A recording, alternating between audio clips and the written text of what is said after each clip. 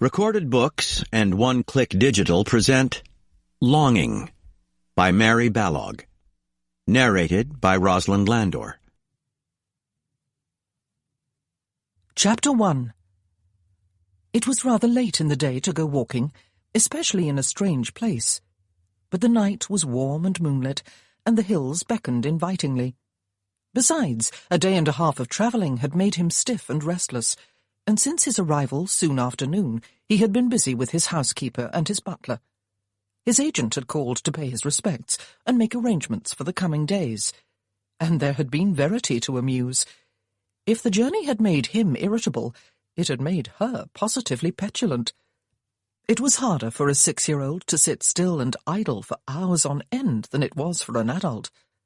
Now she was in bed, coaxed there by an elderly and indulgent nurse, and put to sleep by the stories he had read to her. He was unable to give in to his own tiredness. Everything was so strange. He had been the owner of this property for longer than 2 years, ever since the death of his uncle, his mother's brother, but he had never been here before. He did not even know much about it, except that the quarterly reports, sent by his agent, showed it to be extremely prosperous. But then aristocrats, whose names and titles and wealth had grown out of large landed estates over several centuries, still frowned upon the idea of making money out of industry. It seemed very middle class, and not quite the thing at all. Times were changing, but very often times changed faster than people. Alexander Hyatt, Marquess of Crail, was the owner of a large area of land in one of the valleys of South Wales, and the ironworks and coal mine on that land. The back of beyond, as his mother-in-law liked to describe it. It was not a compliment. She had been aghast when he had told her that he was going to take her granddaughter there for an indefinite period of time.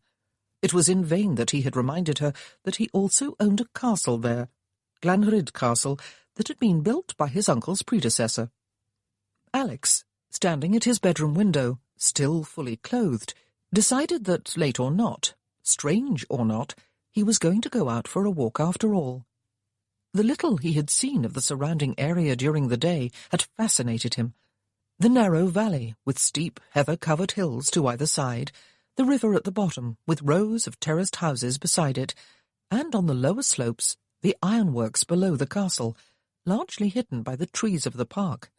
Glanrhyd Castle itself was built above the valley floor, a little removed from both the works and the houses. The hills fascinated him. Steep, and yet not sheer, they closed in the valley, making it like a little world cut off from the outside. He felt almost as if he were in a foreign country. In a way, he supposed, he was. He took a cloak with him, in case the night was chillier than it had felt through his open window, but it was still almost warm outside.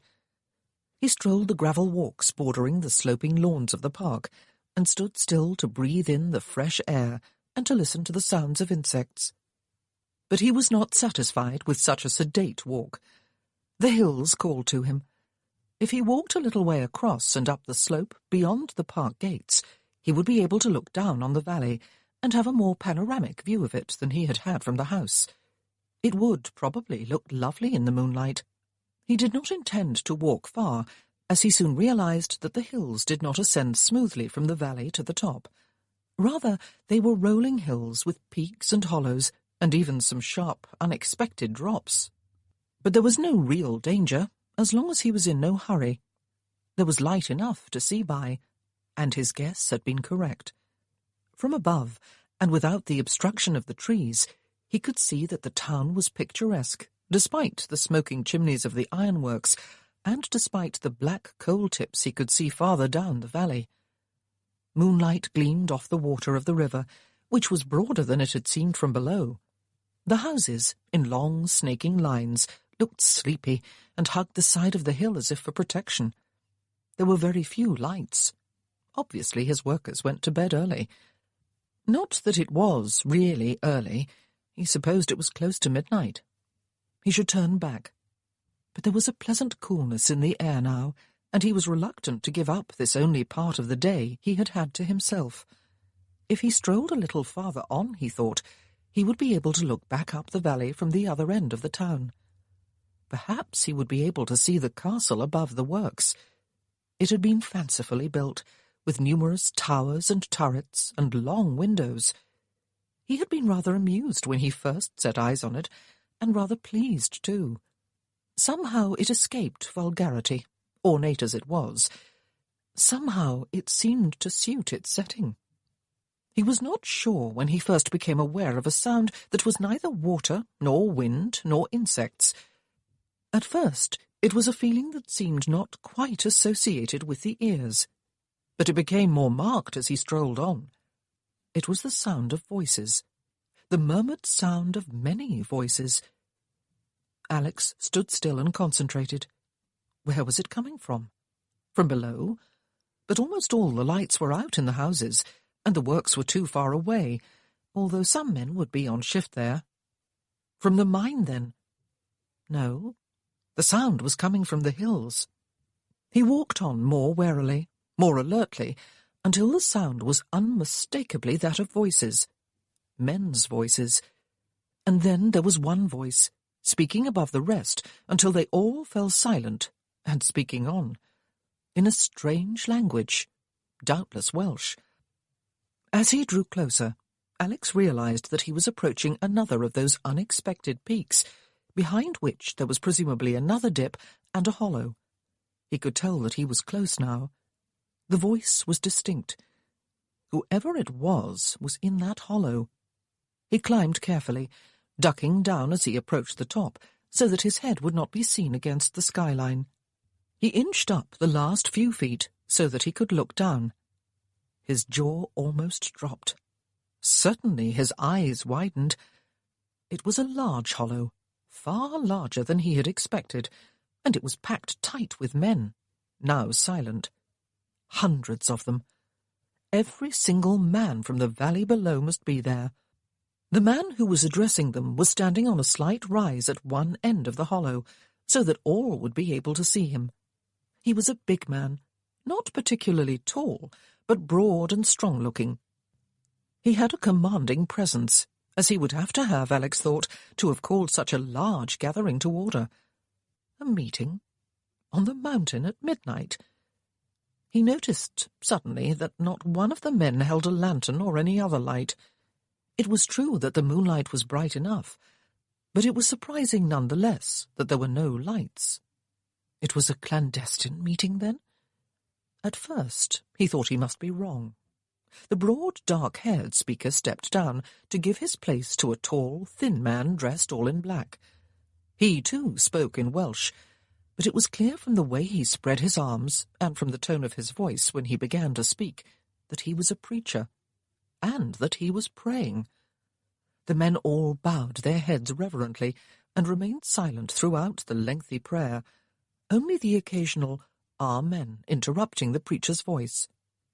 A prayer meeting? Alex frowned, and then felt amusement. He had been told that the Welsh were a devout people, and that they were nonconformist almost to a man. But a mass prayer meeting at midnight, when they should be at home asleep. He felt again the foreignness of this new home of his. He probably would have retreated and left them to it, if he had not spotted the woman. Like him, she was not part of the meeting. As far as he could see, its members were exclusively male. Like him, she was silently spying on it. She was hiding behind some large rocks, a little lower than his hill, and some distance away. She would not be able to see him. He edged over a little to his left to make sure. He wondered what she was doing there, and why she could not join the prayer meeting openly, unless women were forbidden to do so. It looked as if that might be the case. It was impossible to tell if she was young or old. She wore a dark dress, which blended well with the rocks, and a lighter shawl, which was drawn up over her head. But she looked slim. She looked young. He watched her, intrigued, and ignored the feeling that he was spying on something that was none of his business. Actually, it was his business. This was his land. These were his people. And then the prayer was finally at an end, and the preacher stepped down to be replaced by the first speaker. Alex wished he could understand what was being said, but realized that he must become accustomed to hearing Welsh spoken all around him. He was the intruder after all. It was their country, not his. And then suddenly he did understand. The language had switched to English, heavily accented, but nevertheless quite understandable. The Welshman was introducing a speaker who was English. His fame had spread throughout the land, and they were honoured and privileged to have him bring his oratory to Wales. Would they all welcome Robert Mitchell? They did so as a small, bespectacled, insignificant-looking young man took his place on the rise and lifted his arms for silence. He did not get it for some time. The men were applauding and whistling. Robert Mitchell. Hell! Robert Mitchell was one of the more famous of the Chartist orators, who were travelling endlessly and tirelessly throughout the industrial districts of England and Wales these days, trying to persuade the people to put their signatures to the great charter that was to have been presented to Parliament a few months ago, but which still had not appeared there. The most famous orator of all, Henry Vincent, was in jail in Monmouth. This was a Chartist meeting? Alex flattened himself against the hill suddenly and grew cold. He had not realized that Chartism had taken a hold at Cwmbran. Barnes, his agent, had never made mention of it, but Alex might have guessed, he supposed. Robert Mitchell was speaking in a voice whose volume and resonant power belied his appearance. He was explaining, simply and clearly, what the object of the Charter was, what 6 basic demands it was to make of the government: the vote for every British male, annual parliaments, secret ballots, and so on. Alex was quite familiar with the Charter's demands. He was even sympathetic to them. But Chartism had somehow become the movement of the industrial working classes, and it had become a movement of protest. Many feared that it had become revolutionary in its aims and methods. This secret midnight meeting made him feel suddenly uneasy about Chartism. Why the secrecy, if the aims were open and honest ones? He had never had to think too much about it before. It had never touched him closely. Now, suddenly, it was very close indeed. The woman was still there, he noticed, as Robert Mitchell harangued the crowd with the necessity of adding their signatures to the Charter and of paying their pennies to join the Chartist Association. "There is power in numbers, my friends!" he shouted, stabbing the air with one fist and causing Alex to break out in a sweat. There was danger in the idea, even if it might seem a reasonable one. Such was the power of the man's oratory that his audience was responding to it with raised fists of their own, and with shouts of assent. There were even some fervent amens. "Everyone will sign the Charter!" The speech had ended, and the stocky Welshman was back on the rise, though he still spoke in English out of deference to the guest speaker. "Unanimity is essential, men. Those who do not sign tonight or pay their pennies tonight will be asked why tomorrow." There seemed to be a definite threat in the words, but there were no dissenting voices, only universal enthusiasm as far as Alex could see. He would have a few questions to ask of Barnes tomorrow. But first, he would dearly like to know who the leader was, the strong, fiery Welshman who seemed to hold the men in the palm of his hand as well as Mitchell had, and who the preacher was. The woman was moving away, cautiously leaving the protection of the rocks behind which she had been hiding, and circling behind the rise that stood between her and the gathered men. The meeting would be breaking up soon. She was making her escape in good time. She was making her way in his direction, Alex could see. He waited until she had passed the slope on which he lay, without looking up and seeing him, and then he followed her as she quickened her pace, her shawl held close about her head and shoulders. She had a long, lithe stride. She was undoubtedly a young woman, and a shapely one. His eyes moved over her from behind. Long legs, shapely hips. He waited until she hurried down into another hollow. Once out of it, he could see, she would be able to turn directly downward, and would be in the town within a few minutes. He came up behind her, reaching a hand around to cover her mouth, even as she sensed his presence and turned her head sharply. Large, frightened eyes looked into his, while he hurried her behind some rocks so that they would be out of sight of anyone leaving the meeting early. "You were not invited to the party?" he asked her, turning her so that her back was against the rocks.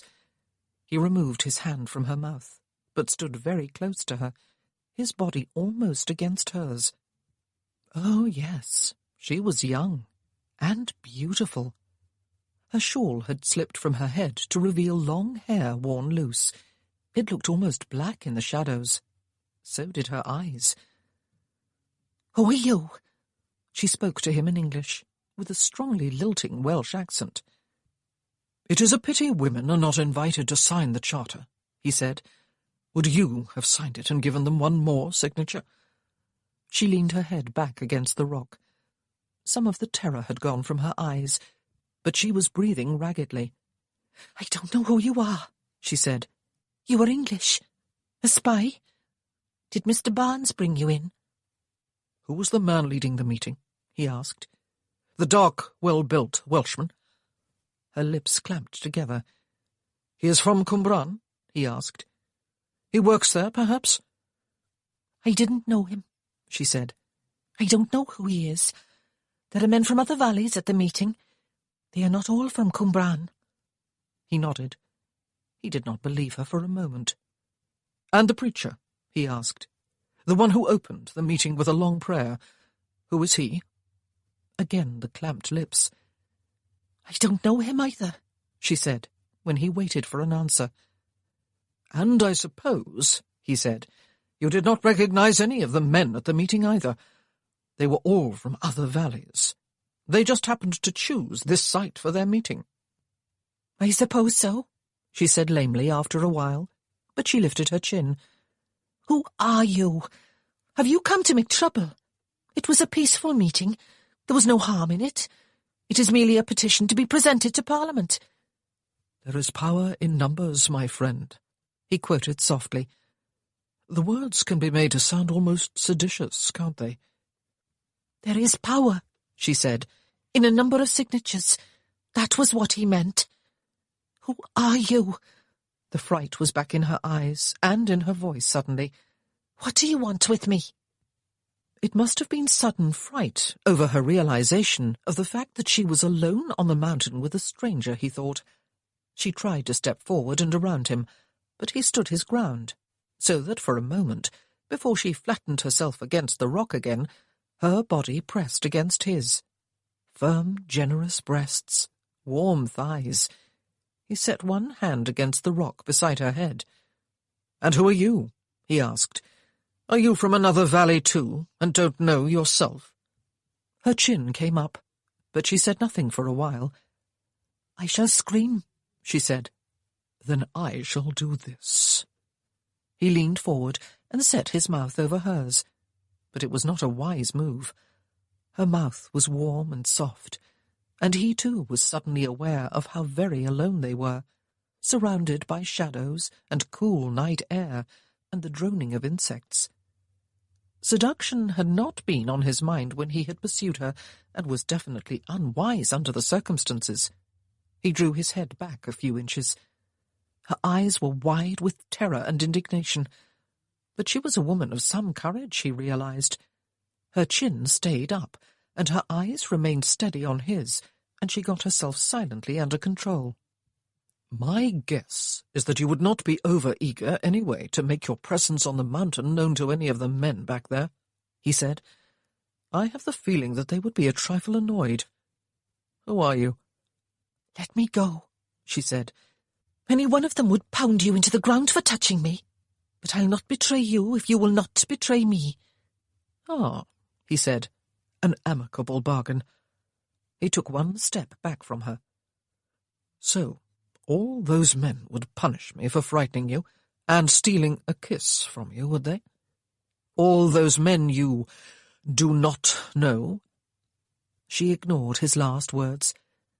"I was not frightened," she said. He grinned at her, and wished that circumstances were such that he could attempt seduction. It would be very sweet. He thought ruefully of how long it had been since he had had a woman. Too long. But now was not the time. He stepped to one side so that she could make her escape. "If I were you," he said, "I would stay off the mountains this late at night.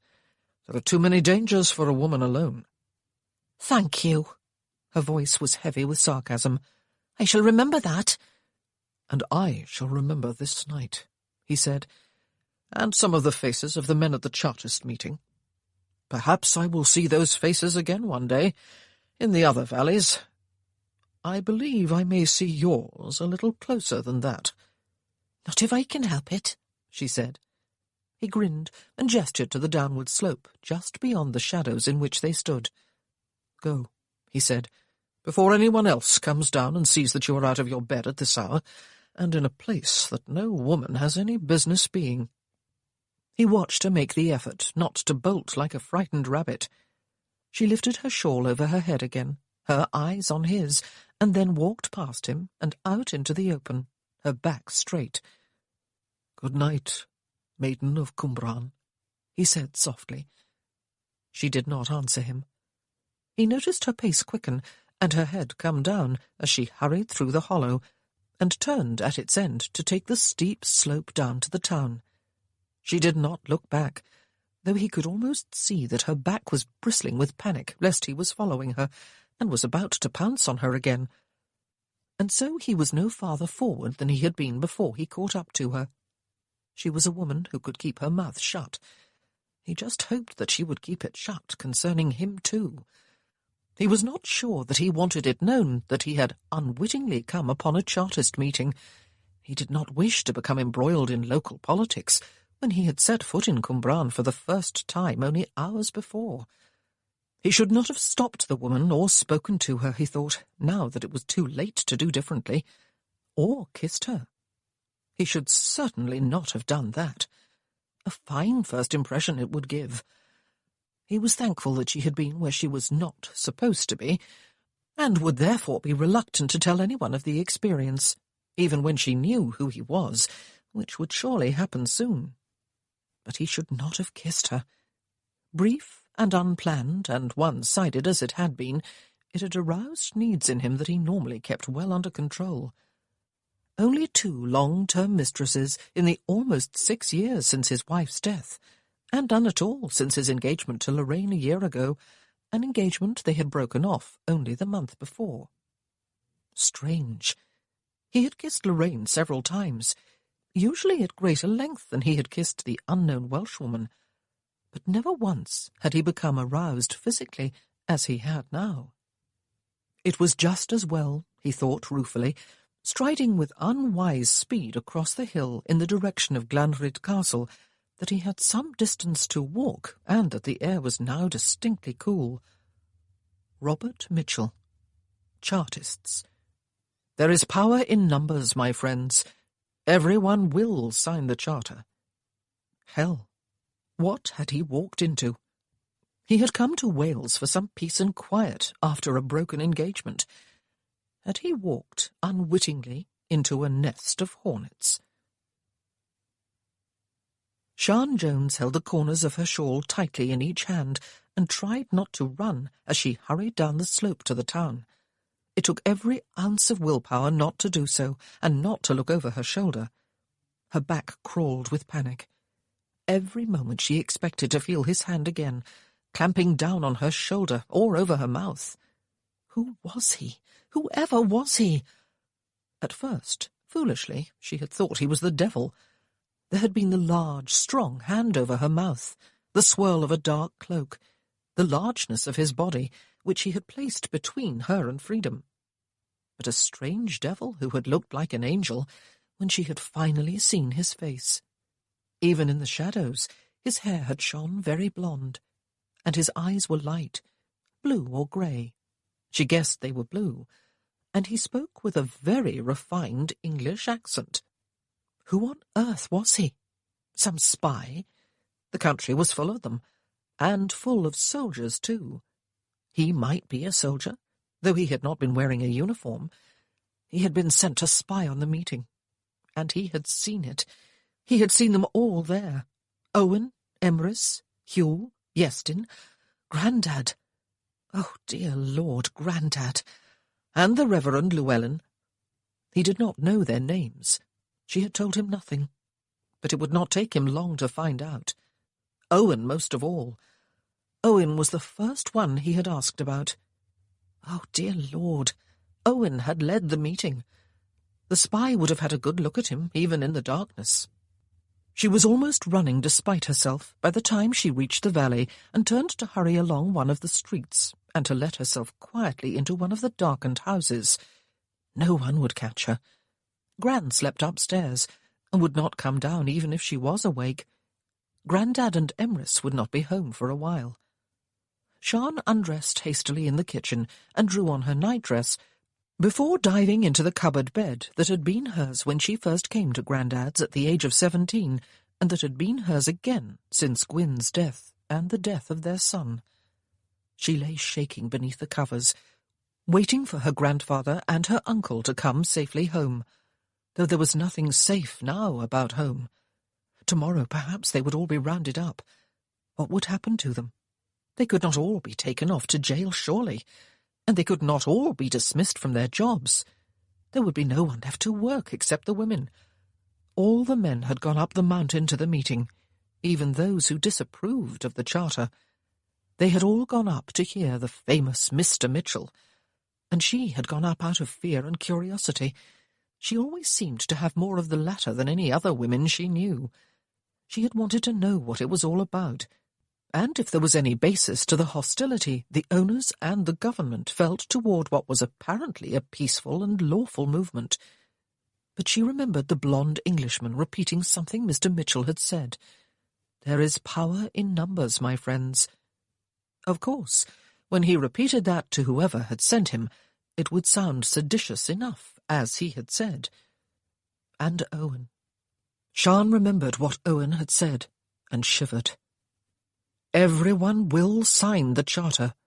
Those who do not sign tonight, or pay their pennies tonight, will be asked why tomorrow. Oh, Owen, Owen! He surely would be thrown out of work tomorrow.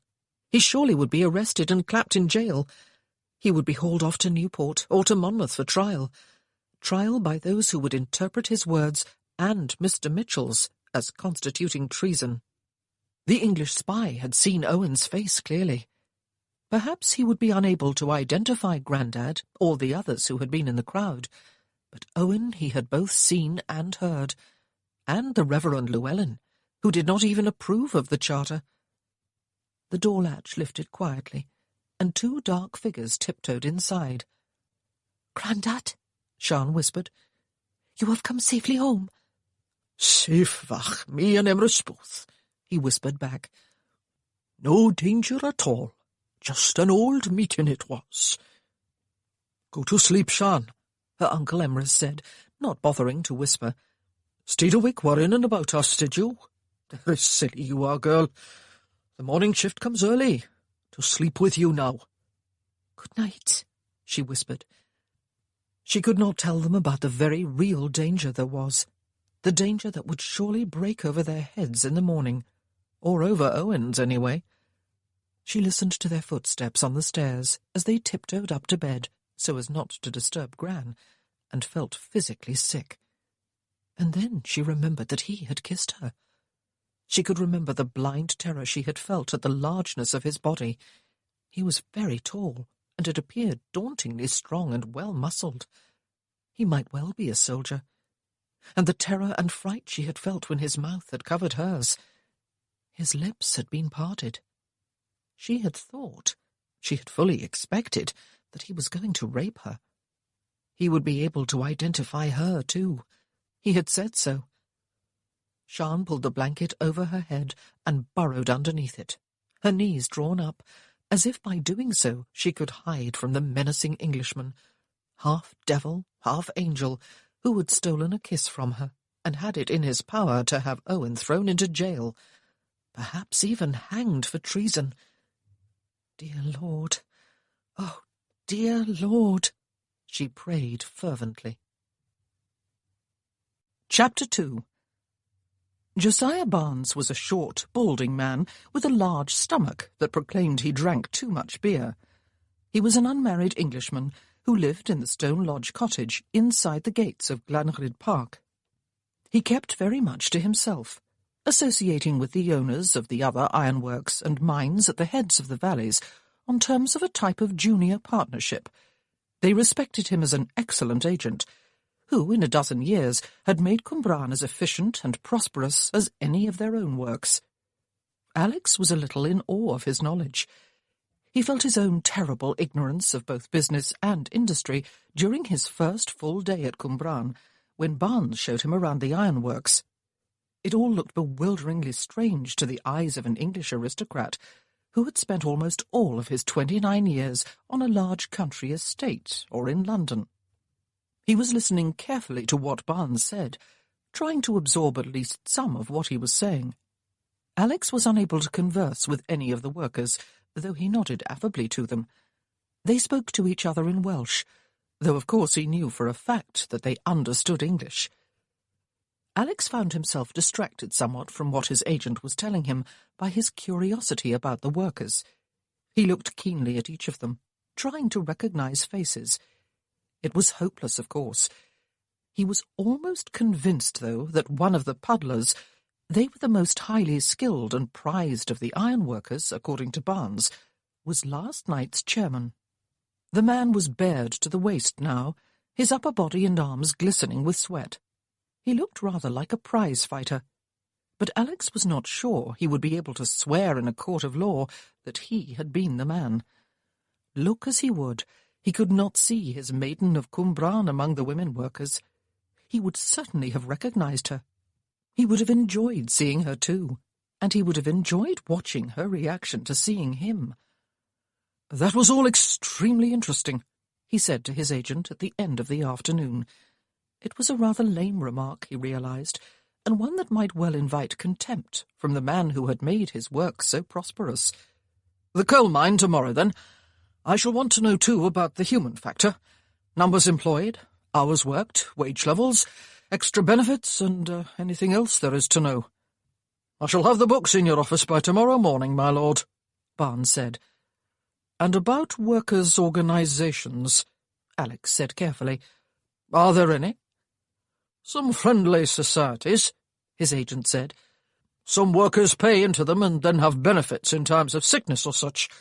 But no unions, if that is what you mean, my lord. Any known members of unions are immediately dismissed. All the other works do likewise. Unions are disruptive. The running of the works is best left in the hands of men who understand all that is involved. We do not need to be told what to do by ignorant workers and held to ransom by united action." It was as Alex had thought then. "Is there any interest in Chartism in this part of the world?" he asked. "It is quite strong in the industrial cities of the Midlands and the North, I have heard." "They're prowling around here," Barnes said, "trying to work the men up into a fever against the government and against law and order. The men know that anyone who attends their meetings will be sacked instantly. We don't need that nonsense here, my lord." Alex dismissed him for the day and hurried homeward so that he could take tea with his daughter. He hated to leave her alone all day in a strange place, with only an elderly nurse for company. Poor Verity. He should have forced himself to remarry long ago. He should have married Lorraine soon after their betrothal, instead of hesitating and procrastinating until she suggested breaking it off. So, mass meetings were strictly forbidden, or any united action that might spell trouble to those in authority. The men of Cwmbran had risked a great deal in gathering on the mountain last night, and they had somehow kept it a secret from Barnes. There must be a great deal of trust and self-discipline among them, and no informers. He did not know why he had not told Barnes about last night's Chartist meeting. He was rather amused by the thought that if Barnes's rule was to be enforced, there would be almost no one to run the works or hew the coal from the mine today. And yet he ought not to be feeling amusement. Those men had definitely been doing what they knew was strictly forbidden at Cwmbran, or anywhere in the Welsh valleys. And the Welsh leader, one of his puddlers, if he was not very much mistaken, had actually told the men that unanimity was essential, that those who did not sign or join the Chartist organisation would be asked why today. Alex wondered how exactly the men were to be asked, politely and verbally, or in some other way. And yet he had said nothing to Barnes. Perhaps it was that he was new to Cwmbran, he thought, and had no desire to stir up trouble yet. Not until he had got his bearings and knew what was what, anyway. Or perhaps it was that he was sympathetic to the aims of Chartism. The 6 demands of the Charter seemed quite reasonable to him. They should at least be negotiable, and there was nothing seditious about presenting a petition to Parliament. There was nothing in it to make all law-abiding men fear a repetition in England of the revolution that had destroyed France just 50 years before. Whatever the reason, he was keeping mute about something that might well lead to trouble. He took the stairs up to the nursery 2 at a time when he was inside the house, pushed open the door, and swept up his shrieking daughter into his arms to twirl her about. "How is my favourite girl?" he asked her. "Have you missed Papa?" Sian was drying dishes after the evening meal, although her grandmother had protested. Sian had been working a long shift underground all day, and was weary from the back-breaking task of dragging coal carts from the seams where the miners cut the coal to the shaft, up which it would be hauled. All day she wore a harness around her waist so that she could more easily drag the load. Sometimes, in the lower tunnels, she had to go down on all fours. The darkness and the heat and dust did not help. But she was drying dishes anyway. Her grandmother had not exactly been idle all day long. The house was clean and tidy, as it always was. The dirty work clothes from the day before had all been washed and dried and folded and put away, washed with water that had had to be hauled a pail at a time from a distant pump and heated over the kitchen fire. And warm bath water had been waiting for her when she came home, and had been waiting for Grandad and Emrys when they came home before her from the iron furnaces. And, of course, Gran had cooked the meal for them. Perhaps, Sian thought, she would have been more tempted to sit down to rest her feet, as Gran urged, if she did not feel it necessary to occupy her hands. They were talking about the Marquis of Crail, absentee owner of Cwmbran, who had come on an unexpected visit of inspection. He had spent much of the day at the ironworks. "A proper Englishman," Emrys said, seated at one side of the dying fire, his legs stretched out, almost touching those of his father, who was seated at the other side. "Wasn't he, Dada? You should have seen him, ma'am, strutting about the works like a prize turkey, nodding about at all of us, just as if he was really interested in us instead of just in the money he makes off our sweat. I almost spit at his back, but Barnes was watching like a hawk." "Does he have blonde hair?" Sian wanted to ask, but she just rubbed hard at a plate that was already dry. She would bet a week's wages that he was blonde. And tall. The man who had been up on the mountain. The man who had kissed her. "Now, Emrys," Gwyneth Rhys said to her son. "We have not heard any bad of him, have we now? And the fact that he is English is not his fault, poor man. We will have a little respect for your employer in this house, if you please." "We do not know any bad of him." Emrys looked at his mother incredulously.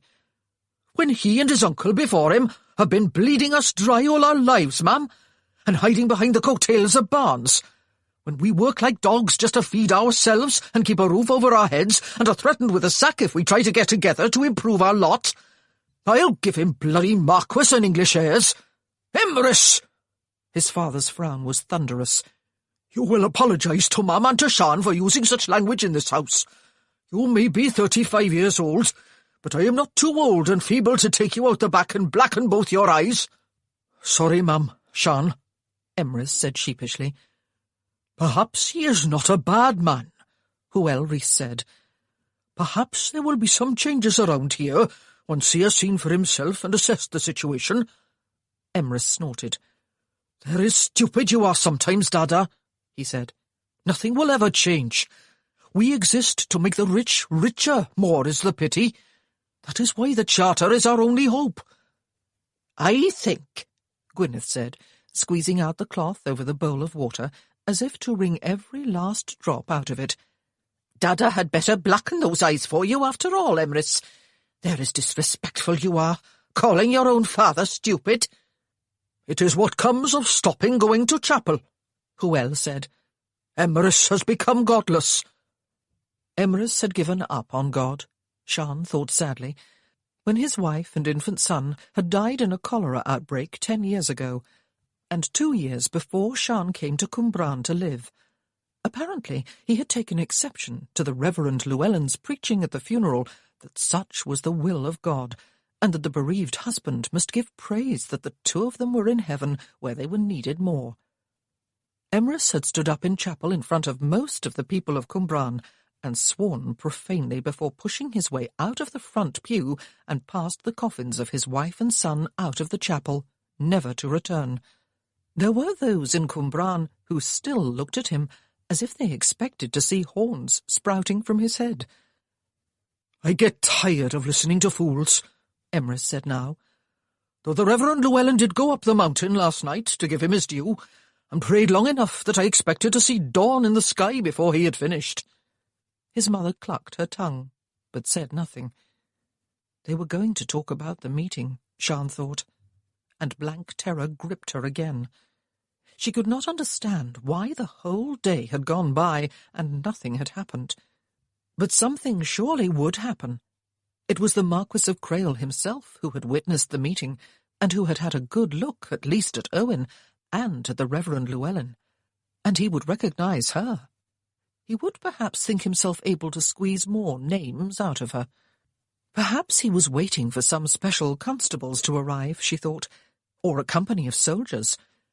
Perhaps the arrests would not be made until tomorrow, or perhaps they would come tonight. She was sorry suddenly that she was on her feet. There was a buzzing in her head. 457 signatures, Emrys was saying. It was a good night. Of course there were at least 500 there. Some men came up from the other valleys, ma'am. "I do not want to hear it," Gwyneth said, tight-lipped. "I do not want to have to visit my men in jail, and I won't do it either. There is shameful it would be for chapel people who, well—" "Silly ma'am," Emrys said, getting to his feet to set an arm about her shoulders. She shrugged them, but did not push him away. "How can they put us all in jail? There would be no one left to work, and no one to guard us." He grinned at Sian and winked. "They will put who they can in jail," his mother said.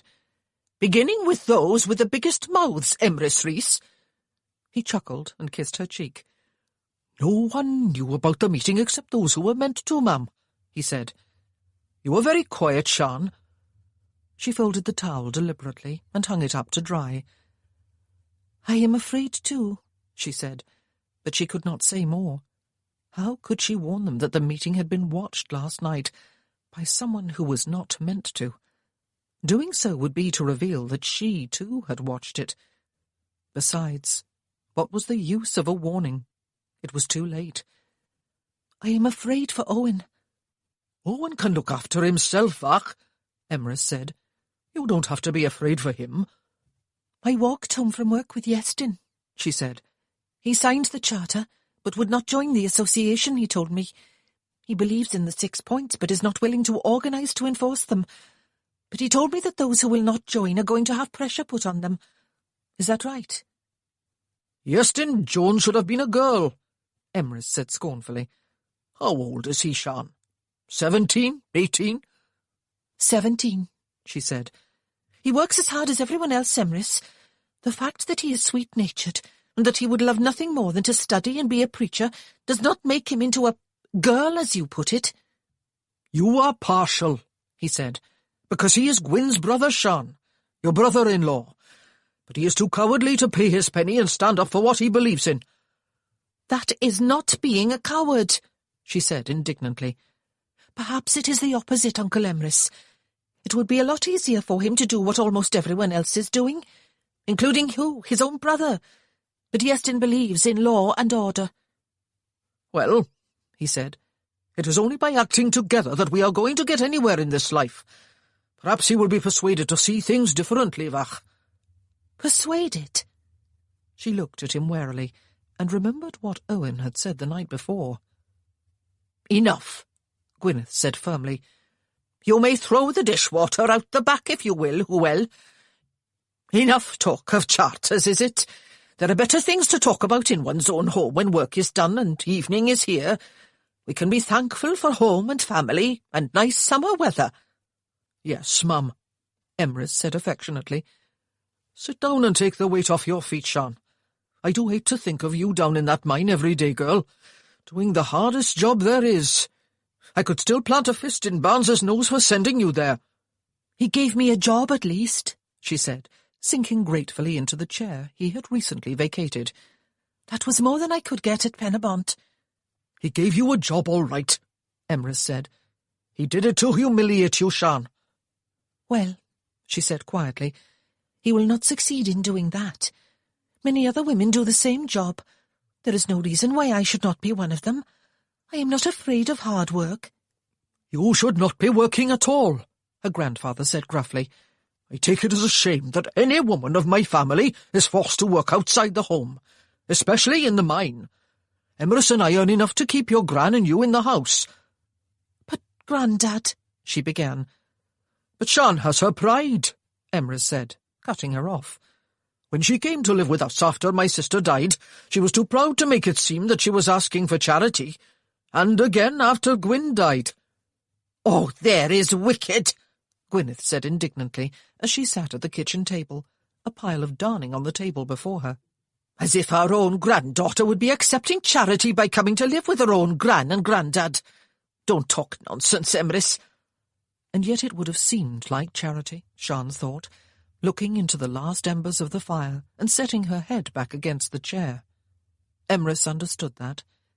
She had grown up alone with her mother, who had been driven out first from the chapel and then from the community of Cwmbran when her womb had begun to swell. She had been housed close to Penabont, farther up the valley, by the man who had disgraced her, Sir John Fowler, owner of the Penabont Works. Sian had never been invited to call him Dada or even Papa. She could not quite think of him as her father, though he had sent her to an expensive girls' school in England when she was old enough to go, and he had tried to provide for her at the age of 17, when her mother died, by offering her in marriage to Josiah Barnes. It would be an excellent match, he had told her. Barnes was an important and powerful man, but Sian had refused to marry him. Lonely and caught between two worlds, she had wanted to join the one to which perhaps she could belong. She could never belong in Sir John Fowler's world. No one there, including Josiah Barnes, would ever let her forget her origins or her illegitimacy. And so she left her mother's cottage, where she had no wish to live any longer. But she had been refused a job in any capacity at her father's works. She had come to her grandparents' house in Cwmbran. She had come begging, but not to live on their charity. 2 days after they had taken her in, Josiah Barnes gave her a job, grinning at her as he offered it, and undressing her with his eyes. It was the lowliest, hardest, and dirtiest job for women.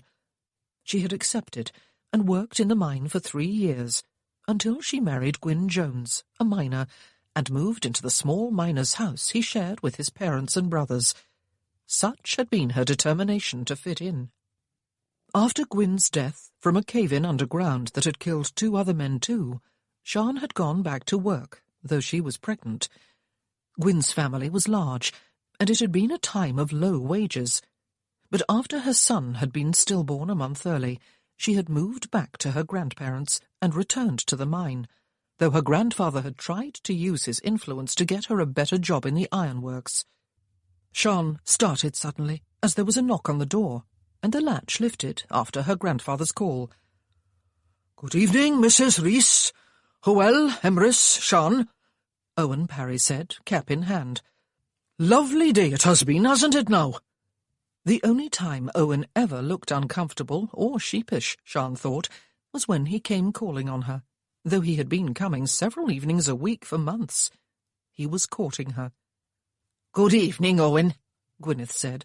"Yes, a lovely day indeed. All my washing dried in no time at all." "Hello, Owen," Sian said. "Well, Owen," Emrys said, "a good number of signatures there were on the charter last night, and almost no one missing from the meeting." "Yes," Owen said, "but a few did not sign, and more would not pay their pennies to join the association. It was a disappointment." "There will always be some who will not follow others," Hywel said, "and I myself am a little uneasy, Owen. I could not countenance any violence, mind." "Oh, there will be no," Owen said. Gwyneth coughed significantly. "And to what do we owe the pleasure of your visit, Owen?" she asked, smiling sweetly at him. Owen flushed and turned his cap in his hands. "Sian," he said, looking at her, "will you step out with me for some air, then? A lovely evening it is. I won't keep her out late, Mrs. Rees." Sian got to her feet and reached for her shawl behind the door.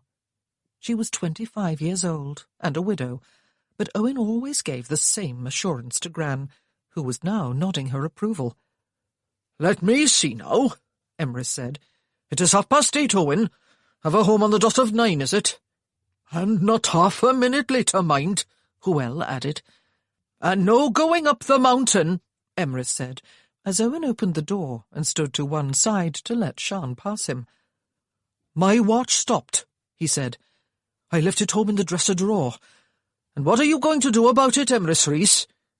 Grandad and Emrys were laughing merrily when the closing door cut off the sound. Sian smiled at Owen. "Imbeciles," he said, drawing her arm through his. "A couple of comedians. It is time they thought of something new to say, though." Sian laughed outright. "Did you have a hard day?" he asked her, as they walked along the street and turned at the end of it, to stroll up into the lower hills above the valley and the river and works and rows of terraced houses. "I didn't know if you would be too tired to come out." "But the air is lovely," she said. She drew a deep breath of it. "It feels so good and smells so good after the dust of coal underground all day." "Your hair is what always smells good to me," he said, moving his head closer to hers for a moment. "You wash it every day. I like that about you." Although she bound it every time she went underground, it was always grey with coal dust by the time her shift was at an end. "Did you see the Marquis of Crail today?"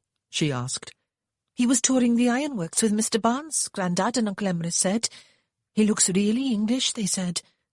"As blonde as they come and dressed up like a toff," he said.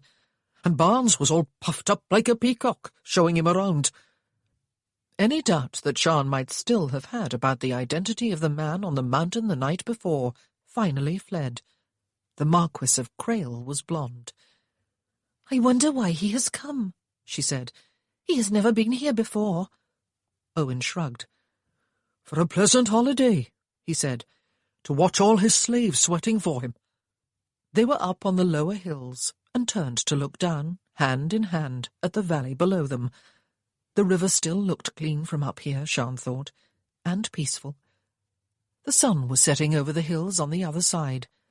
She tried to put out of her mind the Marquis and her terrible dread of what must surely be about to happen.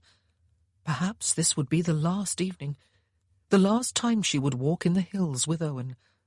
Despite herself, she felt a welling of panic. She breathed deeply again. "I don't think there can be a lovelier place on earth, can there?" she said. The hills had never yet failed to bring her some measure of peace. She had missed them during her years at school, with a terrible emptiness that had seemed to lodge in the pit of her stomach. Owen laughed scornfully. "It is hell down there," he said, gesturing with his head first at the ironworks and then at the coal mine. "We work like slaves, Sian, and the likes of Crail rake in the profits. The English, robbing the riches of our valley, our country, though we are much to blame. We stand for the poor treatment we get and console ourselves by saying it is all God's will, the Reverend Llewellyn's favourite phrase. He is as much our enemy as Barnes and Crail, if we but knew it." "Don't," she said. "Soon you will be talking about unions and strikes and the Charter. Don't spoil the evening. I have been hearing too much about last night's meeting." And she knew too much, more than any of the unsuspecting men. She felt sick suddenly with worry for Owen. "Such things have to be talked about," he said. "Especially the Charter, which is to be presented to Parliament any day now, and will bring equality and freedom to the common man. To us, Shan. Once we can vote, we can have some say in the condition of our own lives. We will no longer be slaves. All the men of the valley have to be persuaded to sign it, and to force its passage through Parliament.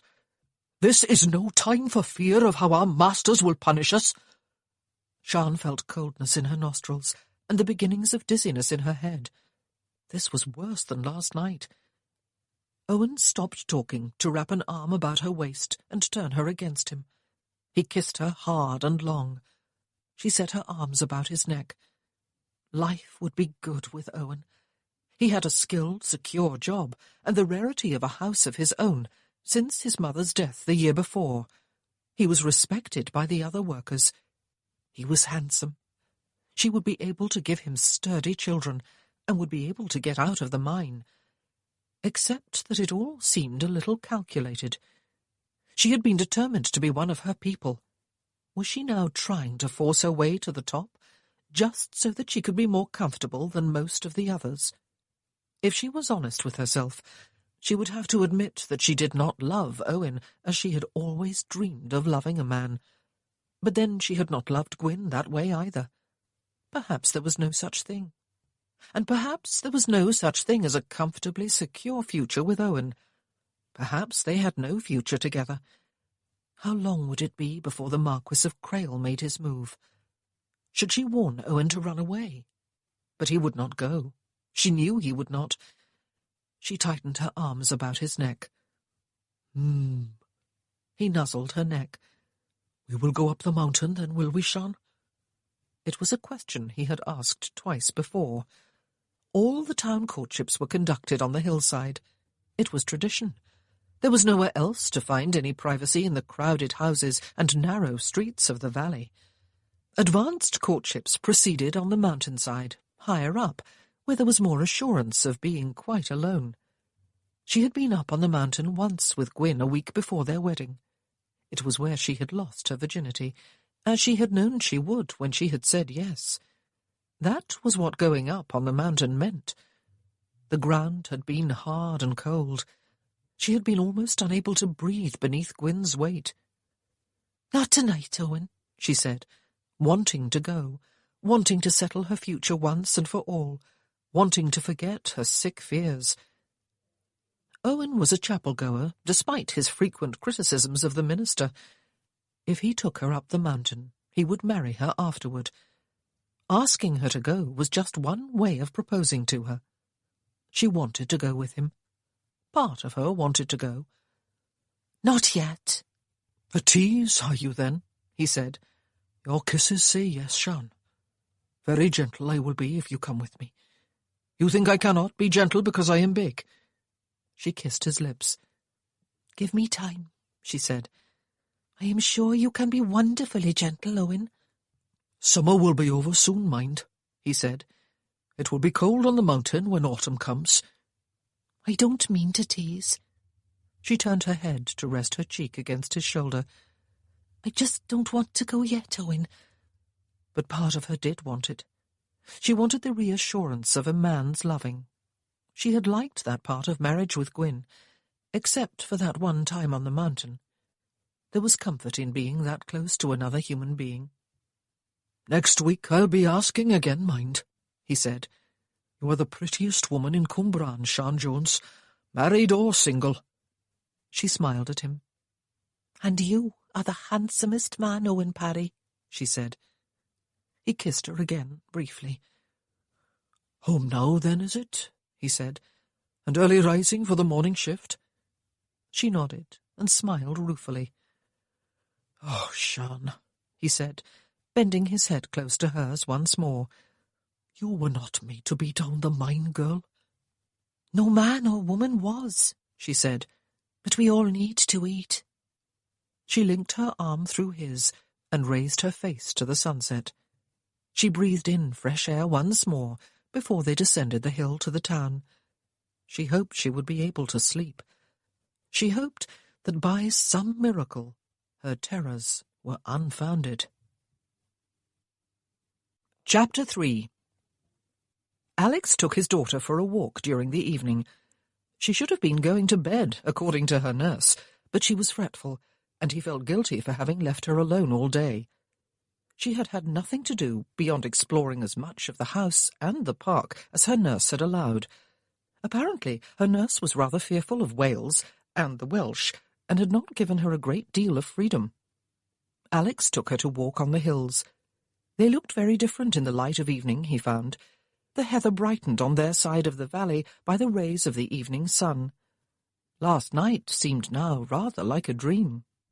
It was definitely picturesque, he thought, stopping to gaze down into the valley and across the river to the hills opposite. Verity clung quietly to his hand. Picturesque and peaceful. A different world. It seemed that he must be separated by oceans and continents from his own world, but it felt strangely good to be here. Perhaps in time he would come to understand the industry on which the wealth of the property depended. Perhaps he would come to know the people who lived and worked here. Perhaps he would be content to stay for a while. "What are they doing, Papa?" Verity was pointing downward. He smiled.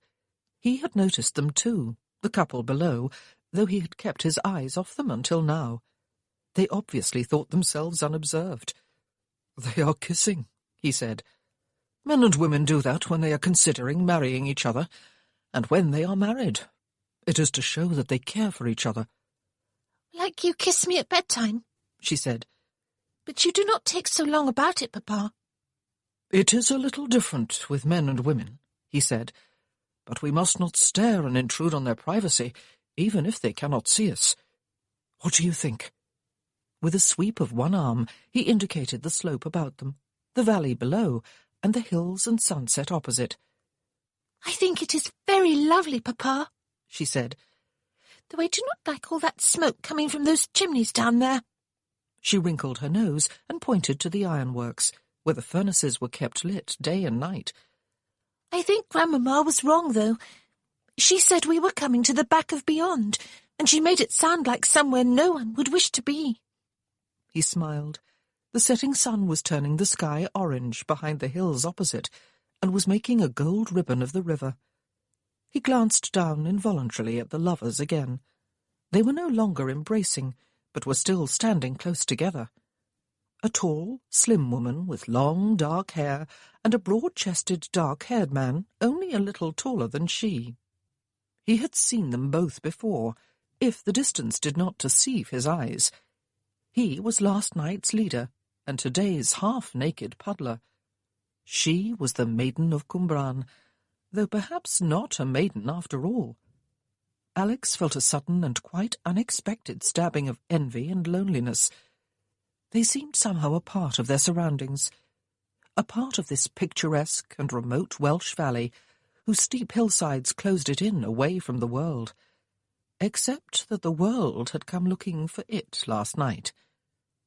The sun was dropping behind the hills opposite, deepening the orange to red. Already it was dusk in the valley. Soon it would be dark. He felt something, some longing, some yearning that he could not quite grasp or name. Some sense, perhaps, of being an outsider in something that was beautiful. Some sense of being in a place where he did not belong, but wanted to belong. Some sense of home. But no, that could not be it. He could not put words to the feeling. The valley was lovely despite the signs of industry, and he was seeing it at its loveliest, at sunset on a summer evening. Was it surprising that he was affected by its beauty, and a little dissatisfied that there was no one with whom to share it except his young daughter? The two lovers, he saw, looking downward again, were making their way down toward the terraced houses, arm in arm. "Well," he said, looking at his daughter, who was unusually quiet, "shall we go home before it gets dark and we get lost?" "But I'm with you, Papa," she said, still holding tightly to his hand. "Are we going to live here forever?" "Perhaps not forever," he said, "but for a while. Will you mind?" "No," she said, and she added, with the candour of a child, "It annoys me to be with Grandmamma sometimes. She thinks that if I'm enjoying myself I must be doing something wrong. That is silly, is it not, Papa?" "Yes, very. But one had to be loyal to one's mother-in-law." "Grandmamma wants you to grow up to be a proper lady," he said. "If a proper lady frowns all the time, I do not want to be one, Papa," she said firmly. He wisely dropped the topic, but she was not quite finished. "Nurse is just as bad," she said. "She would not let me go downstairs today to talk with the servants, as I do at home, and she would allow me to walk only just outside the house with her close by. You know how fast and how far Nurse walks. She will never allow me out here on the hills. She thinks I might get lost or eaten by wolves. There are no wolves, are there, Papa? People have funny ideas about Wales, don't they? I think Nurse is just lazy." And rather elderly. He had kept her as Verity's nurse because she was the one woman who had been with his daughter since birth, and because it was his mother-in-law who had originally selected her. But Verity needed more than a nurse. She needed companionship, but he could not spend a great deal of his own time with her. "Perhaps it is time for a governess," he said. "You are 6 years old after all. I shall have to see what I can do." He should have thought of it before they came. He should have seen about hiring someone and bringing her with them. "Grandmamma taught me how to read and do sums," she said, tripping along at his side. "I don't need a governess, Papa. Just someone to take me out. Someone who is willing to do things with me." A governess. Yes. "I'll see what I can do," he said. He wondered, foolishly and uncharacteristically, what he would do for companionship, and he thought again about the strongly muscled puddler and the dark-haired woman whom he himself had kissed the night before. She had aroused an unwelcome yearning in him. He could still feel it. Alex slept, as always, with his window wide open. He woke during the night with the feeling that something had woken him, though he did not know what. It must be the moonlight, he thought, opening his eyes to find it in a bright band across his bed. In a short while it would be right on his face. If he turned over onto his side, could he ignore it? He felt too cosy and too lazy to get out to close the curtains, but he did so with a sigh. Moonlight on his head would definitely keep him awake. He stood at the window for a few moments before pulling the curtains. He rested his hands on the sill and drew in a deep breath of fresh air as he looked out over treetops to the hills. It was as bright a night as last night, though a little chillier, he thought, shivering slightly. He reached up a hand to one of the curtains, but his hand froze there. There it was again, the sound that had woken him.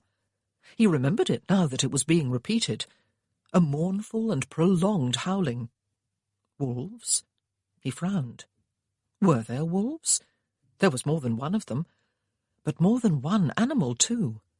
There were howls, but there were also bellows, as if there were cattle out there. Alex shivered again.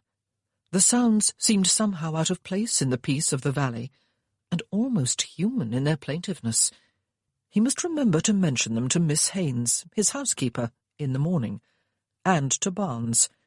He did not want Verity wandering outside the park, governess or no governess, if there really were wild animals out there. He pulled the curtains together and went back to the warmth of his bed. He heard the sounds 3 times more before falling back to sleep. Sian came surging awake and up to a sitting position in her cupboard bed. Oh, no. Oh, Lord, dear Lord, pray no. Pray she had only been dreaming. She stared wide-eyed into the darkness, listening intently. But there was nothing. She had been just dreaming after all. After a minute or two she lay down again, but she still stared upward, alert for the sounds she dreaded to hear. It was just that she had been worrying about Yeastin. Dear, sweet-tempered Yeastin, always her favourite brother-in-law. He had been only 12 when she had married Gwyn. She had tried to fill his thirst for knowledge by sharing her own remembered store of knowledge from school days. Though he had learned to read and write at Sunday school, she had listened to his dreams, and her heart had ached for the boy who was destined for the mines, regardless of dreams. She had been worrying about him all day, and when she had fallen asleep. That was what had made her dream the sounds. And then she was sitting bolt upright again, in a cold sweat. Howls, wails, bellows. Scotch cattle. Oh, Lord! Oh, dear Lord! She prayed frantically and incoherently. Scotch cattle. She had not heard them many times in her life, but the sound of them had always had the power to turn her legs to jelly and her stomach to a churning mass. She had always burrowed far beneath the bedclothes and pressed her fingers into her ears. But this time she could not so dissociate herself from what was going on outside. This time Yeastin might be involved. It might be Yeastin they were after. But he was just a boy, and he had signed the charter. Surely they would not hold it against him that he had refused to pay his penny to join the Chartist Association. They must have bigger prey than Yeastin. But even that thought was not consoling. The Scotch cattle were a secret organisation of men who appointed themselves enforcers of group action in the valleys. They always worked at night and always wore disguise. No one knew who they were. It was said that cattle worked in valleys other than their own, so that they would not be recognised, and so that sentiment would not soften their hearts. But who could know for sure? If ever there was an attempt to form a union or to get unanimous action on a strike, the Scotch cattle became active. For always there would be some dissenting voices, some men who, for one reason or other, refused to act with the majority. There was usually a warning first, a frightening nocturnal visit from the cattle, or perhaps merely the leaving of a note, if the recipient was known to be able to read. Then punishment. The destruction of possessions, sometimes total, and very often a whipping up on the mountain. Sian had always considered it a scandal and a disgrace. Life was so very hard. Surely the only way it could be made bearable was for the people to cling together in love and mutual support. And they did much of the time. Life was lived richly in Cwmbran, despite the long hours of work, and the hard and dirty conditions, and the danger and low wages. But always times like this came along to spoil everything, and to terrify them all in their beds. But there were men, and women too, who would say that the cattle were necessary. She remembered Owen saying the night before that unanimity was essential. Perhaps it was, but did it have to be enforced by terror and violence? She would never believe so. And then the howling came again, and Sian pressed a clenched fist against her mouth to stop herself from screaming and giving into panic. Who were the recipients of their visits? Was it just the warnings tonight?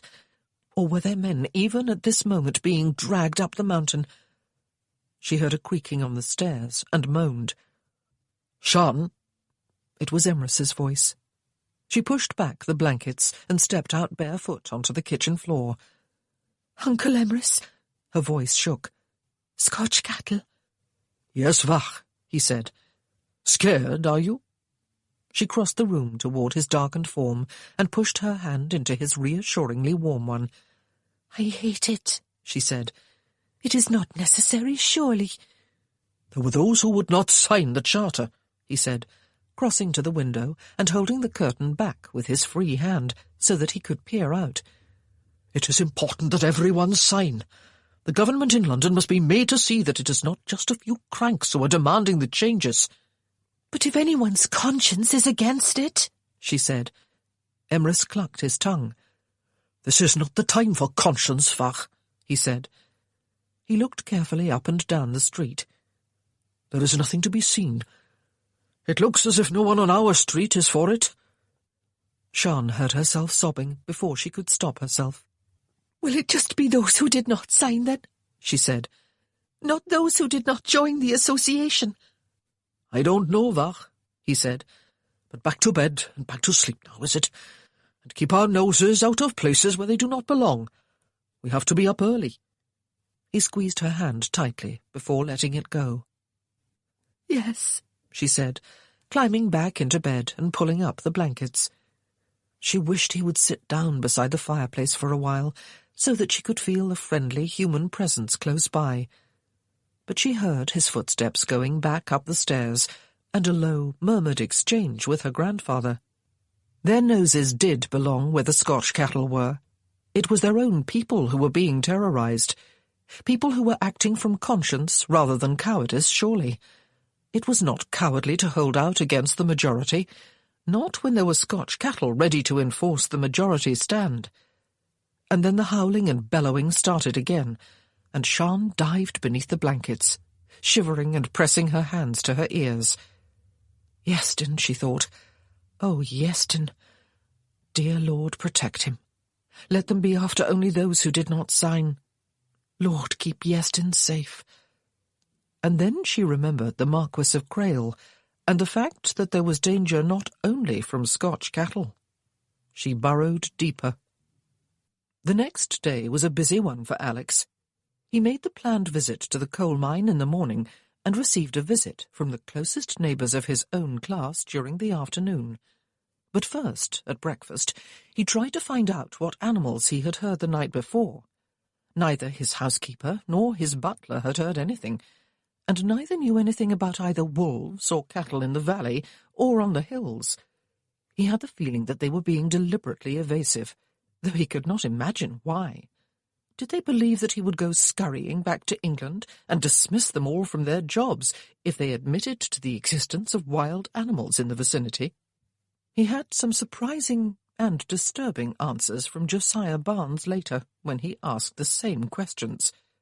"Scotch cattle, my lord," he said shortly, and he went on to explain, just as Alex was forming a mental image of Scottish animals in the Welsh hills. "Workers out on the prowl, and in disguise to punish some of their own for an offence against the masses." Alex frowned and looked inquiringly at his agent. Barnes was tight-lipped. "They are up to something," he said. "This happens when they are trying yet again to form a union, or when they are trying to persuade everyone to go out on strike. I have not heard rumblings of either lately." "Chartists, perhaps?" Alex suggested. "Could be," Barnes said. "One never knows, my lord. I have some sources, but even they can button up their lips at times. These are a damnably closely bonded people. They can have a meeting of 1,000 people up on the mountain and not a word of it leak out to any of the owners or their agents. I shall look into it, my lord." Alex remembered both Robert Mitchell and the Welsh puddler calling for united action to bring the charter successfully to the notice of Parliament. Scotch cattle. He had never heard of them before, but he would never forget the sound of their night cries. The very memory of them made his spine crawl. The coal mine was more unpleasant than the ironworks, he discovered, during the course of the morning. Josiah Barnes seemed rather taken aback when he insisted on going actually underground. Alex suspected that Barnes did not go down often himself. The air underground was heavy and very warm, and laden with dust. Many of the men worked without shirts, their upper bodies glistening with sweat and coal dust. Children, some of them seeming very young, operated ventilation doors, opening them as people or carts went through, shutting them immediately again behind them. Women, harnessed at the waist to coal carts, hauled them along the tunnels, sometimes having to bend double and move on all fours in the lower sections. One of them almost butted him in the stomach with her head, before seeing him and looking up, startled, to reveal a grubby face and large, clear eyes. Her hair was bound with a dirty cloth. "How old are those children?" he asked Josiah Barnes when they were above ground again. Alex felt grubby with soot, and was glad he had thought to wear his very oldest clothes. "How old, sir?" his agent repeated. "At what minimum age are they employed?" Alex asked. "They are not supposed to be down there before the age of 12, Barnes said evasively. "But they sometimes are. "Sometimes one turns a blind eye out of kindness to their families," Barnes said. "Some of them need the extra income, my lord." Were wages that low? Alex wondered. And yet Barnes had assured him earlier that his workers were well paid. At the moment they were still sharing in a time of prosperity, though sales had fallen off along with profits, and the workers were due for a wage reduction. It was all quite routine, his agent had assured him when he had expressed concern. Wages fluctuated with the market. Everyone knew it, and accepted it. And yet, as far as Alex was aware, his agent's salary was constant. He felt very ignorant, yet again. Wages had not yet been reduced, though they would be next week. The workers were to be informed of the change when they collected their pay this evening. He had lived a very protected life, he supposed. About the hardest workers he had seen, before coming here, were the chimney sweeps who were called into his houses occasionally. He had always refused to employ any who used climbing boys. And yet here everyone seemed to work long hours in hard, dirty jobs for a wage that sounded to him pitifully small, even before the reduction. And some of them even felt obliged to send their young children to work. Yet there was not much he could say. What did he know about the working of industry in comparison with the confident, efficient Barnes?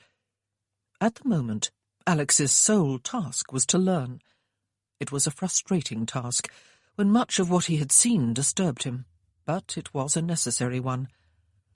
He was grateful during the afternoon to receive a visit from Sir John Fowler, owner of the Penabont Works farther up the valley. Sir John brought his wife and daughter with him. Although Alex and they would not perhaps have moved in quite the same social circles if they had been in London or some other fashionable centre, they were at least from the same world. He greeted them graciously, listened to Fowler's rather pompous speech of welcome, and sent for Verity to come down for tea. Lady Fowler and Miss Tess Fowler cooed over her and made much of her, while Alex talked with Sir John. The Penabont workers were to have their wages cut too. It was an economic reality, Sir John explained. The men and their families understood that and accepted it. They had learned from long habit to enjoy the good times and endure the not-so-good. And of course there was no real suffering. Even the reduced wages were sufficient to satisfy their needs. And the truck shops, the company shops, were always ready to give advances on wages to those families who were less skilled at managing their money than others. Child labour? It was a reality. Parents were not forced into it. If they chose to send their children to work, who were the masters to stop them? "Do these children not go to school?" Alex asked. It seemed there were not many schools. The few there were in any of the valleys were mostly dame schools, run by women not well qualified to teach, though two owners' wives in other valleys were attempting to sponsor schools themselves and had brought in schoolmasters. The Sunday schools often taught the rudiments of reading and writing. "I am considering hiring a governess for Verity," Alex said. His words drew the ladies into the conversation. "Oh, yes," Lady Fowler said. "She is quite old enough, my lord, and a dear child. We had a governess for Tess when she was but 5 years old, a very superior woman. English, of course, and a gentlewoman." "I suppose I should have thought of it before coming here," Alex said. "I don't like the thought of someone else making the choice for me. And yet it seems there would be no likely candidates here, if any." "Now, Tess would be a perfect choice," Sir John said with a laugh, sounding as if he were only half serious. "She had the best of schooling in England, and is always looking for something new with which to amuse herself, the puss." Tess smiled dazzlingly at Alex. She was a pretty little blonde, perhaps 18 years of age, the sort of girl he instinctively avoided at any social function he attended, the sort of girl who was fresh from the schoolroom and in search of a husband and a dazzling match. As a marquis, and a wealthy one at that, he was definitely a dazzling match. "It would be a quite delightful arrangement," Lady Fowler said with great enthusiasm, "and most convenient. She could come here 2 or 3 times a week, my lord, to teach dear little Lady Verity. I am sure they would become the best of friends in no time at all. Tess would be like a mother figure." Tess tittered at the idea. Alex's smile was polite and hid the real amusement and the slight twinge of alarm he was feeling. He had noticed from the start how very smartly the girl was dressed and how carefully her hair was styled, almost as if she was about to take tea with the Queen. It was quite obvious to him why she had been brought on this visit with her parents, when it might have been more appropriate for Fowler to come alone the first time. "Would you like that, Verity, dear?" Tess asked, all tender big blue eyes, taking his daughter's hand in hers. "I would like it of all things. It would be no trouble at all. I can read and do sums already," Verity said. "My grandmamma taught me. I want someone to take me running and climbing in the hills." "Dear," Lady Fowler said, tittering, "what comical ideas little ones have, my lord. That would not be at all ladylike, Lady Verity." "Then I do not want a governess, Papa," Verity said. "I have the notion," he said, entirely on the spur of the moment, "that she should learn something of the Welsh language and something of the country and the culture in which we have decided to live for a time." He hoped fervently that Miss Tess Fowler did not speak Welsh. "This country is quite wild," Lady Fowler said, "and the culture much inferior to our own.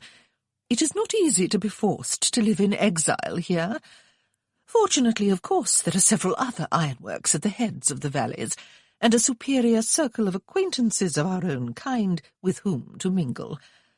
I believe you will not find our company inferior to what you have been accustomed to, my lord. And the language of these people is a barbarian's tongue. No civilized person would be able to get his tongue around it." "I refuse to pay heed to anyone who does not speak English to me," Tess said. "It is nonsense that they all speak Welsh when they understand English perfectly well." She did not speak Welsh, Alex understood with some relief. They stayed for an hour, and before they left, renewed the offer for Tess to come to Glanryd Castle as often as he wished in order to give instruction to Verity. Alex smiled and bowed over the girl's hand when they took their leave.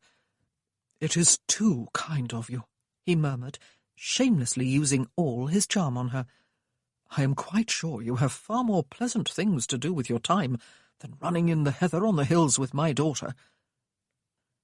"Papa," Verity said, when their carriage had disappeared down the driveway, "I would be lucky to coax that lady to stroll in the garden." Her voice was filled with disgust. He chuckled. "I believe you were right," he said. "You would be no better off than with Nurse. Would you like to learn Welsh?" "I think cook and the maids were speaking it in the kitchen when I was sitting on the stairs this morning," she said. "I escaped from Nurse when she nodded off to sleep for a while. They could not see me. But it was no fun, because I could not understand what they were saying." "If you learned the language, imp," he said, chuckling again, "you would be able to eavesdrop to better effect. But I don't know where I am likely to find a governess who is qualified to teach it to you, as well as a competent dose of other knowledge, and one who is willing to romp in the hills with you." He asked Miss Haines about it a little later. The housekeeper was not at all encouraging at first. He would have to go down to Newport, the largest Welsh town that was anywhere close, and ask around or advertise there, she supposed, or to Cardiff. But Cardiff was smaller. Certainly none of the teachers at the dame schools were in any way qualified to teach the daughter of the Marquis of Crail. But she came back a short while later. She had thought of someone. There was Sian Jones, who lived right in Cwmbran. She had been educated at a private girls' school in England, and she spoke Welsh. "And would such a lady be prepared to be a companion to my daughter as well as a teacher?" he asked. "Would she have the energy to climb to the top of the hills above the valley, for example?" Miss Haines looked doubtful. "Mrs. Jones is quite a young woman, sir," she said, "but I am not sure she would be willing to take on the task. It is merely a suggestion." "Mrs.?" He raised his eyebrows. "A widow, sir," she said. He nodded. "Will you send for her?" he asked. "Ask her to call on me here at her earliest convenience." He liked the thought of it. Someone to give Verity organised lessons. Someone to give her companionship and some outings and exercise. Someone to teach her something about the country in which he had property and in which they were to live for a while. Perhaps for a long while. For 2 days he had felt like a stranger in a foreign land, but he had also felt somewhat invigorated by the challenge of learning about something that was totally new to him. And then there was that feeling he had had up in the hills the evening before, that strange yearning for something he could not put a name to. It was a feeling he felt the need to explore. He waited with some impatience to see what Mrs. Sian Jones was like. He would have to see if she was suitable, and willing, to be Verity's governess. He had not thought to ask Miss Haines what she did in Cwmbran. If she was not suitable, he would have to decide whether to send to his man of business in London to find him a governess, or to go down to Newport and look for someone himself. Chapter 4. Angharad Lewis lived with her coal miner father. She had lost her husband in the same cave-in as had killed Gwyn Jones. Unlike her friend Sian Jones, she had not gone back to work in the mine afterward. She wanted something better. She yearned for something better, for a grander home, and for pretty clothes, and money for some luxuries. She dreamed of a rich husband. She had found a job cleaning house for the Reverend Llewellyn and for Owen Parry. She had begun stepping out with Emrys Rees 2 years after her husband's death, and there had been a growing fondness on both sides. But then she had got a job at Josiah Barnes's house to add to the other 2, and finally her dreams had seemed within her grasp. She had stopped seeing Emrys. Angharad was lifting a small tray of cakes from the oven when Josiah Barnes returned to his house from showing the Marquis around the mine. She set it down and smiled at him. "Good afternoon, Mr. Barnes," she said. "I have made you some little currant cakes for your tea. Your favourites." He grunted. "I think you forgot to tell me something, Angharad," he said. She tried to look blank, but her eyes slipped from his. She knew instantly what he was talking about. "Oh?" she said. He took her by one wrist and squeezed hard, so that her fingers splayed wide. "What was Scotch Cattle doing out last night?" he asked. "It was to warn the Chartists, Mr. Barnes," she said, "or rather those who will not join them." "Oh, aye," he said.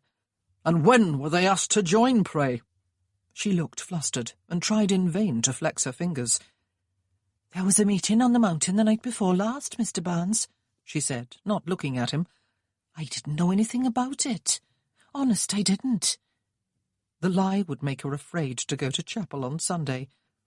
"Angharad," he said sternly, "I don't like having things kept from me. I don't like being made a fool of. I thought you understood that." "I didn't know about it until today," she said. "Honest." He grunted and released her wrist.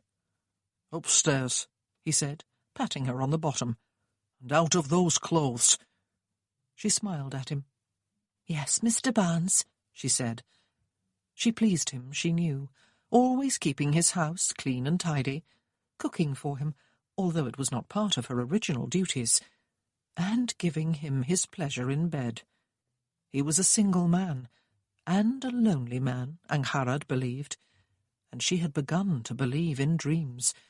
She would do anything to make her dream come true, including giving him information that she judged would not harm anyone in particular. He did not undress when he followed her up a few minutes later. He merely loosened his trousers and lay heavily on top of her on the bed. She opened her legs for him, and he thrust himself inside her and rode her with vigour while his hands took hold of her naked breasts and squeezed them hard. He grunted and relaxed his full weight on her when he was finished, before rolling to one side of her. He kept hold of one of her breasts. "You are wonderful, Mr. Barnes," she said, gazing worshipfully at him. "I do like a masterful man." "You must just remember, Angharad," he said, "that a good woman does not keep secrets from her man. You must trust me. If I am your master, you must tell me everything you know. I have everyone's interests at heart, after all. You know that. I would be displeased with you if I thought you did not trust me, and deliberately kept things from me." "I trust you, Mr. Barnes," she said earnestly. "I think you are wonderful. It is just that I did not know this time. I'll tell you next time. I would do anything for you." "I will expect better next time, then," he said. "Lie still now while I rest. I'll have you again before you go." "Yes, Mr. Barnes," she said. She closed her eyes and dreamed of life in the stone lodge cottage. Her own spacious home to do with as she liked, and money to buy ornaments for it and clothes for herself. The man who lived there with her in her dreams had Emrys Reese's face. The workers were paid in the Three Lions Inn, as they always were.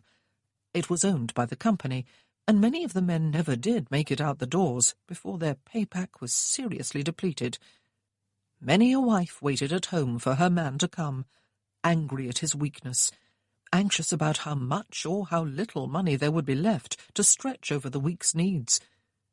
Many thought with a sinking heart of the already impossibly high advance taken up at the truck shop, and the resulting smallness of this week's pay now being drunk up. Tomorrow, or the next day, they would be asking at the shop for an advance on next week's wages. This evening many of the men drank deeper than usual, not with the once-a-week pleasure of having some money in their pockets, but with the impotent anger of their reaction to the news that wages were to drop 10% during the coming week. "Take it or leave it," the paymaster had said with a shrug, when some of the more vocal men had protested. Profits were down. It was either a reduction in everyone's wages or layoffs. There were always more workers ready to move into the valley and work for even less if all they wanted to do was grumble. The Irish were always willing to work. Sian waited at the end of a long line. The coal miners were always paid last, the women after the men. She thought of the long, hard hours spent underground each day, and the almost inhuman conditions, and all for so little pay that it would scarcely buy sufficient food for the coming week. What would happen with a 10% reduction? Yet she was one of the fortunate ones. Grandad and Uncle Emrys worked at the furnaces and were higher paid than most men. There were 3 wages going into their house and only 4 mouths to feed. There were no children. She tried not to listen to the complaints of some of the men with large families. There were the usual murmurs about a union. Not loud murmurs, with the paymaster still present, but quite unmistakable nevertheless. Owen was sitting with a large group of men at the far side of the room, Emrys among them. Her grandfather was sitting with a group of older men. It was all they would need, she thought with an inward sigh of despair, as if they did not have enough troubles without that. There had been a curious silence at work during the day about the activities of the Scotch cattle last night, and yet there had been a very definite awareness of the one topic that dominated all their minds. Sian had walked home from work with Yearning, as she often did, and had asked him directly. He had smiled at her. "Don't worry your head about it, Sian," he had said. "You were tired after a day's work." "And you are not," she had said. "What am I not to worry my head about? Did they give you a warning? Did they, Yearning?" "It is not right to give in to threats," he had said. "It is only right to go with one's conscience, Sian. I am not afraid of them." "You will not join the association, then?" She had been whispering. He had shaken his head. "You are not to worry about it." He had smiled again, but she had been able to see from the paleness of his face behind the coal dust that he was afraid. His face had reminded her for a moment of Gwyn's when he had been carried up from the pit, dead. She was terrified for Yearning. He was going to ignore a warning from the Scotch cattle. As she waited in line for her wages, She thought for a moment that she was not going to be able to get her breathing under control, but would collapse, gasping on the floor.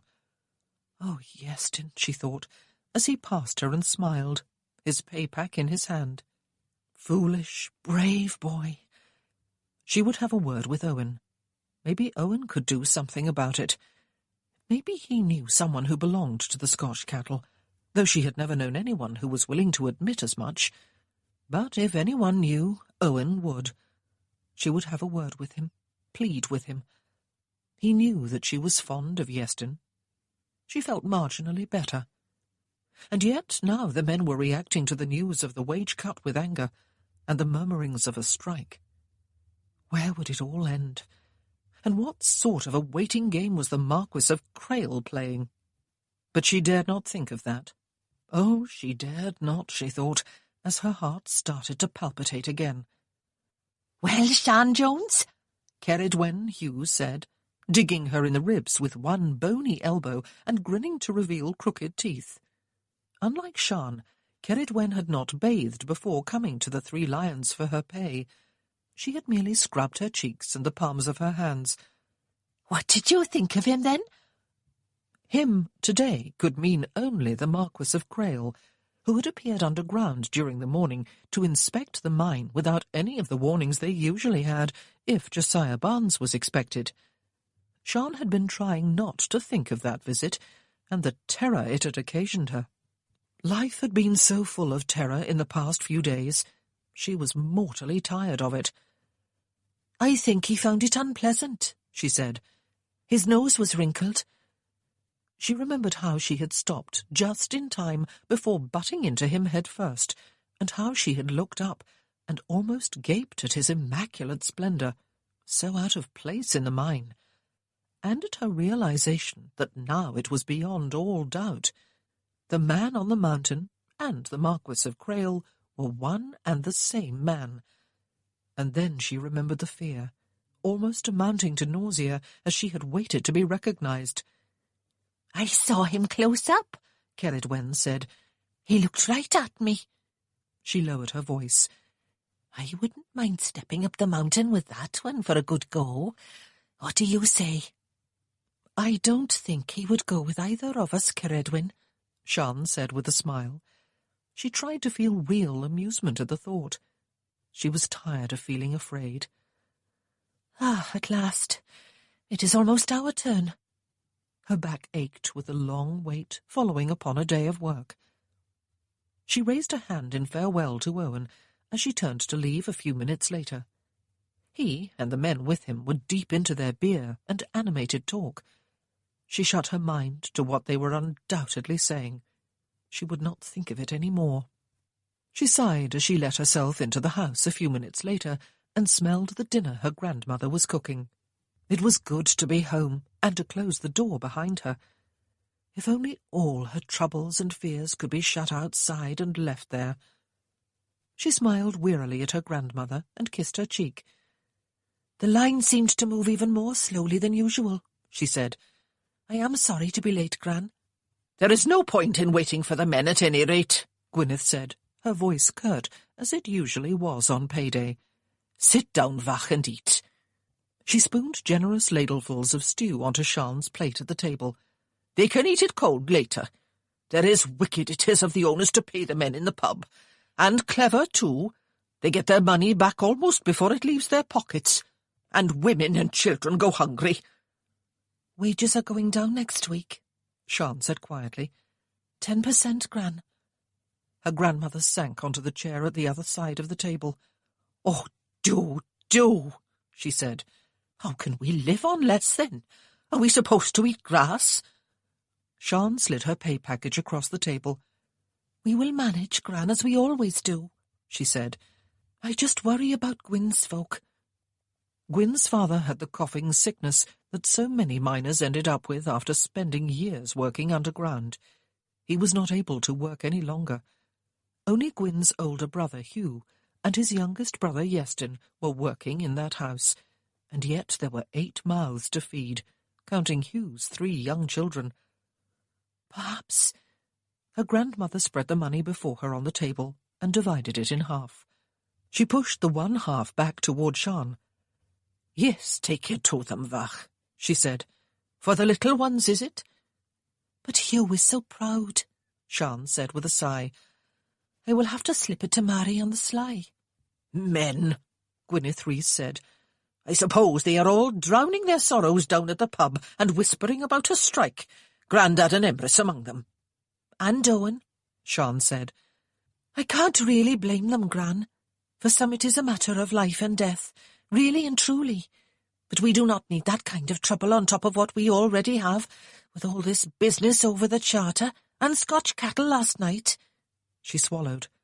"They called on Yearning. He has been given 3 days to join the Chartist Association, but he says he will not." "Oh, Dew!" Her grandmother was about to say more, but she was stopped by a knock on the door. Owen? Had he left the pub early, then? But the door was not opened as it usually was if it were Owen or one of their neighbours. Sian got up to open it. "Mrs. Sian Jones?" She did not recognise the man, though he was well dressed. "Yes," she said.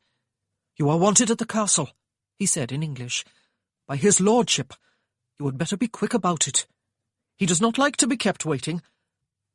Sian felt suddenly as if she were looking at the man through a long tunnel.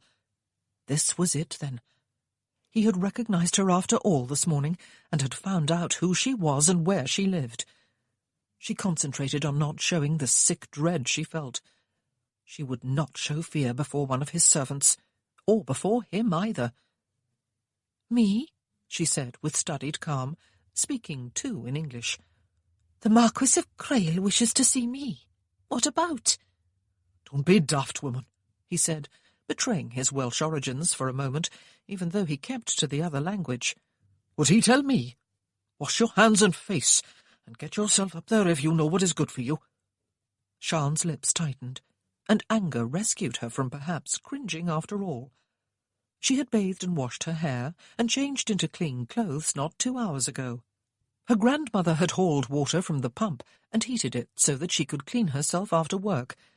And yet this man, a mere servant when all was said and done, thought to treat her like a worm beneath his well-polished boot. "It is very late," she said. "I have just come home from work." The groom turned away in disdain. "I would be there in half an hour if I were you, missus," he said, "or it may go badly with you." Yes, badly. It would go badly whenever she went. She wondered if the Marquis of Crail would punish her merely for being there as a spy at the meeting, or if he hoped to coerce her into giving some of the men's names. Perhaps, after all, he found himself unable to identify any of them, including Owen. She felt a glimmering of hope. But he had summoned her to the castle. Absurdly, she had a mental image of dungeons and racks. The castle had been built less than 100 years before. It was not a real castle at all. Besides, she closed the door and turned to stare at her grandmother. "Dew," was all her grandmother said from her place at the table. She held one hand over her heart. "He must have found out who I was," Sian said. But she must not worry her grandmother before she had to, or anger her. Gran would be very annoyed if she knew that Sian had gone up the mountain at midnight. "I almost ran him down this morning, Gran, when he came down the mine with Mr. Barnes. He must be going to dismiss me. But he would not lower himself to do that in person, would he? Whatever can he want?" "Don't go," Gwyneth said, her eyes round with fear. "Stay here, Vach. We will send Grandad when he comes home." "No," Sian said. "It is me he has summoned, Gran. You'd better go and see what he wants. Probably something we will laugh about afterward." She tried to smile. "Don't go," her grandmother repeated. "My Margaret." She spread her hands over her face. Margaret had been Sian's mother. "Oh, Gran," Sian said, realising suddenly what her grandmother's fears were. She hurried across the room to put her arms about her. "No, he has not even seen me except this morning, when I must have looked anything but inviting." "And once up on the mountain when he kissed me." "That is ridiculous. Besides, you cannot think that I would—" Mr. Barnes, Gwyneth said without removing her hands. It is the sort of thing he would do, Sian. I have heard about wicked English gentlemen and their harems, said Sian. It would be just like Mr. Barnes to have you brought up to the castle first, her grandmother said. There is wicked he is, Vach, and all because you would not marry him. Don't go. Wait for Grandad to come home, is it? Or run along and see if the Reverend Llewellyn is at home. Sian kissed her grandmother's cheek. No, I shall go, she said. He cannot very well kidnap me after all, can he? Then I will come with you. Gwyneth got determinedly to her feet, undoing the strings of her apron as she did so. No, Gran, Sian said. I shall go alone. It is silly to expect the man to be some sort of ogre, just because he is an English marquis and lives in a castle.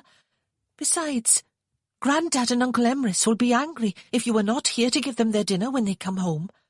And serve them right, too, her grandmother said, bristling. But she sat down again. I shall send Grandad up there if you are not home at a decent time, Sian. Sian, almost sick with fear, considered her appearance. Should she pin up her hair and put on her Sunday dress? She thought of all the dresses bought for her by Sir John Fowler and left behind in her mother's cottage. But she was not going to dress up for the Marquis of Crail, not just to be dismissed from her job and interrogated about the men at the meeting. She took her shawl from the back of the door and wrapped it about her shoulders. She lifted the weight of her hair outside it as she left the house and closed the door, leaving a worried-looking grandmother behind her. She raised her chin, squared her shoulders, and strode purposefully along the street. She had never been close to Glanrhyd Castle.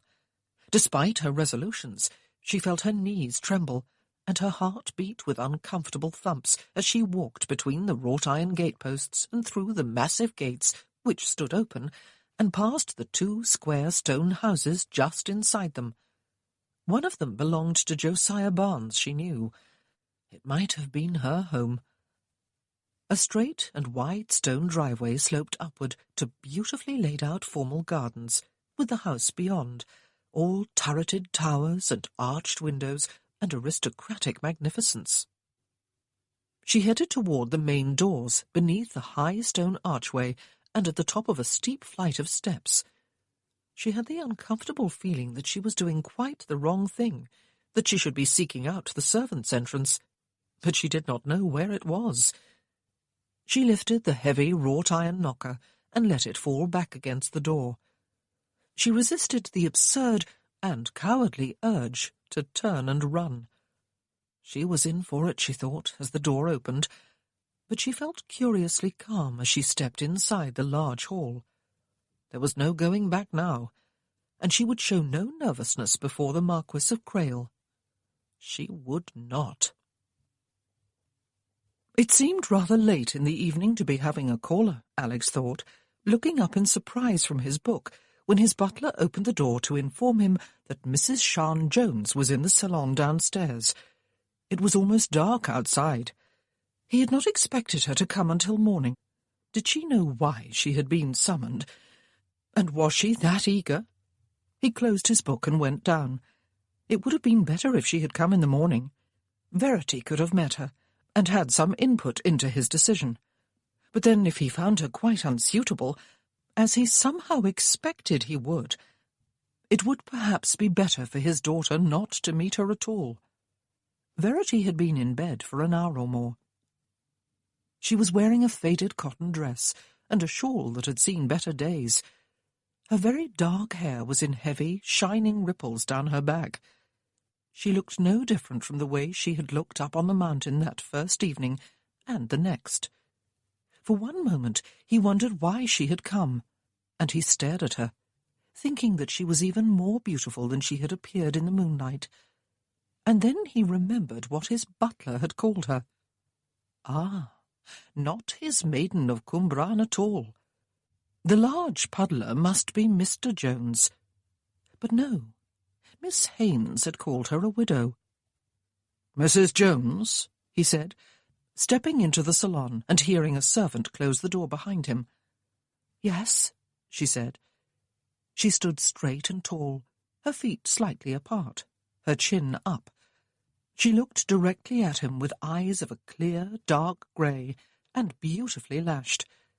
She gave him no title and offered no curtsy. She really was quite startlingly beautiful. He wondered if it was the stolen kiss that was making her look defiant. Had it been that good? "Will you have a seat?" He gestured to a chair beside her. "Why?" she asked. "What do you want of me?" She was frightened, he realized suddenly, and doing an admirable job of masking it with pride and disdain. She was expecting him to renew the questions he had asked her on the mountain. She did not know why she had been summoned then. "I wish to discuss the possibility of employing you," he said, and wondered even as he spoke if he really wished to do so.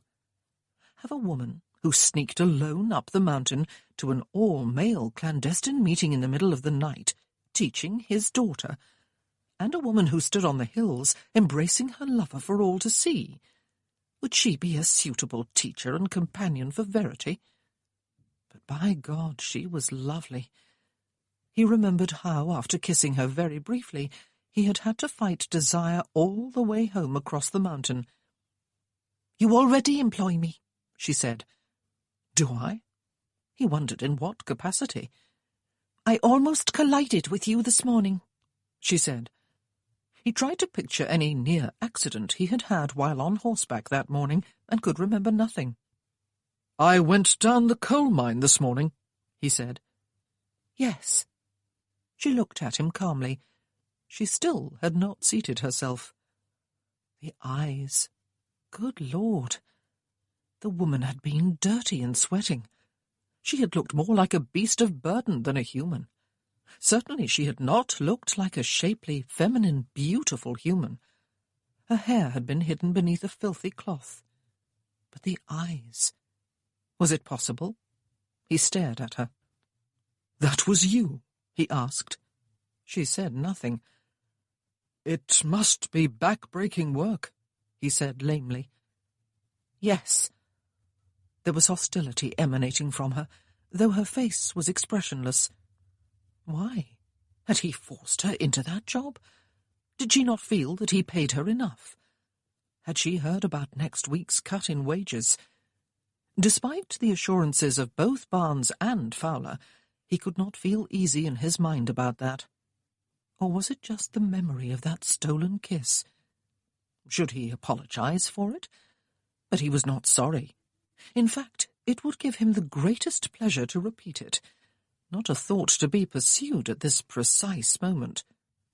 "You have been recommended to me as a possible governess for my daughter," he said. "Won't you have a seat?" She stared back at him. "A governess?" she said. "I am told you were educated at a private girls' school in England." He looked inquiringly at her. "Yes," she said.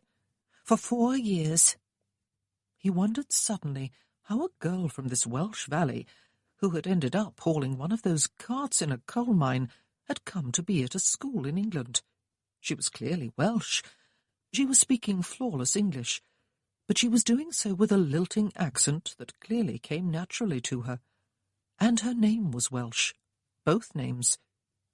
She offered no explanation. "I would imagine, then," he said, "that you are qualified to instruct a 6-year-old child."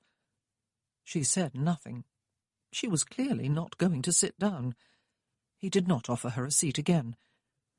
"I want something more than just that, though," he said. "I want someone to teach her Welsh." She raised her eyebrows. "Welsh?" she said. "This little part of Wales will be mine for the rest of my life," he said. "It is possible that I will live here for much of my time. My daughter will live here with me. If I do not remarry and produce sons, it will all be hers one day. It seems logical that she learn the language of the people who work for me." She smiled. It was not a very pleasant expression. "It is a barbaric tongue," she said. "Let me guess," he said, clasping his hands at his back. "You were told that at school." She inclined her head. "Nevertheless," he said, I would have my daughter learn this barbaric tongue, and something of the history and customs and culture of Wales. This is a very beautiful valley." "It was beautiful," she said quietly. He raised his eyebrows at the impertinence. He was responsible for spoiling its beauty. That was what her tone had implied. "My daughter also needs someone willing to play with her," he said, "and take her for walks and runs. She is fascinated by the hills. Hills for children are irresistible. They must be climbed." "They have that effect on many people, regardless of age," she said. "Hills are meant to be seen over." He half smiled, and had that yearning feeling again very fleetingly. It was gone even before he could begin to grasp at it. Hills were meant to be seen over. He must remember that. "Can you oblige me?" he asked. "Can you give my daughter what I need for her?" She was silent for a long moment. "No," she said at last. "Why not?" He frowned. He had expected to be the one making the decisions. It seemed as though Mrs. Sean Jones was turning the tables on him. "I have work already," she said. "And you enjoy it?" His frown deepened. "Other women do it," she said. "I am no different from other women." He suspected that she was, in beauty if in nothing else. He felt unaccustomedly dazzled by it. He was used to having his favours courted by all the most beautiful ladies of fashion. But then this woman was not a lady, not in social status or in dress anyway, but she had a dignity that he found appealing. "You would live here," he said. "You would have a room of your own close to my daughter's, and a clothing allowance." He glanced at the clean, shabby dress she wore. It did nothing to detract from her loveliness. "I would pay you—" He named a sum. Her eyes widened. "You are interested?" he asked. Colour flooded her cheeks. "No," she said. "How much do I pay you to work in my mine?" he asked. He was staggered when she told him, though he had already seen some of the books in which the wages of his men were recorded. How could anyone live on such a pitiful pittance? "Is that before or after the cutback?" he asked her. She smiled again, the same way she had smiled before. "Before," she said. "Good Lord." "Would you not prefer to earn what I have offered you to be a governess?" he asked. "Would you not find the work more pleasant?" He was surprised to see her lips tighten with what could only be anger. "Can you afford to pay me so much?" she asked. "I thought everyone was suffering with the reduction in iron sales. You included." He felt anger too. Was she daring to use sarcasm on him? "Will people suffer?" he asked. "I know that no one likes to have less money than they have been accustomed to, but will there be actual suffering?" She looked at him and said nothing. He waited for her reply, but she obviously had no intention of making any. Mrs. Sean Jones, he decided, was a prickly woman, beautiful, but lacking in the sort of soft charm that he expected of women. Her lover doubtless derived enormous pleasure from that luscious body.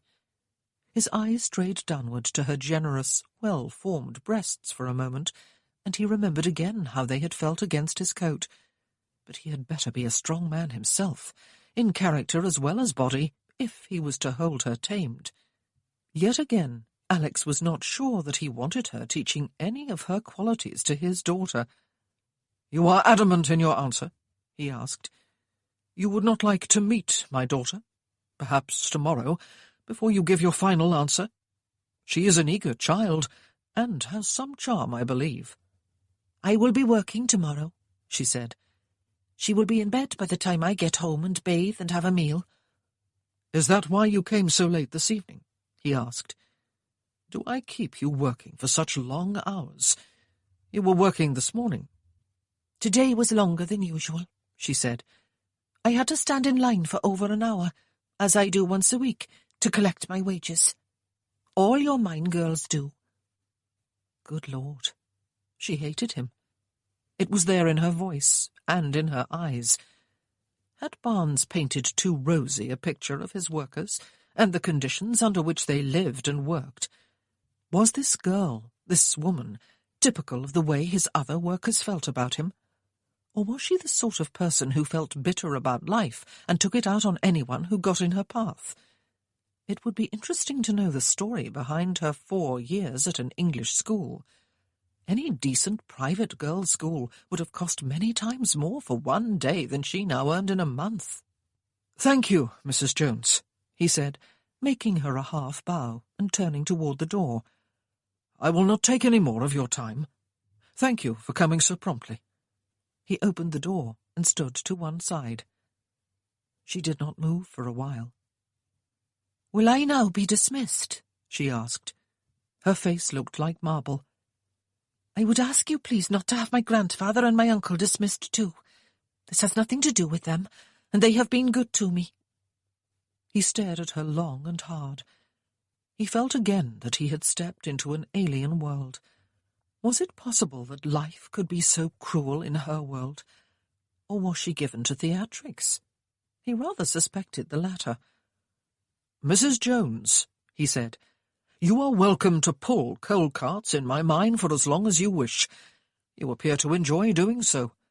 Your grandfather and your uncle, and any other relatives you have, may continue with whatever they do in my employ. I am not much given to spite." She licked her lips and hesitated. She spoke in a rush. "Not even about the other night?" she asked. "Why have you done nothing? I thought that was what this summons was about." "If I had wanted to discuss that matter," he said, looking closely at her, "I would have summoned your lover, Mrs. Jones."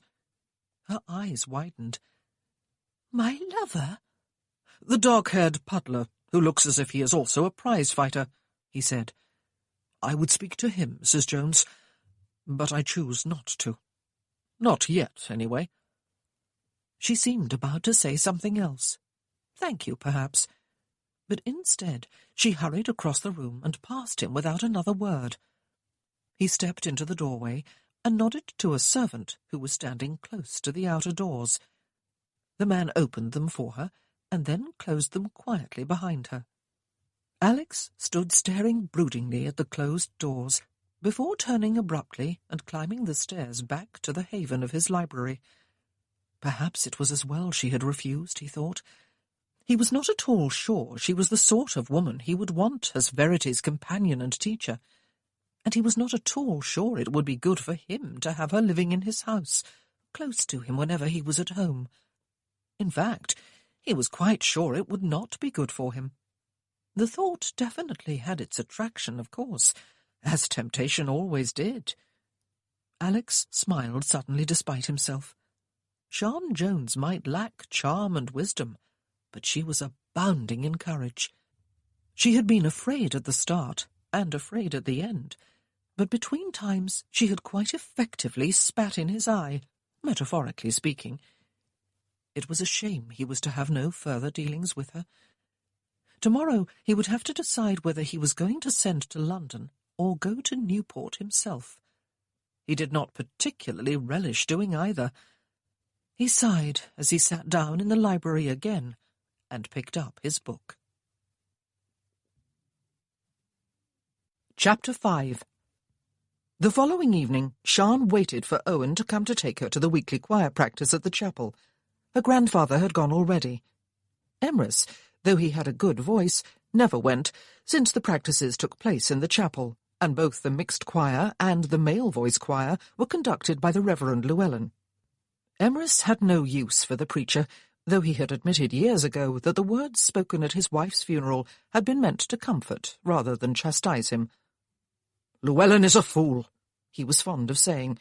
"He preaches acceptance of our lot when we should be fighting to change it." Even the fact that the Reverend Llewellyn had attended the Chartist meeting, and led it in prayer, and signed the charter, did not mollify Sian's uncle. The preacher had not joined the association, and had spoken out against it. It was right to ask for changes, he had said, but it was not right to insist. "Bloody idiot," Emrys had said, before being commanded by his father to apologize to the women for using such language in the house. Sian always looked forward to choir evenings. Singing was the most relaxing thing in the world to do, she always thought, and one of the most joyous, especially when one sang in company with 100 or more others who loved it as much. Actually, to call the mixed group a choir was rather comical, since it consisted of at least 3/4 of the Sunday congregation, and they did not really need to practice, since they all knew the hymns by heart.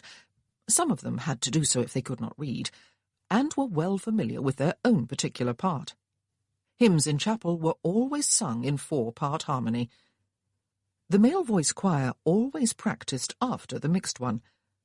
Sian thought it unfair that men singing in harmony together sounded so much lovelier than women or mixed voices, but she loved to stay and listen to the men. They did not practice in order to sing in chapel. The women would not have consented to be quiet themselves, since it was mainly to sing that they went to chapel. The male voice choir practiced to sing competitively. They sang a few times each year at minor competitions, and once a year at the big Eisteddfod, or music and poetry festival that was held in one of the valleys. This year it was to be in the neighbouring valley. The Cwmbran male voice choir had been beaten only twice in the past 10 years, both times by their bitterest rival. The Eisteddfod was the big social and cultural event of the year in the valleys. Cwmbran would virtually empty out on that day, while all its people trekked over the mountain to whistle and cheer for friends and relatives, and to hiss and heckle rivals. It was also the big annual hunting ground for young people. Many an inter-valley courtship began at the Eisteddfod. There was a knock on the door, and Sian jumped to her feet, smiling. Owen let himself in and greeted her grandmother, who was mending one of Emrys's shirts. "Ready for choir, are you then, Sian?" he asked. "Sharpened your voice, have you?" "I hope not too much," she said, wrapping her shawl about her shoulders. She took his arm as they stepped outside.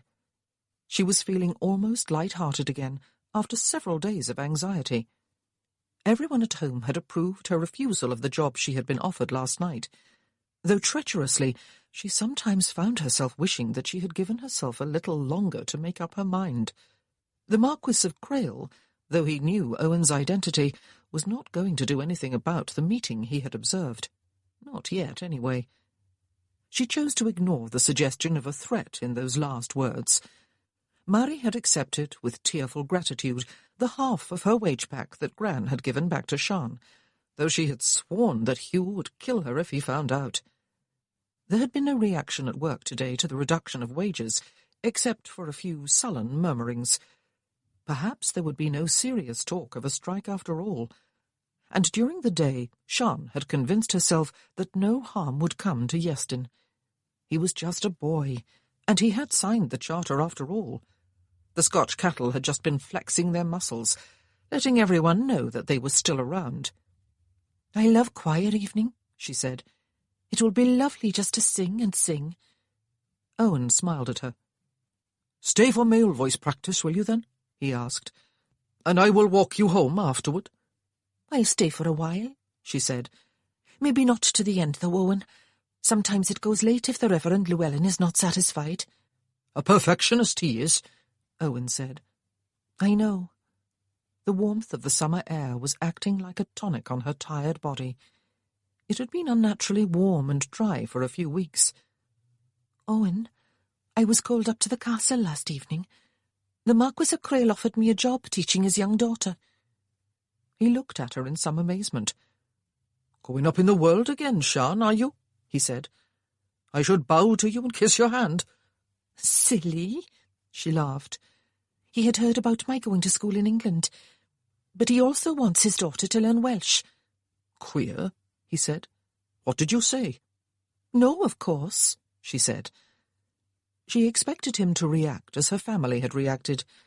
They had assured her that she had done the right thing. Uncle Emrys had echoed her grandmother's fears. The Marquis of Crail could have only one reason for wanting to lure her to his castle, he had said. She expected Owen to be even more protective of her. "Perhaps you should have gone," he said. "It would have got you out of the mine, Sian. I hate the thought of you working down there." It is not right." She was touched. "But other women have to," she said. "I am no different from them, Owen." "But you are," he said. "You are brave and stubborn to a fault, Sian Jones, but you are 10 times the lady any of them are." "You know that I don't want to be," she said. "You know that I want more than anything to belong, Owen." Perhaps it was a hopeless dream.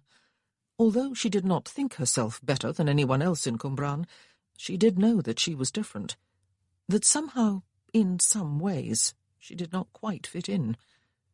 Although most people were perfectly friendly toward her, she had no particular friend or friends, apart from Owen and Iestyn.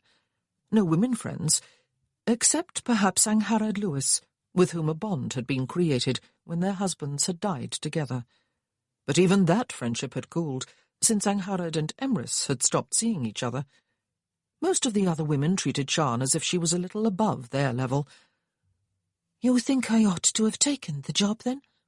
Owen shrugged. "Well, it is too late now if you have already said no," he said. "But you could have kept your ears open there, Sian. It is always useful to know something about the movements of the owners and what they are saying and thinking." Sian frowned. "You mean that you would want me to act as a kind of spy?" she asked. "What a horrid idea." "You think Barnes does not have his spies among us?" he asked. "Why should Creel be shut up in his castle like a god, when we have to be looking over our shoulders all the time?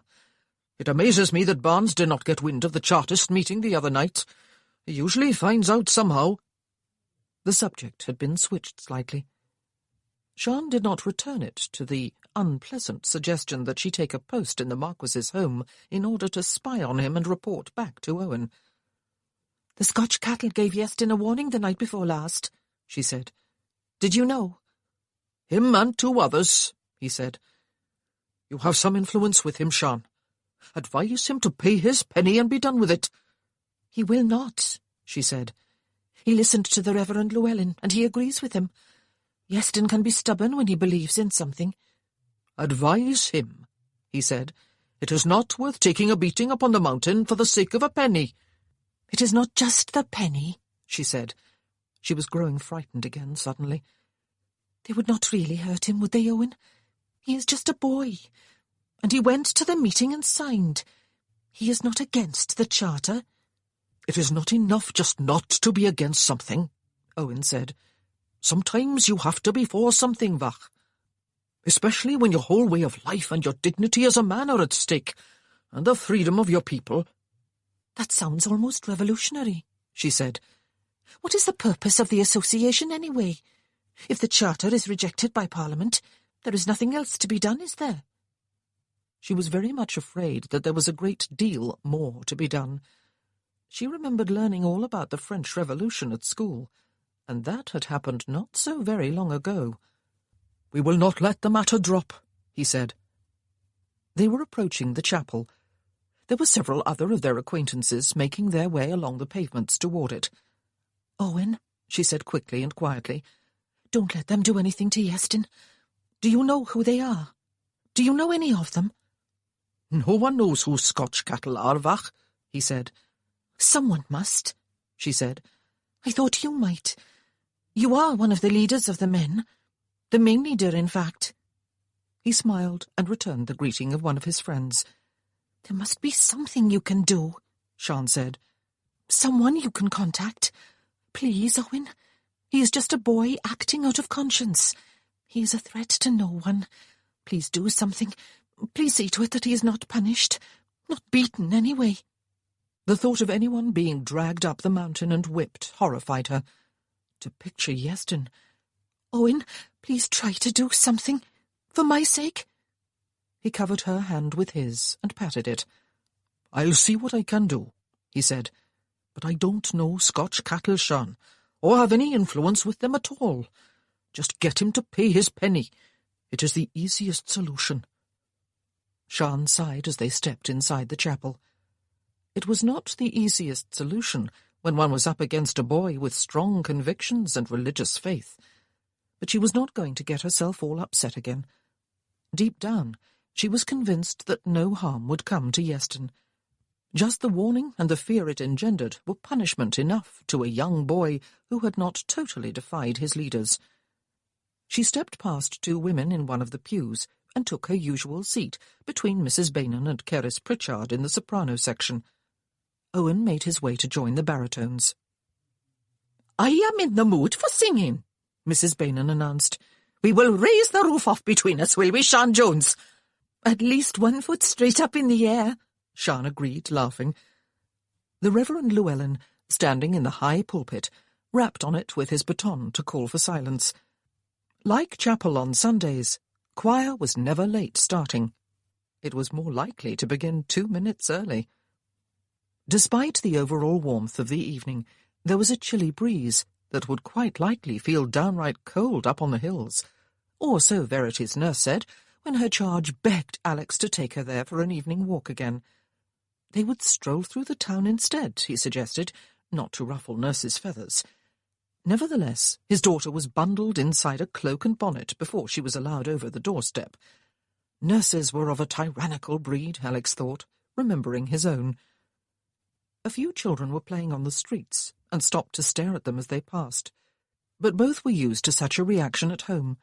Apart from the children, the town seemed almost deserted. Alex did not make conversation with his daughter. He had something of a headache and was feeling irritable. It was the unaccustomed feeling of lack of power, he supposed, and the helpless frustration of not knowing or understanding what he should know and understand. He did not know anything about the iron-making and coal-mining industries, or even about business in general. He knew nothing about industrial workers. He knew nothing about Wales or the Welsh.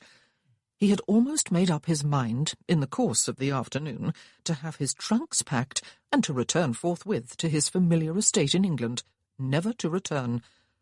But he was too stubborn to give in so soon. He would be damned before he would run away. He had studied the company books carefully during the morning.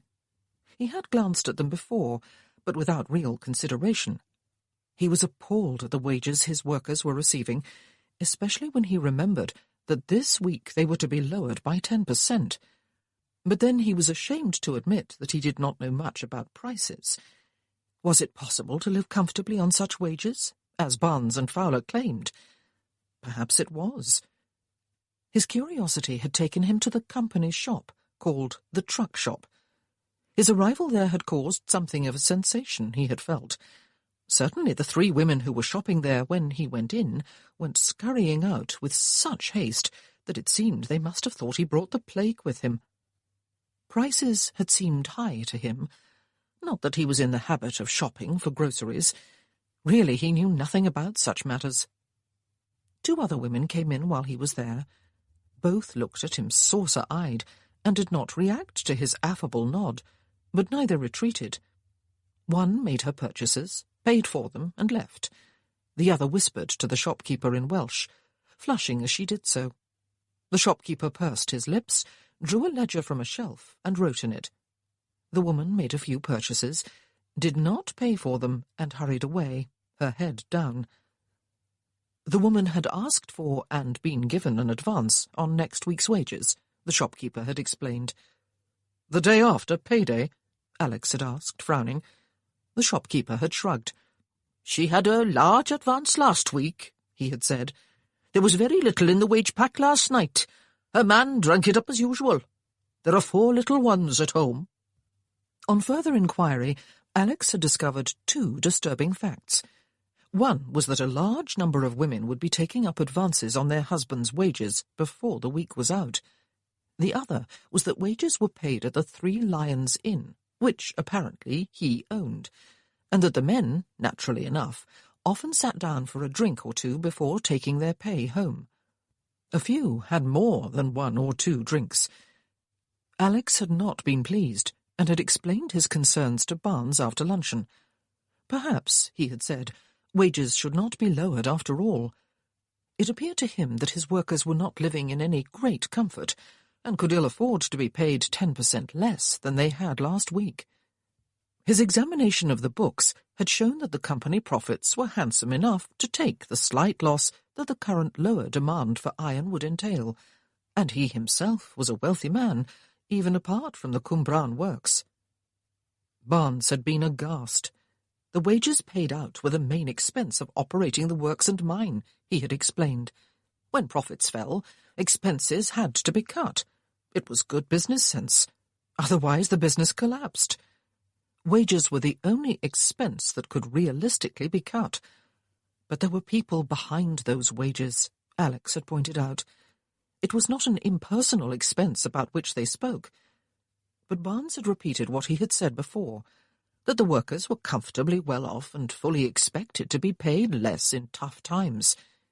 He had added something that had silenced the arguments Alex was still prepared to make.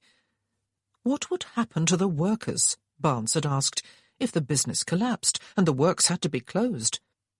Sometimes what might seem to be cruelty was in fact kindness. Wages must be reduced for the workers' own good. Company profits looked healthy enough to Alex, but what did he know? There was that frustration again of not knowing, that realization that he must trust the experience of his agent, even when it went quite against the grain to do so. Being at Cwmbran was a humbling experience, Alex was finding. Besides, Barnes had not finished, and again he had had a telling argument, one against which Alex had no defence at all. There were coal mines and ironworks all across the valleys, and people and news travelled. The owners had to work together, so that what one did, they all did. Only so could chaos be averted. If wages were lowered in all works except one, there would be mass discontent and strikes and untold suffering. The master who had thought to be unrealistically generous to his workers would make all the others suffer. All the other owners and agents, Alex had learned, had been living and working in the valleys for years, and knew how the industry was to be kept profitable, for the sake of both workers and owners. He had been there for only a few days, and had had no previous experience whatsoever with industry. How could he come here now and change things, and perhaps destroy what he did not understand? He could not do so, and so his workers must live on 10% less this week than last. The same cut had been made right across the valleys. The lowering of demand was likely to continue for some time, Barnes had told him.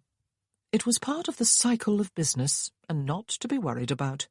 Things would swing upward again eventually, but in the meanwhile it was possible that in a few weeks' time wages would have to be reduced a further 10%. Alex had said nothing, but he had decided there and then that he would fight against such madness.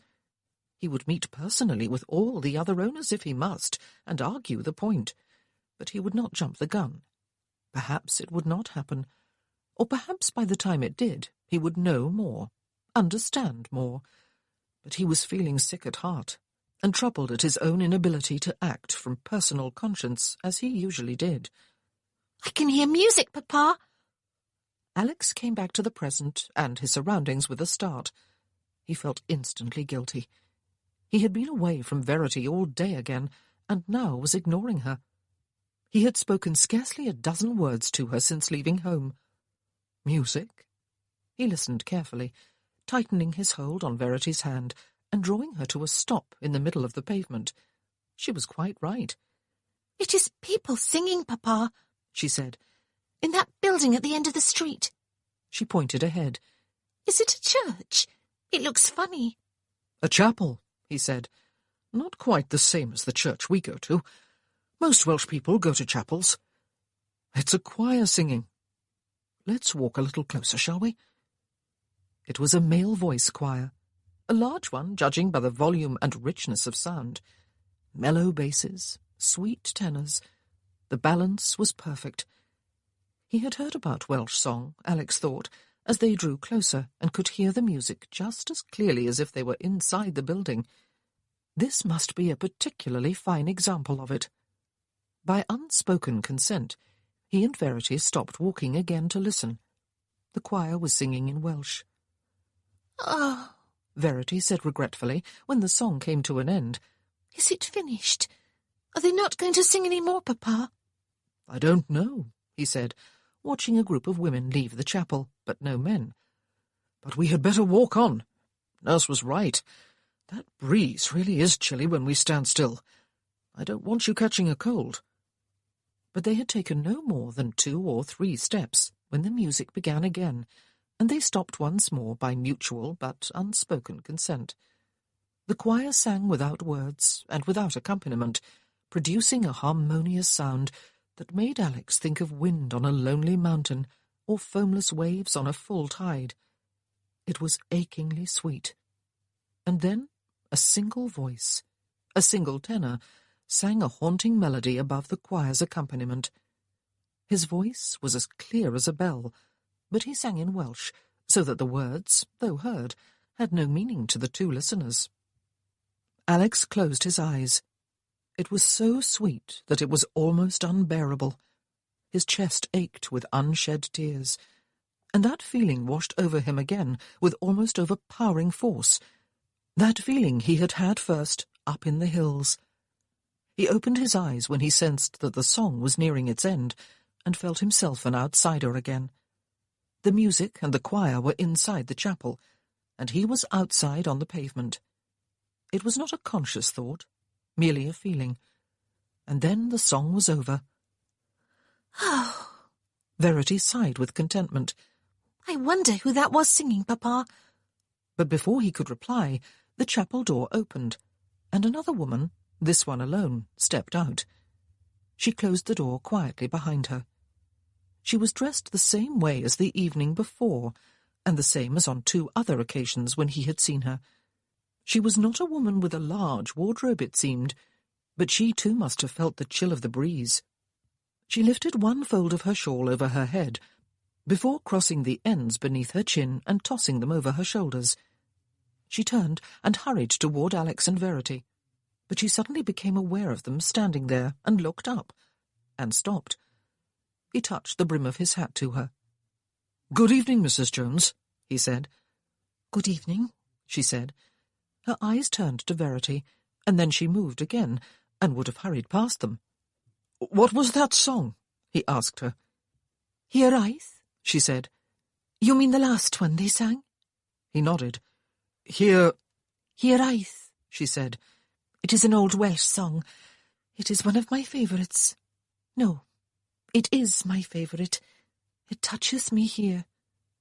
She pressed a hand to her left breast, and flushed and removed the hand when she noticed his eyes following the gesture. "What is it about?" he asked. "Here I'th" means— She sketched small circles with her hand for a moment. "It is difficult to translate. Longing, yearning. It is the longing one feels for perfection, for the absolute, for God, that reaching beyond ourselves, the yearning that is never fully satisfied, except perhaps in heaven. I am not explaining it very well." "Oh, yes, I think you are," he said. It was almost as if he had known, as if he had understood the Welsh words, or perhaps some ideas conveyed themselves through music and emotion without the necessity of words. She looked at him rather uncertainly. "It is part of the Welsh soul," she said. "Here I'th mawr, the great longing. Maybe it comes from the wildness of nature, from the hills and the valleys, from the sea. Maybe— I am sorry, I am sounding foolish." She glanced at Verity again. "My daughter Verity," he said. "She is 6 years old. This is Mrs. Jones, Verity. I asked her to be your governess, but she was unable to accept the position." "My grandmamma taught me how to read and do sums," Verity said. "But I want to learn to sing, and I want to speak Welsh. I think you must speak it. You sing when you talk. That means you are Welsh." Sian Jones smiled at his daughter. God, but she was beautiful. Alex wondered if she would be as lovely dressed in all the finery of a fashionable lady at a London ball. He rather suspected that she would, but not lovelier. And she had been inside that chapel. She belonged. He felt a wave of loneliness again. This Welsh adventure was doing strange things to him. He did not normally think of himself as a lonely man. "My mother spoke it to me almost all the time when I was growing up," she said in answer to Verity's comment. "Since she died, 8 years ago, I have spoken almost nothing else. But your English is very good, Verity said politely. Thank you. She smiled again, but she looked uncomfortable. She looked once more as if she was about to move on past them. He spoke on impulse. He had not yet sent to London, and he had made no decision about going down to Newport himself. But he certainly had not intended to pursue this option any further. Indeed, he had concluded that she would not, after all, have been a suitable choice. "Perhaps," he said, "you have had a chance to think further about my offer during the course of the day. Perhaps you would like to change your answer." He was surprised to see that she hesitated before looking into his face. "No," she said. "Or perhaps you would like a few days before giving a final answer," he said. "How does a week sound?" "I don't need—" she began, but she did not complete the sentence. She bit her lip and looked at Verity. "Do you go to that chapel instead of going to church?" Verity asked. She nodded. "It is where my family and friends go," she said. "Most of the people of Cwmbran, in fact. Not many people go to the church. It is English, and we are Welsh. The singing is dismal there." She laughed, a low musical sound that did strange things to Alex's insides. Her eyes danced, and her face lit up with merriment when she laughed. Her teeth were white and perfect. "If you were my governess," Verity said, "I could go to the chapel with you. I could sing those songs if you taught me Welsh. Or is it only men who can sing?" Sian Jones laughed again. "Oh, no," she said. "We all sing. You cannot be Welsh and not sing. You would be exiled to somewhere horrid, far, far away." "The back of beyond," Verity said. "Well?" Alex asked, looking at Sian, compelling her, through a knack he had learned in a lifetime of commanding servants, to look back. He saw her hesitate again. "A week," she said. "But I don't think it will be yes." "Fair enough," he said. "I shall await your answer. You will come in person?" She hesitated yet again, and nodded. And then she smiled at Verity once more, tightened her shawl beneath her chin, and strode on past them. He turned his head to watch her walk down the street. She did not look back. God, he thought, shaken. He wanted her. He wanted to bed her, to make love to her. To a Welsh labouring woman who harnessed herself to a coal cart in his coal mine by day. To a woman who could look him directly in the eye and address him without any bending of the knee or courtesy title. To a woman with the foolishness and courage to sneak from her home at night to spy on a men's political meeting. To a woman who yearned for the absolute. To a woman who was part of the soul of Wales. He would remember the feel of her body against his, tall, shapely, generous-breasted, firmly muscled. He could remember the warmth and softness of her lips within his own. He could remember the surge of desire that one brief kiss had aroused in him. He hoped she would refuse the offer he had renewed. It would not be a good thing at all to have her living and working under his own roof. He was not sure he would be able to keep his hands off her, and it had never been his way to defile his servants or those dependent upon him. He wondered if she would come to tell him, if her answer was no. He should have specified that she must come anyway. But he supposed he could send for her at any time. She was his employee, after all, and a very lowly one at that. "Papa," Verity said, tripping along at his side, "I wish I could speak like Mrs. Jones. I could listen to her talking all day long." Yes, so could I, her father thought. Sian Jones's soft Welsh accent was not by any means the least of her attractions, and he was fooling himself if he thought he was hoping she would turn down his offer, he admitted ruefully to himself. Chapter 6. It was perhaps even more spine-chilling now that he knew what it was. Alex had woken at the first howling and bellowing, and was standing now at his open bedroom window, as he had a few nights before. They were out again tonight, then, the Scotch cattle. What was it this time, he wondered? Chartism again? Or was it something to do with the lowering of wages? Sometimes, Barnes had said, there were attempts to form a union and to get everyone out on strike. Was that happening now?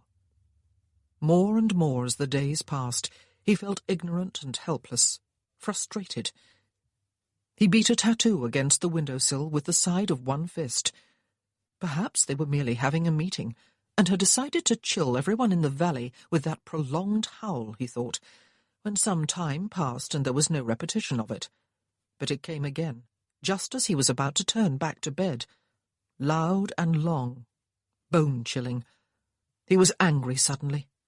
Angry at the knowledge that this was his property and his industry, and that these people were his workers and his dependents, and yet everyone seemed to know and understand more than he.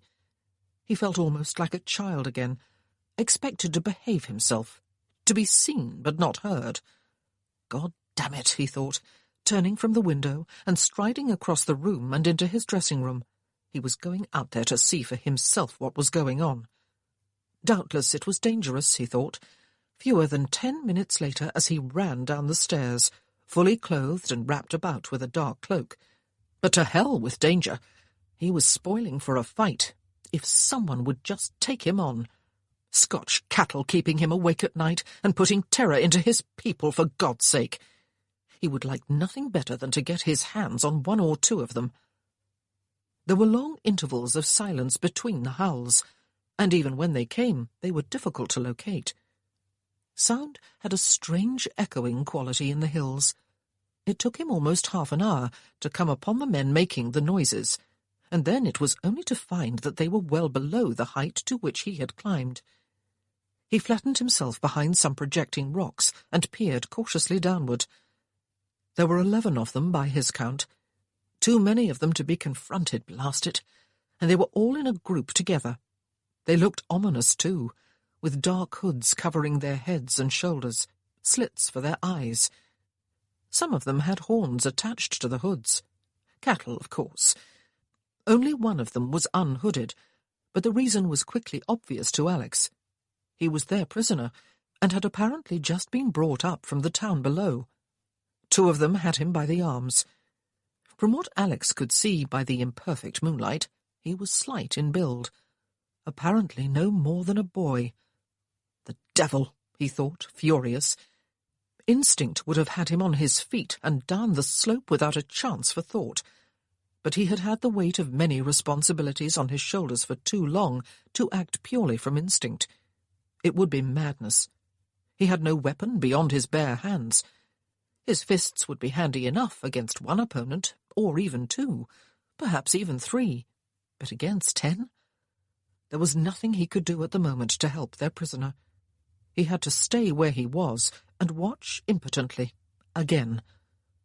The 2 men who held the boy tore off his shirt, his only upper garment, and then forced him down onto the ground, face down and spread-eagled. 4 of them worked to confine his hands and feet to stakes that Alex was unable to see from where he was. He clamped his teeth together and felt the sweat cold on his back.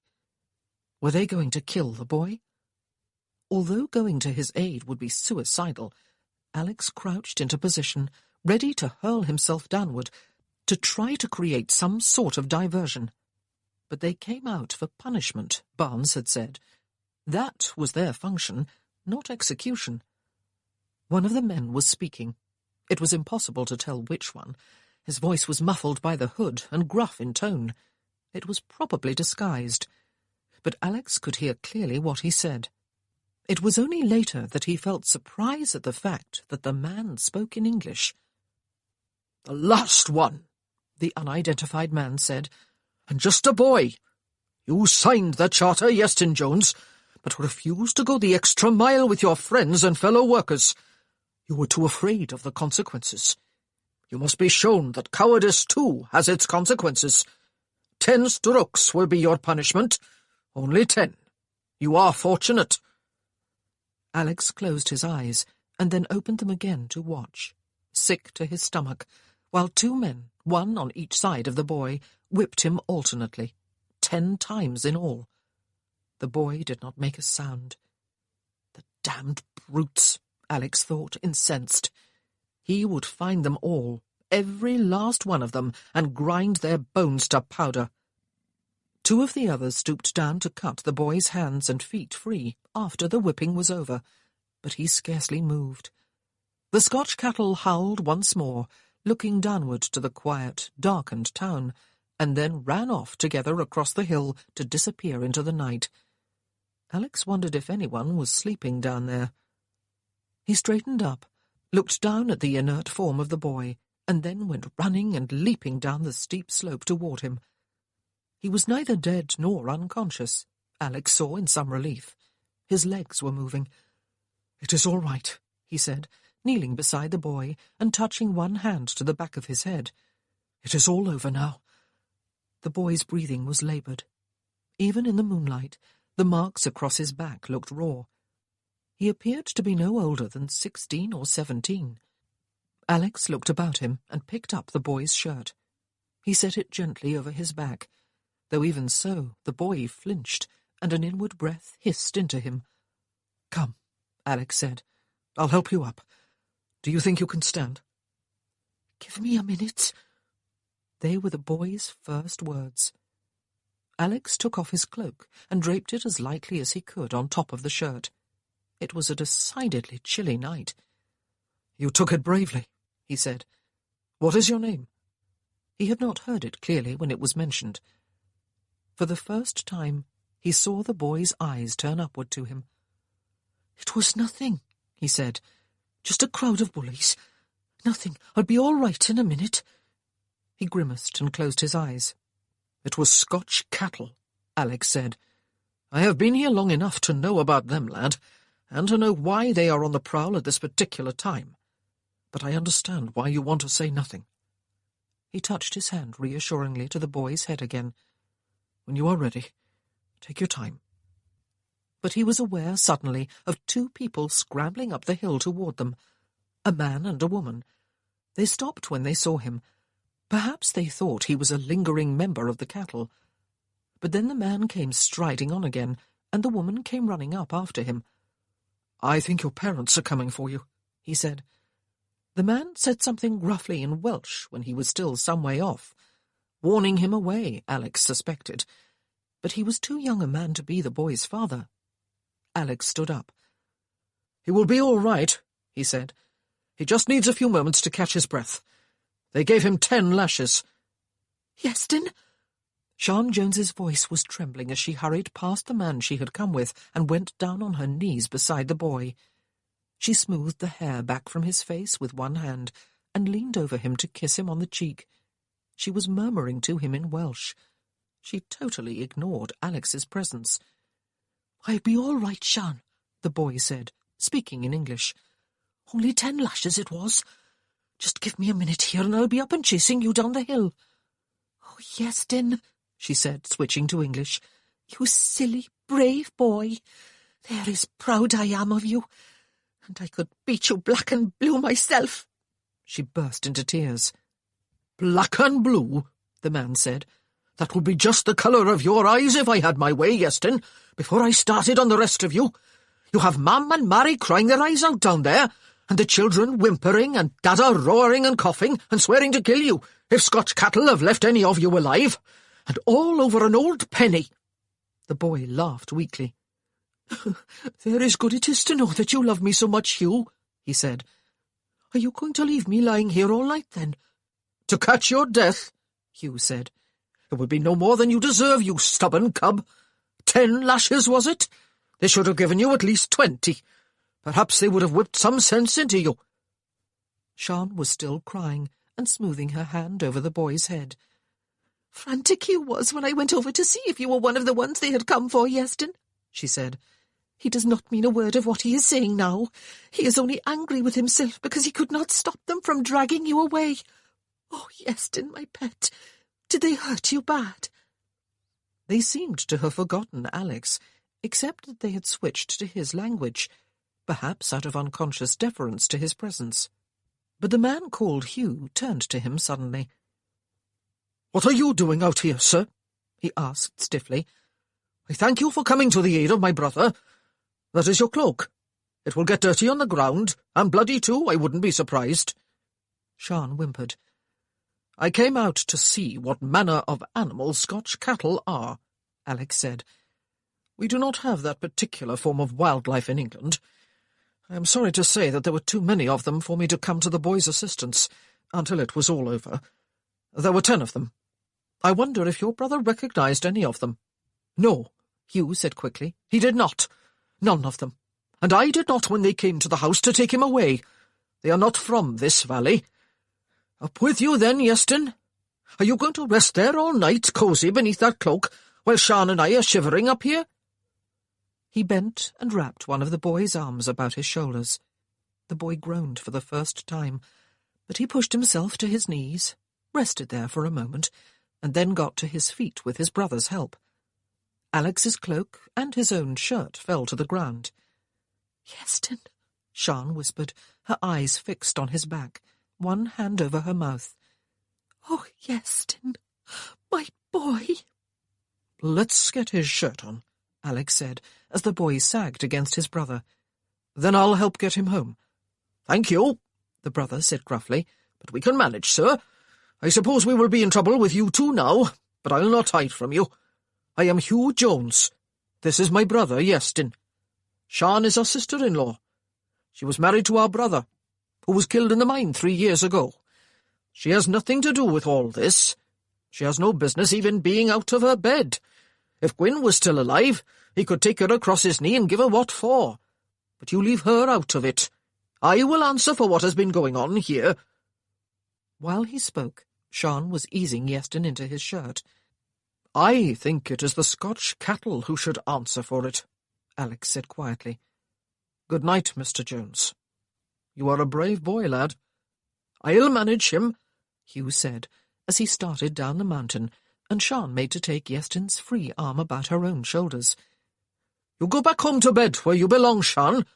I may warm your bottom with my own hand if I catch you doing anything so foolish again as coming out when Scotch cattle are about. You had better be sure to creep in without Emrys finding out you have been gone." His brother moaned again, as they continued on their way down. Sian stayed where she was. "He is right, you know," Alex said. "I had to take my courage in both hands to leave the safety of my home. But at least I have a man's fists with which to defend myself. Do you make a habit of doing this sort of thing?" She whirled on him. He guessed that she had forgotten about him again for the moment. "He is just a boy," she said fiercely. "An intelligent and sweet-natured boy with a conscience and a strong sense of what is right and what is wrong. He would not do what was against his conscience, even though they warned him the other night, and everyone knows what happens to those who ignore their warnings. I thought perhaps they would spare him because he is a boy, and his offence against them was not so very great. I begged Owen to intercede on his behalf. I begged—" "Owen," he said. Her face, distraught one moment, was blank the next. "Nothing," she said. "It does not matter." She turned to leave, but he caught at her arm and held it. "Your lover," he said. "He has influence with the Scotch cattle." Her eyes widened, and he glimpsed fear in them for a moment. "I have no lover," she said, "and I know no one who has influence with them. I know no one who knows any of them. No one knows who they are or where they come from." She shivered violently. She was not wearing her shawl tonight, he noticed for the first time, but only the thin, shabby dress that she was always wearing when he saw her. He picked up his cloak from the ground and threw it about her before she realized his intent. He gathered her to his side with one arm about her shoulders and held her there. "You will catch your death dressed like that on a night like this," he said. "Come along. I'll escort you most of the way home and see you safely there." Her teeth were chattering. He was aware of her body pressed to his side, her breast against his chest. Her leg brushed his own as they walked. He felt warm suddenly, despite the fact that he was not wearing his cloak. He had no idea what time it was. Well past midnight at a guess. "You are fond of the boy?" he asked. "How old is he?" 17, she said. "He was 12 when I married Gwyn. I loved him almost as if he was my own." "Where does he work?" he asked. "In the mine," she said, "just like his father and Hugh and Gwyn and me." "How did your husband die?" he asked. "A roof cave in," she said. "He was careless. It is quite common, you know." No, he did not. He knew nothing except for the fact that he had been glibly drawing income from Cwmbran for the 2 years since he had inherited it. "You were fond of him?"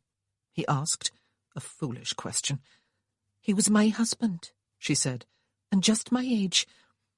You would not believe how pale a man can look when he is dead, even when his face is blackened with coal dust." She shivered again. "Pardon me," he said. "I know so little. I am learning, but with painful slowness. I am trying to learn." She looked up into his face with incredulity, curiosity. He could not read her expression, but he saw anew how very beautiful she was, and her face was only inches from his own. "Which is your house?" he asked. She pointed to a terrace of attached houses just below them. "The end one," she said. "I can go alone now. Thank you." She turned inward against him, as if to shrug free of the cloak, but his arm anchored it too firmly to her shoulders.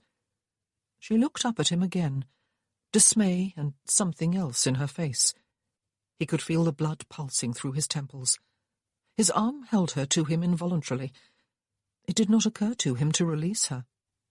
He touched the fingertips of his free hand to her cheek. "It was a severe beating," he said, "but he took it bravely, and has nothing to be ashamed of. Scotch cattle, I take it, are content with one punishment and do not press the point." "No," she swallowed. "Stay off the mountain when this sort of thing is going on," he said. "It is not safe for a woman. When men's passions run high, they are not always answerable for their actions." She stared mutely at him, and he realized that his words applied more to himself than to anyone else this night, and on the last night he had encountered her up here. "Thank you for going to help Yeastin," she whispered.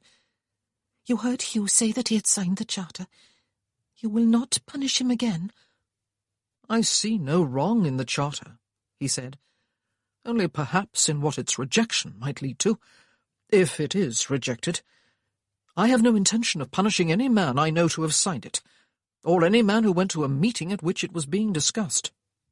"Then you are very different from Mr. Barnes and all the other owners," she said.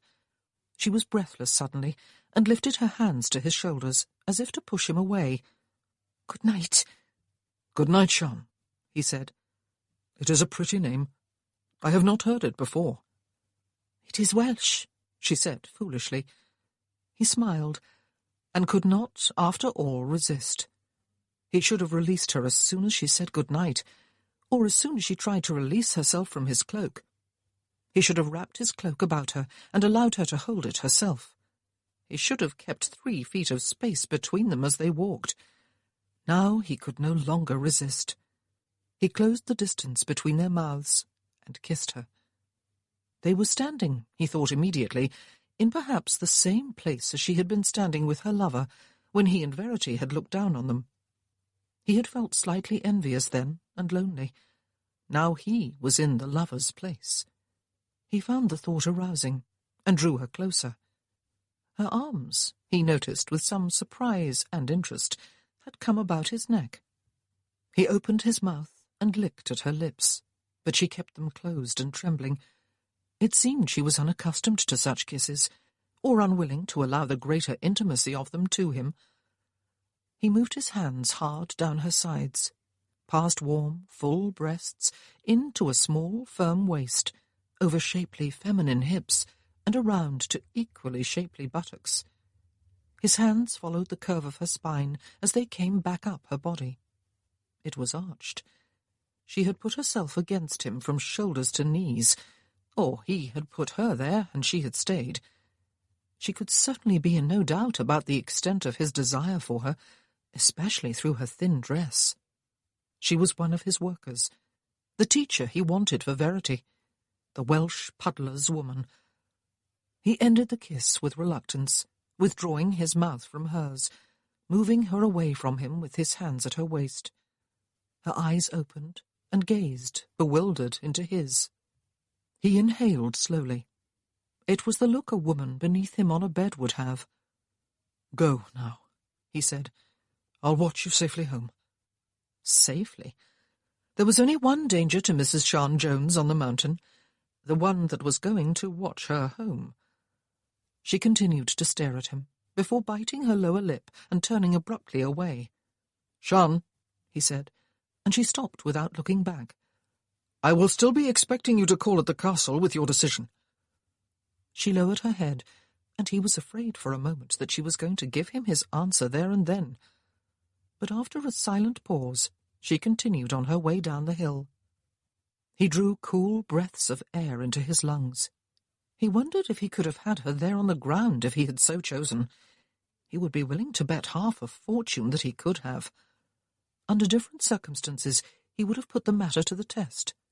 But under these particular circumstances, it had been impossible.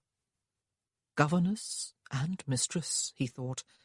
He wanted her as both.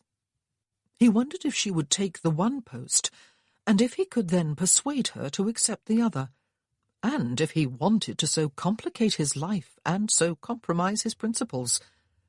He had always chosen his mistresses from outside the ranks of those dependent on him. But Sian Jones was uncommonly lovely and alluring.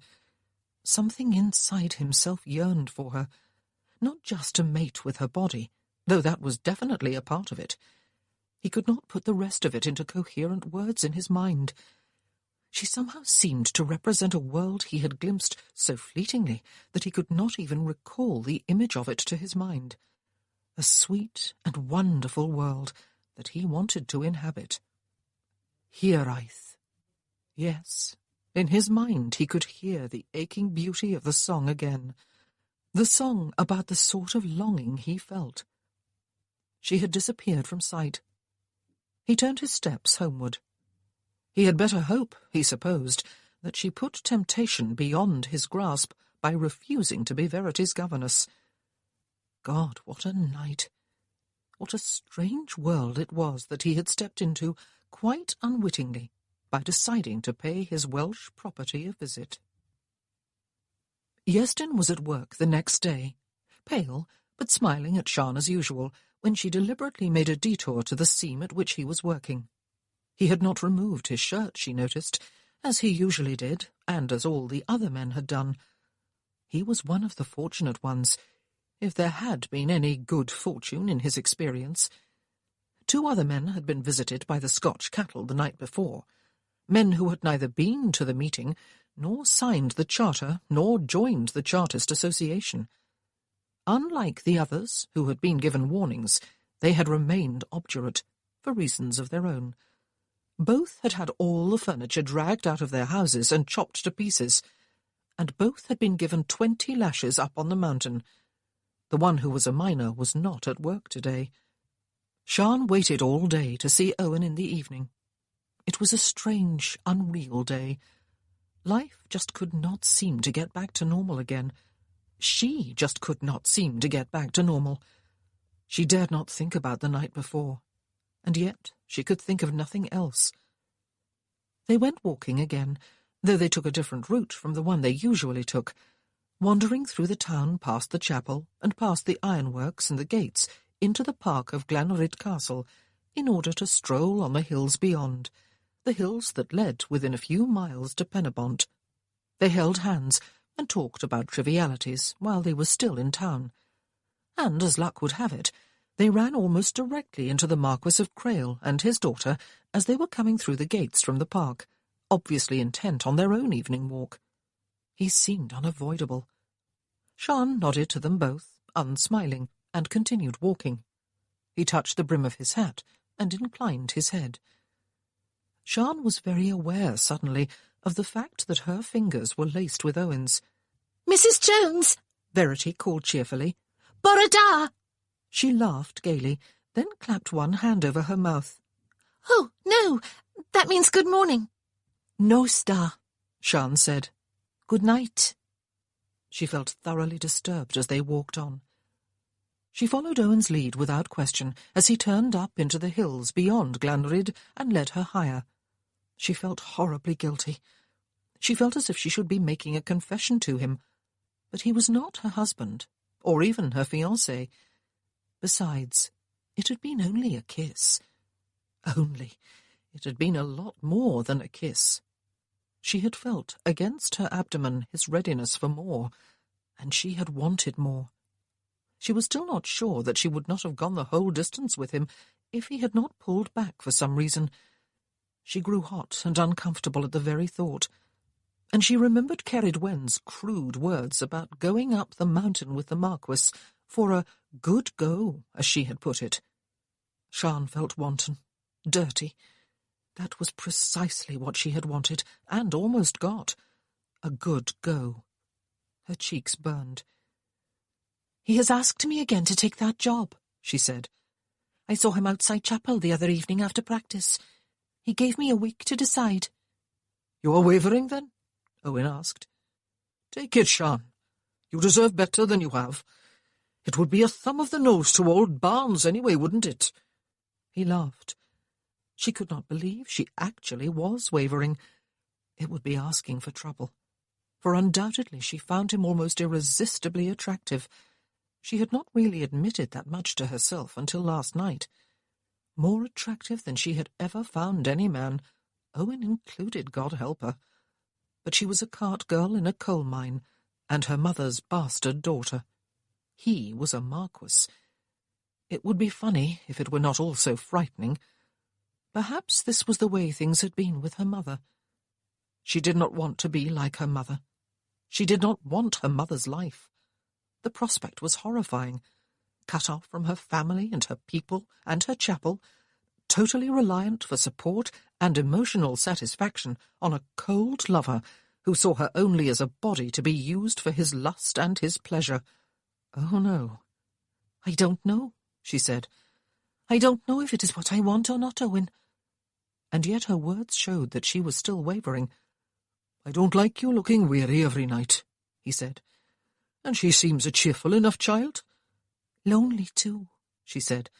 "I expect she is lonely. She is an only child, and she can hardly mingle with the children of Cumbran, can she?" "Not when she is his nibs brat," he said. "Do children who have everything feel lonely, Sian?" "Yes," she said with conviction. She had had almost everything she could possibly have needed as far as material possessions went. Sir John Fowler had been generous in that way, but she had had no friends with whom to play. She had been an outsider, as surely as Lady Verity Hyatt was. "They need the companionship of others as much as other children do, Owen. Things cannot take the place of people." "Well, then," he said, bringing them to a stop and drawing her down to sit beside him on the heather. "Take the job, Vach, and make her a little happier. And yourself, and me too. I'll be happier thinking of you there than down the mine." Would he, she wondered, if he knew why she really wanted to take the job? But that was not quite true either. She wanted to be Verity's governess. Yes, she did. It was the girl's father who made her hesitate. He was the reason she did not want to accept the job. He was the temptation. "Perhaps I will, then," she said, drawing her knees up and wrapping her arms about them.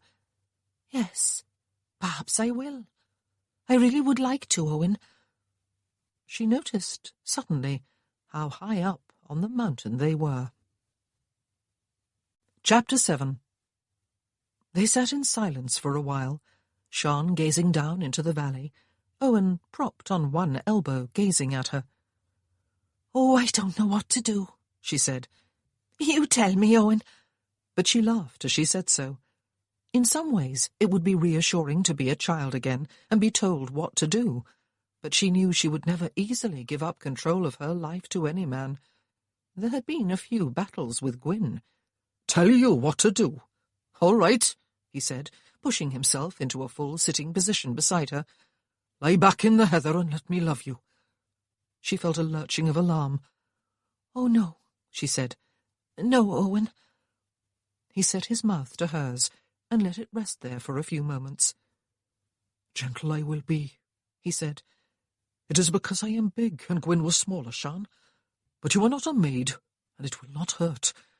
I will worship you with my body, Cariad." Cariad. Love. It was the first time he had used such an endearment, and she wanted it suddenly. She wanted something to block out last night's uncomfortable memories. Owen was her own kind, and she was fond of him.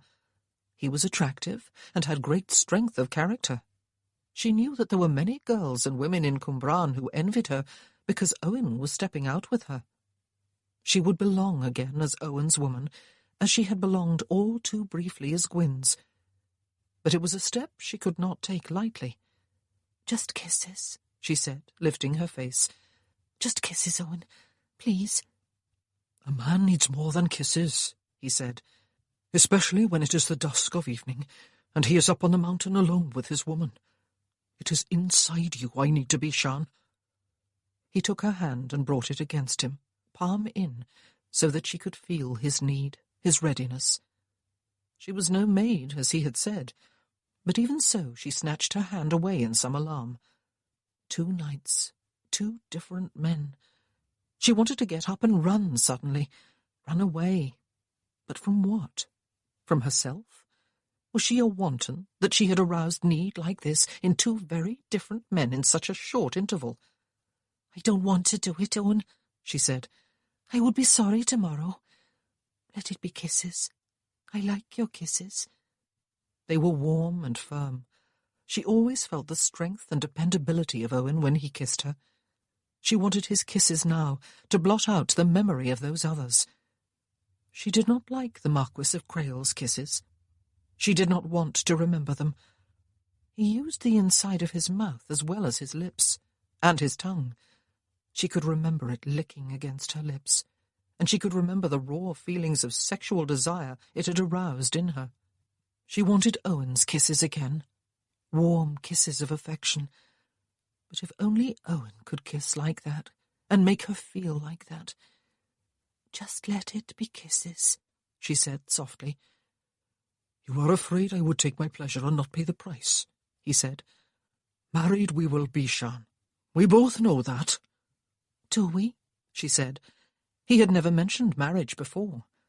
"I have been courting you since last winter," he said. "You started walking me home from chapel during the winter," she said. "Was that courting?" "You are a beautiful woman, Vach," he said. "Has any other man asked you to step out since last winter?" "No," she said. "Only you." "Last summer," he said, "they were about you like flies. Since winter they have known that they would face the fists of Owen Parry if they came near. They have known that we are courting." It was a pleasing idea. The idea that he considered she belonged to him, that everyone else believed it too, and the idea that he would protect her, with his fists if necessary, and yet it somehow made her feel like a piece of property to be guarded by force. What if she did not want to be Owen's woman? What if she wanted the attention of one of those other men, who apparently did not dare approach her now? "You would not really fight for me, would you?" she asked him. "I mean, if any other man asked me to step out." "I would," he said, tightening his arm about her.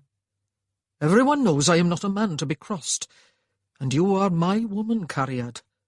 You will be my wife. Next summer, is it? In chapel, with all the valley in the pews?" It sounded almost as if she had no choice. What if she said no? But she had no wish to say no. She had had her eye on Owen Parry long before he had started walking home from chapel with her during the winter. "Owen," she said, resting her head against his shoulder, "I want more than anything to be like other women. I thought I was when I married Gwyn. Don't marry me, and then die as he did." "It takes a lot to put Owen Parry down," he said, chuckling. "Sian," he set his mouth against hers again, "let me in, Cariad.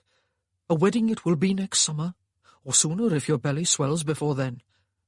Let me in. Under here, is it?" His hand slid up her leg beneath her skirt, from her ankle to her knee. It was a decision that must be made in a moment. She returned his kiss, holding his hand still on her knee with her own on the outside of her skirt.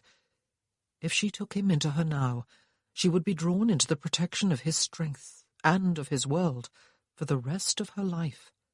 It was what she wanted more than anything. Or she could hold back, defer the decision for a while longer, I don't want to, she whispered. Owen, I don't want to. She was well aware that he might take no notice of her protest. If he did not, she would give in. She did not want the ugliness of rape between them. And part of her did want it, very badly. Part of her yearned to give herself over to his care. He flung himself away from her and got to his feet. He stood, staring down the valley toward Cwmbran. I'm sorry, she said, clasping her arms about her knees again.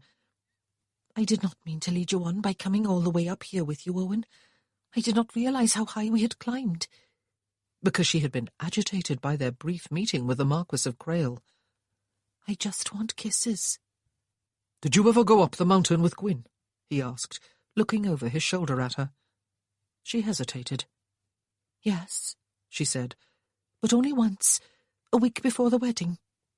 She had agreed to go because she did not want to have it for the first time on their wedding night in the small bedroom between his parents and Hugh and Mary's. She had wanted to be quite alone and private with him the first time. Owen looked back down the valley. It is because of your mother, he said. You do not give yourself easy, Sian Jones. Maybe it is what I have always liked most about you. That aloofness, that holding yourself dear. Though the part of me that is throbbing and in pain at this very moment does not like you particularly well. I'm sorry, she said. That holding yourself dear. She wondered what he would say if he knew about last night. She rested her forehead on her knees and closed her eyes. She did not want to think about last night. So am I, he said quietly. I can't kiss you yet, Sian. I can't touch you. Give me a few minutes.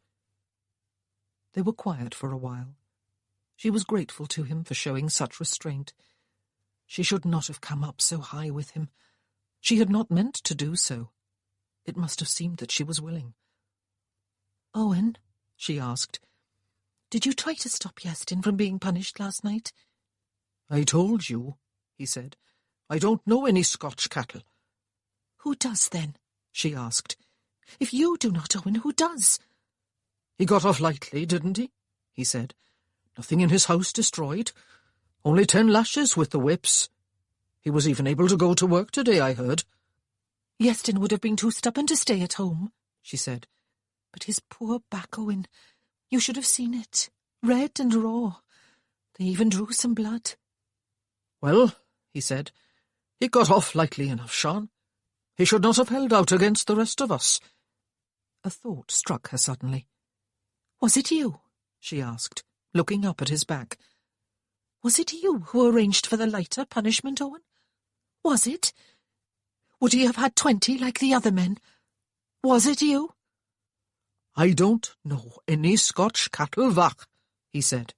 I have no influence. But she leapt to her feet and crossed the short distance between them to wrap her arms about his waist from behind and to rest her cheek against his shoulder. It was you, she said. You stopped them from destroying his mum and Dada's house, and you talked them out of whipping him too badly to go to work today. You did, didn't you? She heard him blowing out his breath. The less you know about such things, the better, Sian, he said. We will go back down, will we? It will be dark soon. Owen, she said, kissing the side of his neck. I love you. I love you. I love you. He turned and wrapped his arms tightly about her and kissed her hard. Do you want to get it after all? He said. Don't tempt fate. Down to Cwmbran we will go, and it will be to bed with you, alone at your granddad's. Hold hands, is it? He released her and held out a hand for hers. She took it and held it tightly. She smiled warmly at him. Thank you, Owen, she said, falling into step beside him. Thank you for doing that for me. I knew there was something you could do. You are wonderful.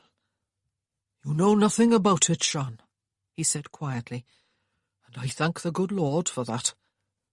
But I like to see you happy, Cariad. I do like that. It felt good suddenly to be Owen's Cariad. Alex had had news from London that was both disappointing and disturbing. The Charter, despite many thousands of signatures from all parts of the British Isles, had been rejected by Parliament. It had been inevitable, of course, when Parliament was controlled by all the largest land-owning families of the realm, who had a vested interest in keeping things the way they were. But although Alex was among the largest of those landowners, he had hoped that things would be otherwise. It was high time the masses of the British people had more say in how the country was run. He had been able to see that, especially since coming to Wales. But it had been rejected. His letters advised him to prepare for trouble. The industrial workers would not take the rejection lightly. Perhaps they would do no more than grumble. Perhaps they would do nothing more seditious than get together some other petition. Or perhaps they would strike and riot and cause all sorts of disruption in the quiet running of the country. Who knew with the ignorant masses?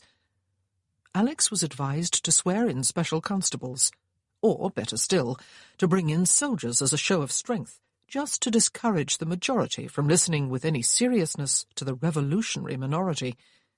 Britain did not want to invite anything like what had happened in France just 50 years before. Alex was a little worried. The Chartists he had encountered on the mountain had urged the men to join an association, in addition to signing the Charter, for just such a situation as this. What was the point of an association if the Charter was passed? The organisation was intended to prepare some action in the event of its being rejected, and it had appeared that almost every man of the valley had been at the meeting. The Chartists were prepared to enforce membership, and to punish severely those who held out against them. According to Barnes, there had been 2 other whippings up on the mountain the other night, apart from the one Alex had witnessed. Only 3 men had defied the order to join. It was a serious matter, and the men would not be happy at today's news, especially at a time when they had the other grievance over the drop in their wages. And yet the last thing Alex wanted to do was give a show of force himself, especially soldiers. He would bring soldiers in only as a very last resort.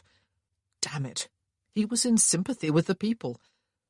He summoned Owen Parry to Glanryd Castle, the leader of the Chartist meeting, one of the puddlers at the ironworks, Sian Jones's lover. He was trying hard not to think of Sian Jones. He hoped she would not come back to the castle. When Owen Parry was shown into the library, it was obvious he had come straight from work, although his face and hands were clean.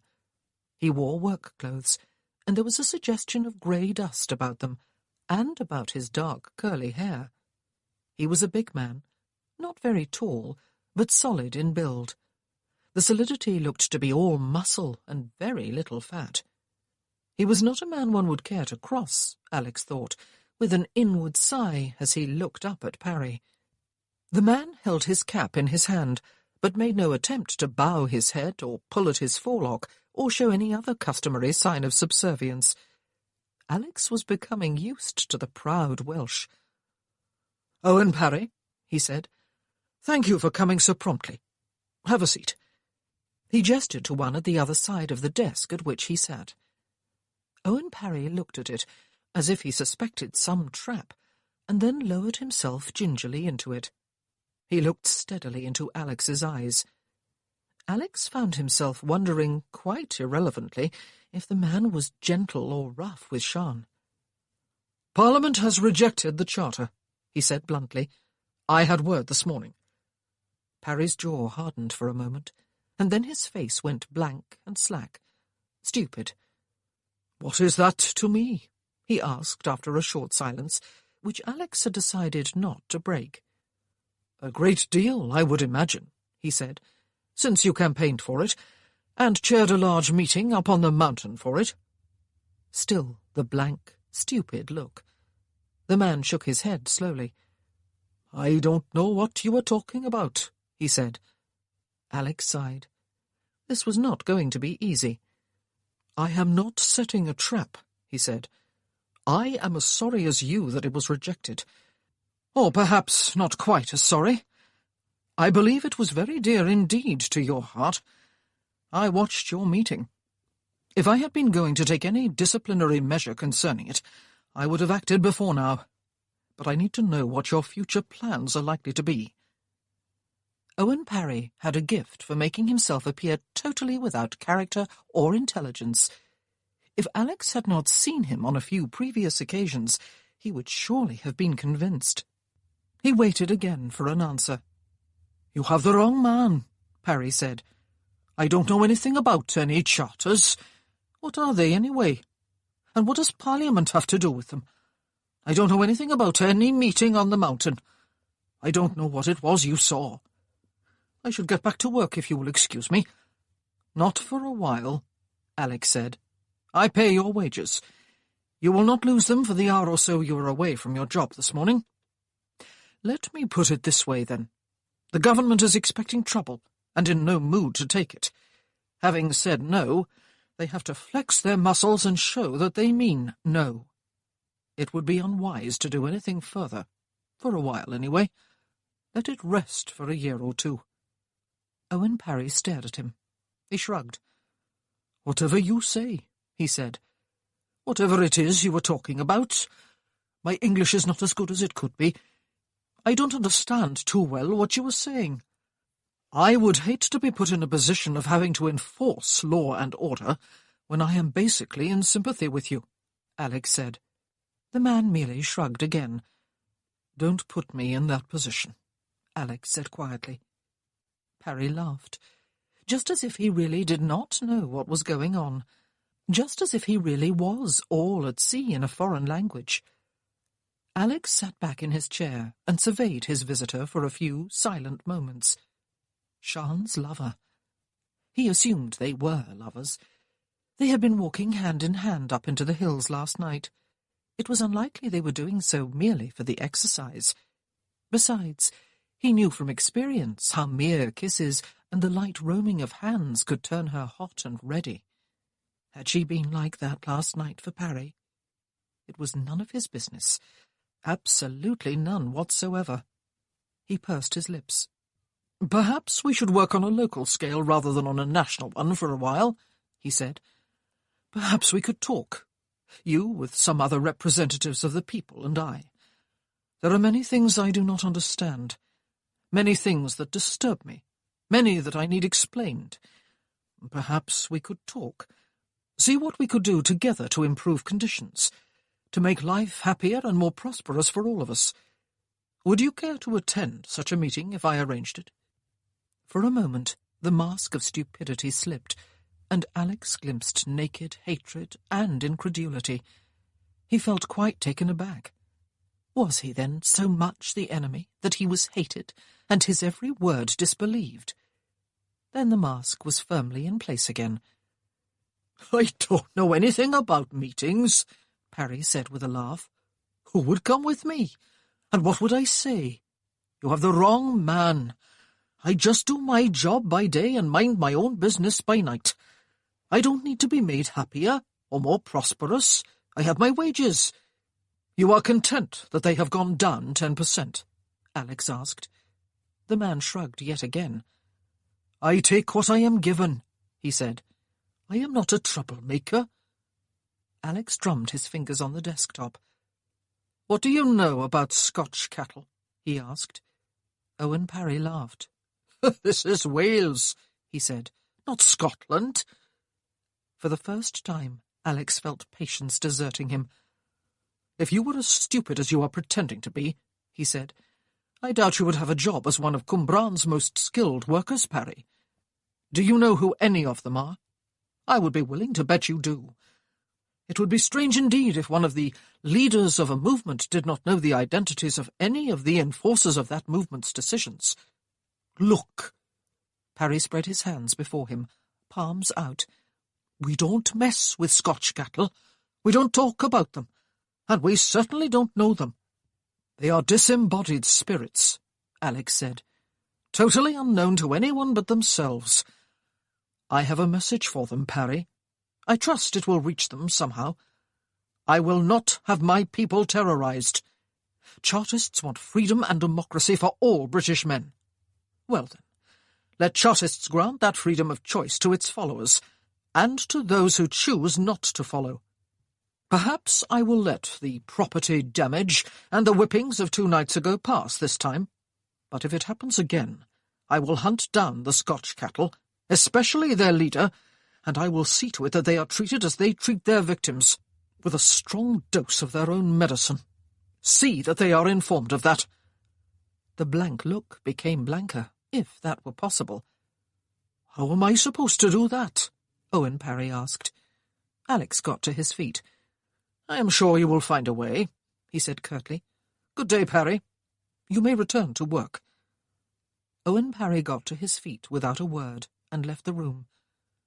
Alex felt the childish urge to pick up a book and hurl it after him.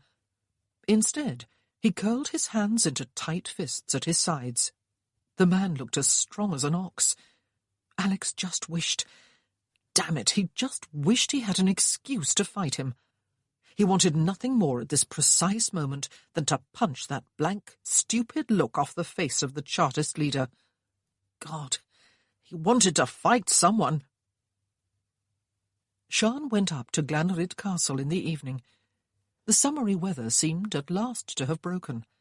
It was a cloudy, chilly evening, with a suggestion of rain in the air. But she had promised to go, and so she would do so. She still convinced herself, as she walked through town and past the ironworks, that she had not quite made up her mind. She had not even told Gran where she was going when she left the house. But deep down she knew that she had decided. She wanted the job badly. She hated the one she already had, and no telling herself that other women did it and had no choice, and that she wanted to be like other women could take away one iota of the hatred. There had been an accident during the day, a cave-in as usual. It was not fatal this time, or even very serious. One man had broken his arm, but Sian had been close when it had happened, and her heart had chilled to his single scream, and she had felt the paralysing terror that all miners felt at such moments, that the whole scene was going to come down on their heads and crush them, or bury them alive. She wanted to be Lady Verity Hyatt's governess. She liked teaching and was good at it. She taught at Sunday school. She liked children, and she liked cleanliness and fresh air and civilized living, though she felt almost guilty admitting as much. Only one thing made her seriously hesitate, and it was a big something. She found him so very handsome and attractive, as what woman would not, and she knew that she had attracted him, on a purely base and physical level. A man like him would not think twice about seducing a woman like herself. Sir John Fowler was such a man, and yet, to be fair, she had to admit, the Marquis had been the one to end their last embrace on the mountain. She had been witless with desire. It was a humiliating and rather frightening admission to make to herself. She would be playing with fire by taking a job in his home. She was shown into the same room as before in Glanryd Castle. It was a large, high-ceilinged square room, with an ornately painted ceiling and heavy framed portraits hanging on the walls. There was a carpet underfoot. She had once heard that there were 72 rooms inside this building, to house one man and his daughter. It seemed almost obscene. And then the door opened, and he stepped inside. She felt rather as if she had been punched in the stomach. He was so very immaculately and elegantly dressed, and so very blonde and handsome, and he looked so formal and remote, as if he could not possibly be the same man who had kissed her, and touched her, and desired her on the mountain. "Mrs. Jones," he said briskly, advancing into the room as someone closed the door behind him. "You did come. Good. What have you decided?" He had called her Sian on the mountain. He had obviously put the encounter behind him. This was a business meeting. His manner was totally impersonal. Well, then, she would act the same way. She looked him calmly in the eye. "I would like to give it a try," she said, "but on one condition." She had known all along that she could do it only on that one condition. "Oh?" He lifted one eyebrow and clasped his hands behind him. Those two gestures reminded her quite decisively of the fact that they were from two different worlds. He was utterly the autocrat, unaccustomed to having his will so much as questioned. "I will not live here," she said. "I will continue to live with my grandparents." He regarded her silently for a moment. From very blue eyes, beautiful, compelling eyes. She wished she had not come. She hoped he would be unable to accept her one condition. "I can see no serious objection to that," he said, "though I believe you would be more comfortable here." "No," she said quickly. "No, I would not." "Very well," he said. "You will start next week, at 9 o'clock on Monday morning. You will consider your other employment terminated as of this moment. I shall see to it that you are paid for the full week." She felt a rush of elation, and then a wave of panic. It all seemed so irrevocable suddenly, and she was still not sure she wanted to come. "How did it come about," he asked her, "that you were educated at a private school in England?" She had not prepared an answer to the question. She stared at him for a moment. "Someone paid for it," she said. "Oh?" Again there was that autocratic lifting of his eyebrows. She clamped her teeth together and stared back at him. "My curiosity is not to be satisfied," he said. "But your case is unusual, Mrs. Jones. Are not most people here illiterate?" The question angered her. It was the old English perception of the Welsh as barbarians. "Most people can at least read and write," she said. "They learn at Sunday school as children. Most people would like to learn more, but there are no schools, and no money to send their children to school elsewhere." "Except for that spent by your benefactor," he said. "Why did my question anger you? Is it a sore point with you that there are no schools?" "Perhaps some of the children would prefer an alternative to labouring in the works or the mine," she said. "Perhaps some of them would like to be clerks or lawyers or preachers." "I am new here," he said quietly. "Give me time, Sean." She flushed at his use of her name, and was aware for the first time that they were quite alone in the room. And what did he mean? Give him time for what? "How is the boy?" he asked. It was another reminder of their last encounter. She felt her flush deepen.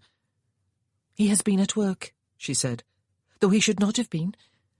"I suspect," he said, "that his slender, boyish form hides a great deal of courage and stubbornness. Why else would he not have paid his penny? There have been no repercussions, no other threats?" "No." She shook her head. "If there are," he said, looking at her very directly, "or to anyone else of your acquaintance, I would be grateful if you would let me know." No. Oh, no. She almost took a step back, but stood her ground. He was not going to be using her as a spy any more than Owen was. She was coming here to teach his daughter. He smiled suddenly. "You now look," he said, "exactly as your lover looked when I summoned him here this morning to question him about the Chartist movement and about the Scotch cattle. I could have sworn through most of our interview that there was no one at home behind his eyes. I am not the enemy, Sean, though I suppose I cannot expect you to believe that yet."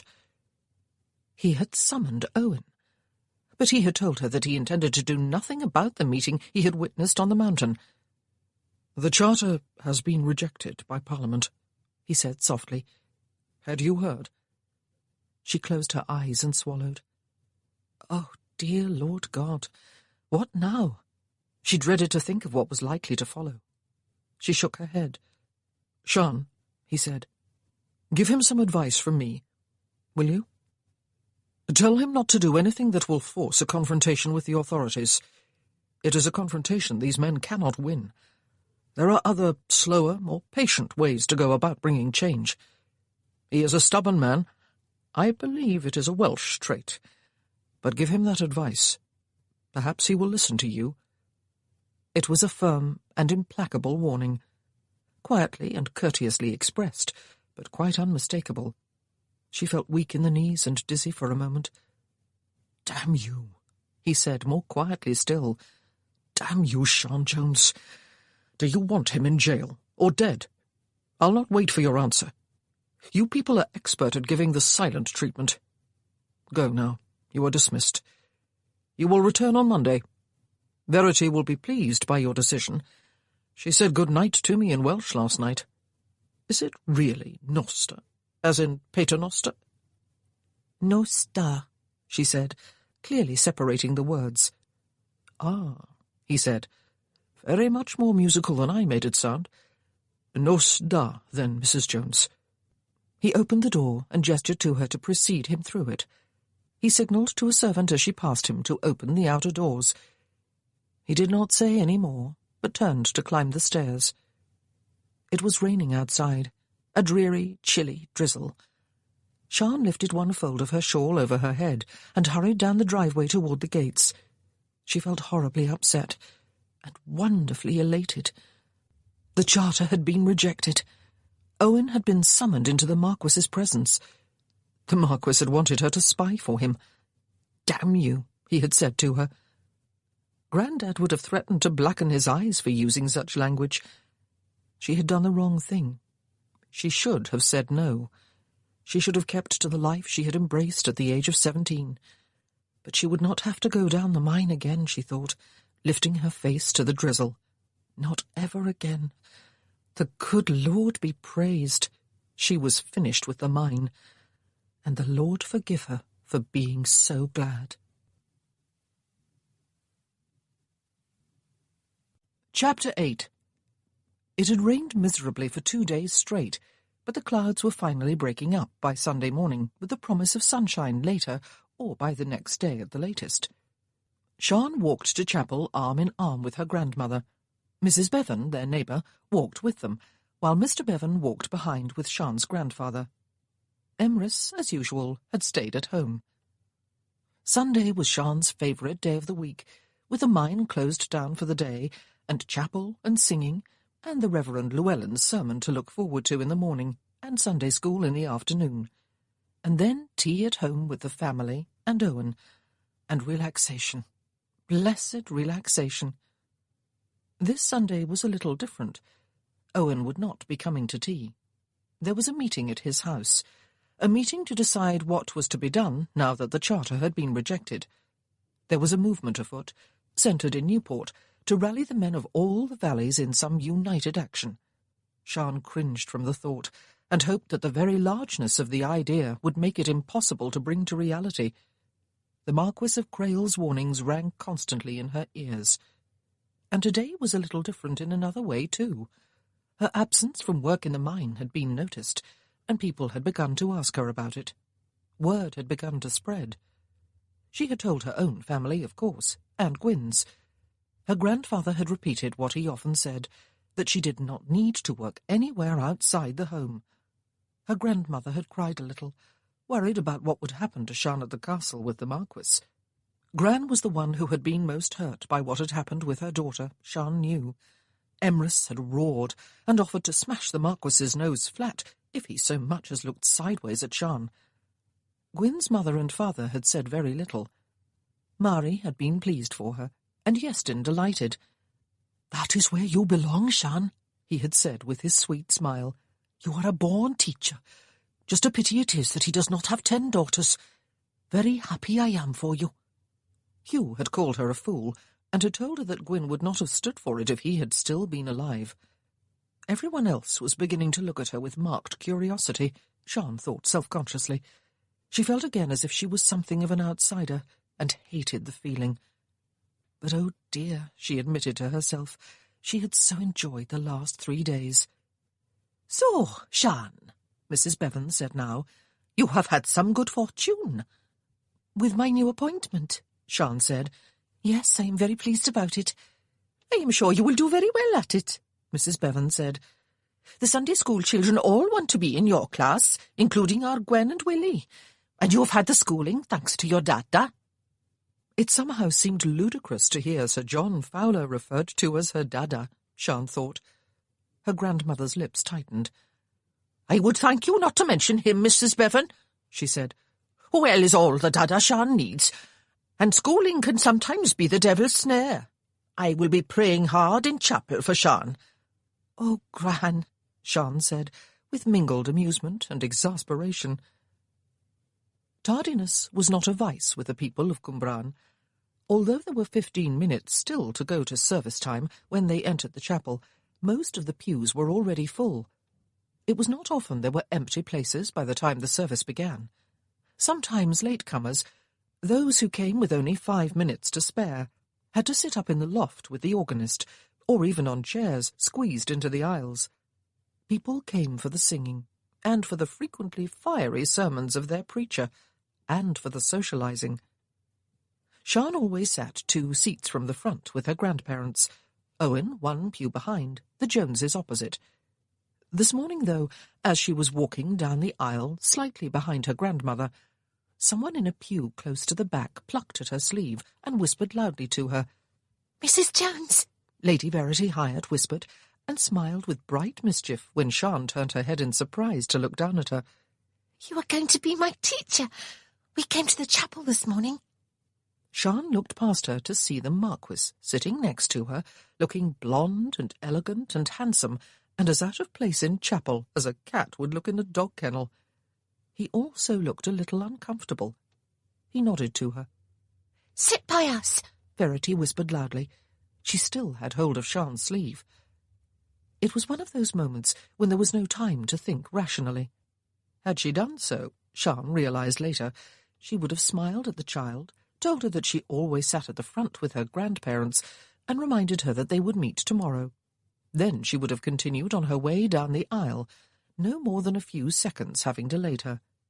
But there was no time for rational thought. She felt conspicuous. She felt as if everyone's eyes were on her, and knew she was not far wrong. She smiled and ducked down into the pew beside Lady Verity Hyatt. Verity wormed her hand into Sian's and smiled up at her. "I am glad you're going to be my governess," she whispered. "I can't wait until tomorrow. There is only 1 sleep left." "Hush, Verity." The Marquis bent his head close to the child's and spoke very quietly. "You know we are always as quiet as can be in church." "But this is chapel, Papa," she whispered. "There were only 7 people in our church last Sunday, Mrs. Jones, counting Papa and me. It was boring." She wrinkled her nose. "Shh." This time Verity looked somewhat apprehensively up at her father and hushed, though she did turn her head to smile at Sian again and shrug her shoulders. Sian guessed that for the child this visit to a Welsh chapel was the treat of the week.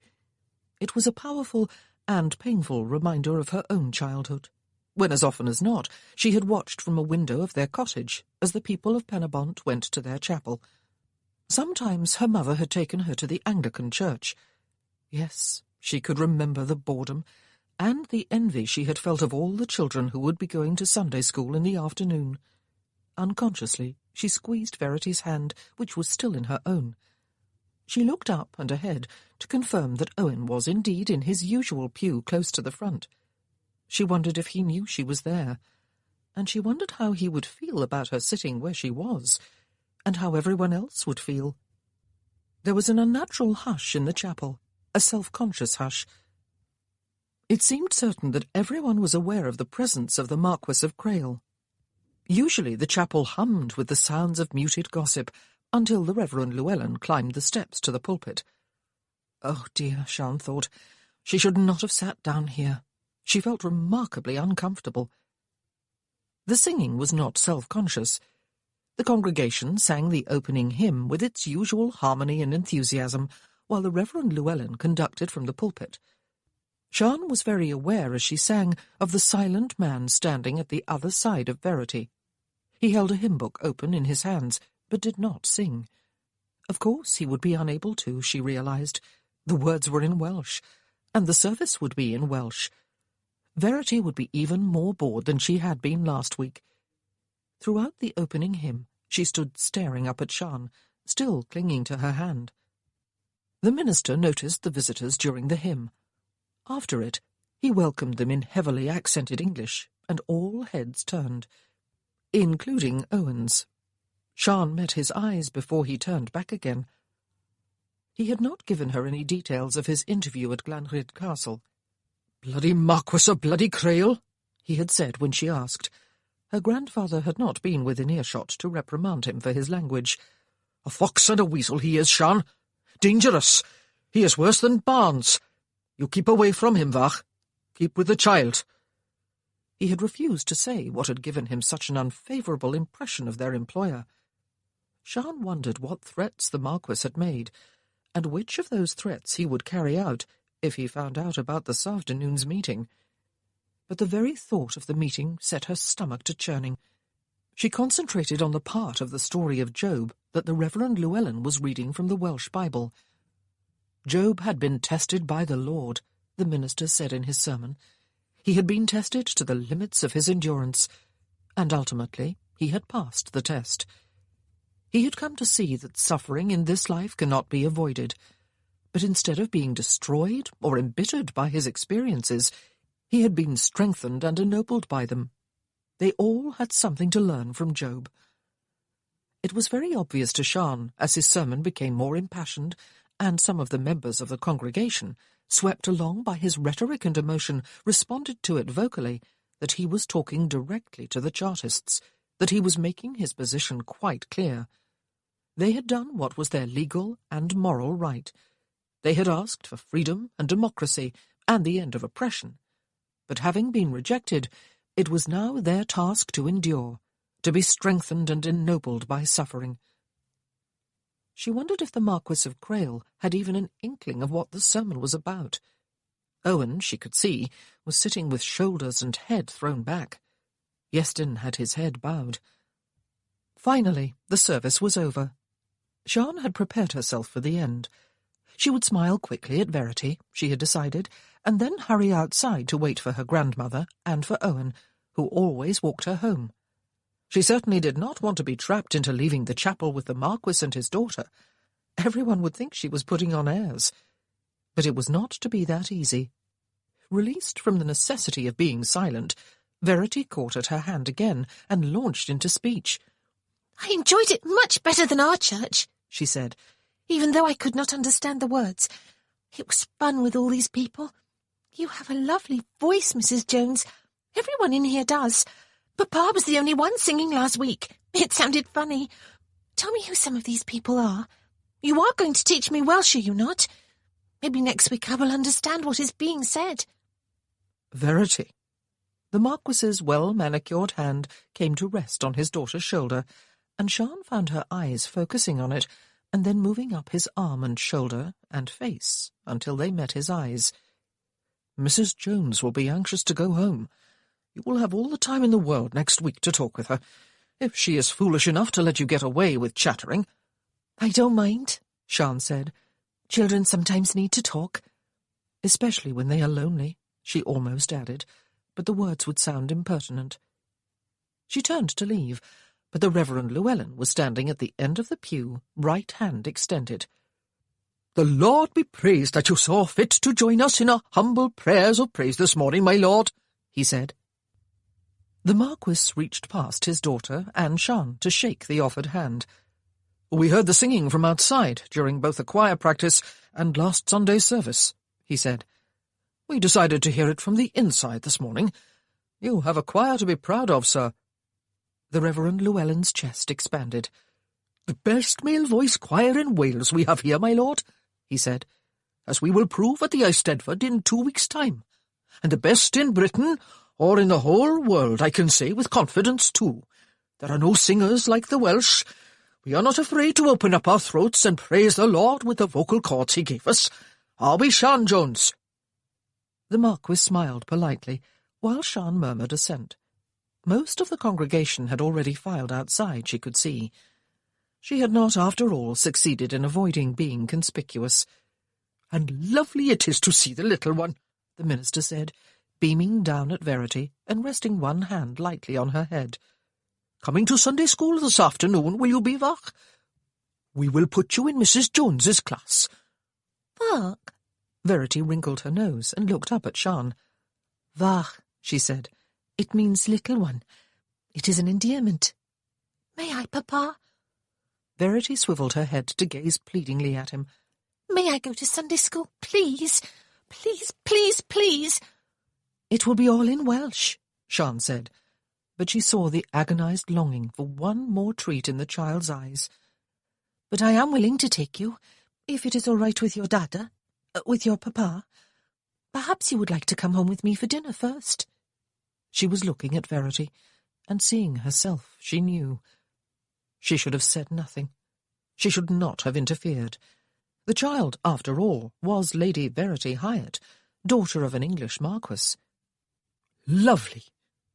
The minister rubbed his hands together, and then had his attention called elsewhere. The marquis looked down at his daughter, and then at Jean. "It will serve her right if she is horribly bored," he said, and then took Jean completely by surprise by grinning. He looked boyish and incredibly attractive when he did so. Something inside her did an uncomfortable somersault. "Will your grandmother mind?" "Not at all," Jean said, wondering how her grandmother would react. "Oh, please, please, please!" Verity was bouncing on the spot. "Very well," he said, looking down at her. "But behave yourself and watch your manners, and do as you are told. If you do not obey Mrs. Jones at all times, I will want to know the reason why afterward. Understood?" Verity's smile was radiant. "Yes, Papa." He bent down and kissed her upturned mouth. "Thank you," he said to Jean. "I hope she is no trouble. I will come to meet her after the school is over." She nodded. There was something curiously intimate, she thought, about standing thus with him in the now empty chapel, a child between them. She thought it might be possible to like the Marquis of Crail. She remembered suddenly seeing him kneeling beside Yeastin on the mountain, his hand resting reassuringly on her brother-in-law's head, his cloak spread over the boy to keep him warm. She remembered his offer to help Hugh take Yeastin back home, and his telling Yeastin that he was a brave lad. A fox and a weasel, Owen had called him. Perhaps she had better not fall too easily into the trap of liking the Marquis. He was, after all powerful in Cwmbran, and some people were hungrier this week than last, because the Marquis of Crail's first act after his arrival had been to cut wages. The street outside the chapel was far from empty. Almost the whole of the congregation gathered there every Sunday after service to talk and to gossip, and today, of course, they had the extra treat of watching Mrs. Sian Jones emerge a full 2 minutes after the last straggler, holding one hand of the Marquis of Crail's daughter while he held the other. Sian tried not to feel embarrassed. After all, she had freely taken the job of Verity's governess, and everyone must know about it by now. But she thought regretfully of all the efforts she had made during the past 8 years to fit in, to be part of the community that had spurned her mother, to belong so that she would no longer be lonely. She wondered if her insistence on living at home with Gran and Grandad would save her from being cut off, as she had been cut off throughout her childhood and girlhood. But it was too late for regrets now. She led Verity first to where her grandmother stood with a group of neighbours, and explained that the child would be coming home for dinner, and then she took her toward a group of men, all listening to something Owen was saying to them. He stopped talking and looked at her, unsmiling. She had a sudden, unreasoned fear that even Owen might turn against her. Unreasoned because he had urged her to take the job, and had been pleased when she decided to do so. But of course it was since then that he had called Verity's father the bloody Marquis of Bloody Crail. Her world would fall apart if she lost Owen, she thought. "Verity is coming for dinner at Gran's," she told him, "and then to Sunday school with me." He turned from his friends. "I thought perhaps you had not even noticed I was at chapel," he said in Welsh, before looking down at Verity and switching to English. "So, you are going to go to school today as well as all next week, are you, Vach? Hold hands then, is it?" Verity set her free hand in his and tripped along the street between him and Sian. "Bark means little one," she said. "Mrs. Jones told me. Chapel was fun. I'm going to meet other children at Sunday school. What is your name?" He was offended, Sian thought, because she had sat with Verity and the Marquis instead of in front of him, where he liked to look at her during the sermon, he had told her once, to make her laugh and blush. Again She felt that quiet, unfounded fear of losing him, of being isolated between two worlds again, as she had been for the first 17 years of her life. She wished, as she watched him talk with Verity, oh, she wished she had let him in when he had begged to be let in up on the mountain. She wished she belonged to him now, body and soul. She wanted him. She needed him. He was her rock and her anchor. Alex had no idea how long Sunday school lasted. It was something of a real school, he had gathered, in which children actually learned to read and write. The chances were, then, that it would last quite a while. He did not go to meet Verity too early, but even so, he paced up and down the pavement before the chapel for more than half an hour before the doors finally opened and children came rushing and whooping out. It disturbed him that they had only this small chance for schooling. There should be a school in the town, accessible to all children daily, just as there was on his estates in England. Perhaps some of these children would like to be clerks, or lawyers, or preachers, Sian had said to him. But he was given no time to brood on the matter. Sian Jones herself was coming out of the chapel, Verity holding her hand. His daughter whooped just like the other children when she saw him, and came hurtling toward him, talking as she came. "And they have a wooden settle that I sat on, and all the dishes set up on a dresser, and Mrs. Jones sleeps in the dearest little cupboard bed right in the kitchen. And Uncle Emrys, Mrs. Jones's Uncle Emrys, made me say good afternoon and thank you to him in Welsh, and then laughed at me. And Mrs. Rees, Mrs. Jones's grandmamma, scolded him, and she held the loaf of bread right up against her stomach as she sliced it, and—" He stooped down and swept her up into his arms, feeling a rush of almost painful love for her. She was still so young, so easily excited, so lonely. He should have married Lorraine, or someone else before now, and had more children. No child should be without brothers and sisters if it could be helped. "I hope you were a good girl," he said, "and remembered to say thank you to Mrs. Rees, either in English or in Welsh. Did you?" Sian was standing quietly a few feet away. "I shall say good day, then," she said. "I shall be at Glanryd Castle at 9 o'clock tomorrow morning." He spoke from impulse, and from a reluctance to turn away and lose sight of her until tomorrow morning. Tomorrow he would not even see much of her. He could hardly hang about in the nursery all day, and the sun had come out to make a rather pleasant day after all. "Come walking with us for a little while?" he asked, setting his daughter's feet back on the ground. "I thought we would walk along the valley and look at the river." "It is dirty," she said, "until you get past the houses and the mine." "Then we will walk past the houses and the mine," he said. "Will you join us?" He saw her hesitation, and compelled her shamelessly with his eyes to say yes. She nodded, and fell into step beside him. Verity, and about 6 feet of space between them. She was quite right. The river was very dirty and smelled unpleasant. "There are no waterworks in the town?" he asked, and realized, even as he did so, how strange it would seem that he had to ask her such a question. This was his property. It was something he should know. She laughed, a rather bitter and derisive sound. "No," she said. "It seems unhealthy that there are not," he said, frowning. "This is quite a sizable town." "There is no money for such an improvement," she said. "I heard somewhere that more children die in the valleys of South Wales than anywhere else in the country." He was appalled, and looked uneasily at the water, which was also quite obviously the town sewer. It all looked so very picturesque from up in the hills. But Verity wanted to tell him about the Sunday school, and he gratefully let go of the topic of the river. It was something, yet another thing, that he must look into at a more appropriate time, and with Barnes, just as was the matter of a school.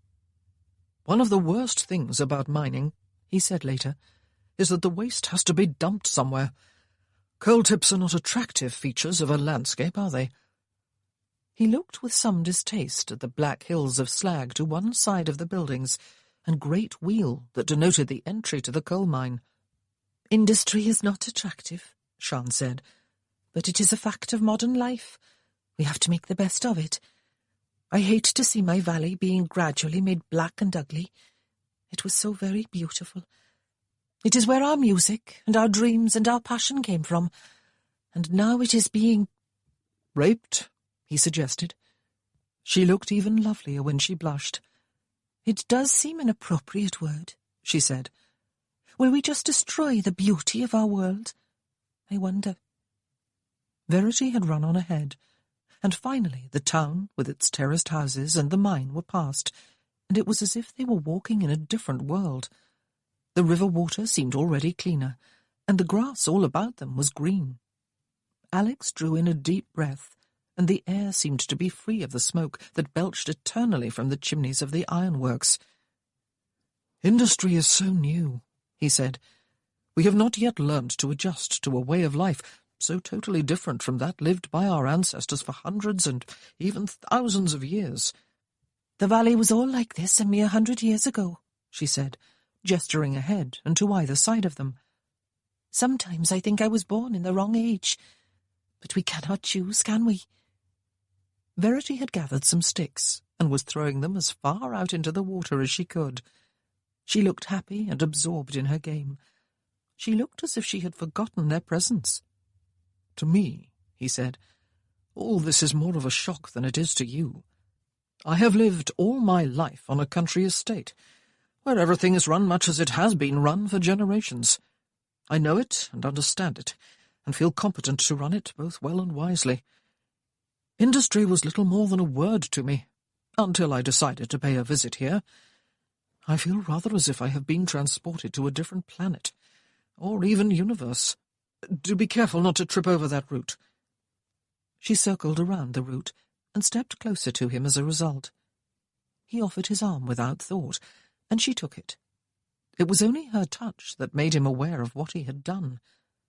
From the way she looked quickly up at him, and the way her arm suddenly stiffened, he guessed that she had had the same realization at the same moment. It would be very easy, he thought, to develop a friendship with this woman. He should not have offered his arm. It was not at all the thing. She was, after all, only his servant.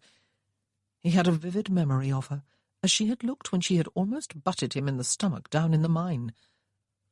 They strolled on together, arm in arm, neither one having the courage to arrange matters differently.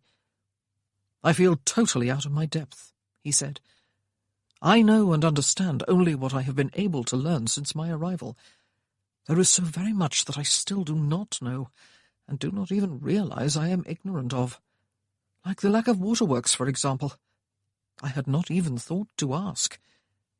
In the meanwhile, I have to defer to the superior knowledge and experience of my agent. He has, after all, run a prosperous business here for a dozen years." Was he trying to justify himself to this woman, he wondered? Was he trying to convince her that if there were things wrong at Cwmbran, and there was obviously an appalling number of things wrong, it was not really his fault? Of course it was his fault.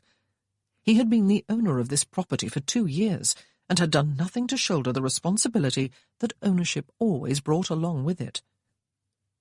"Prosperous, yes," she said quietly. "We are all marvellously wealthy.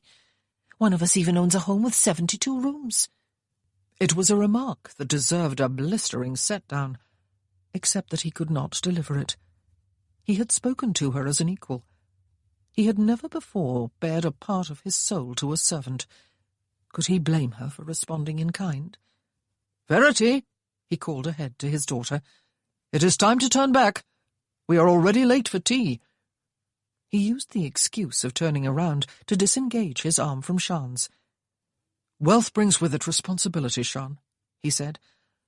"I am not convinced that abolishing wealth would solve anything.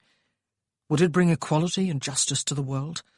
Ideally, it would, I suppose, but I do not believe that human nature will ever allow for the ideal.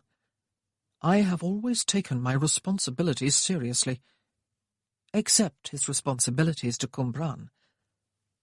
Verity had turned obediently back toward the town. She was taking little runs up the hill, and faster runs down again. She still seemed lost in her own child's world. "If you feel bitter about anything," he said to Sian, "then complain to me. Give me details, like the detail you gave me about the children dying. Tell me all the things that are wrong here.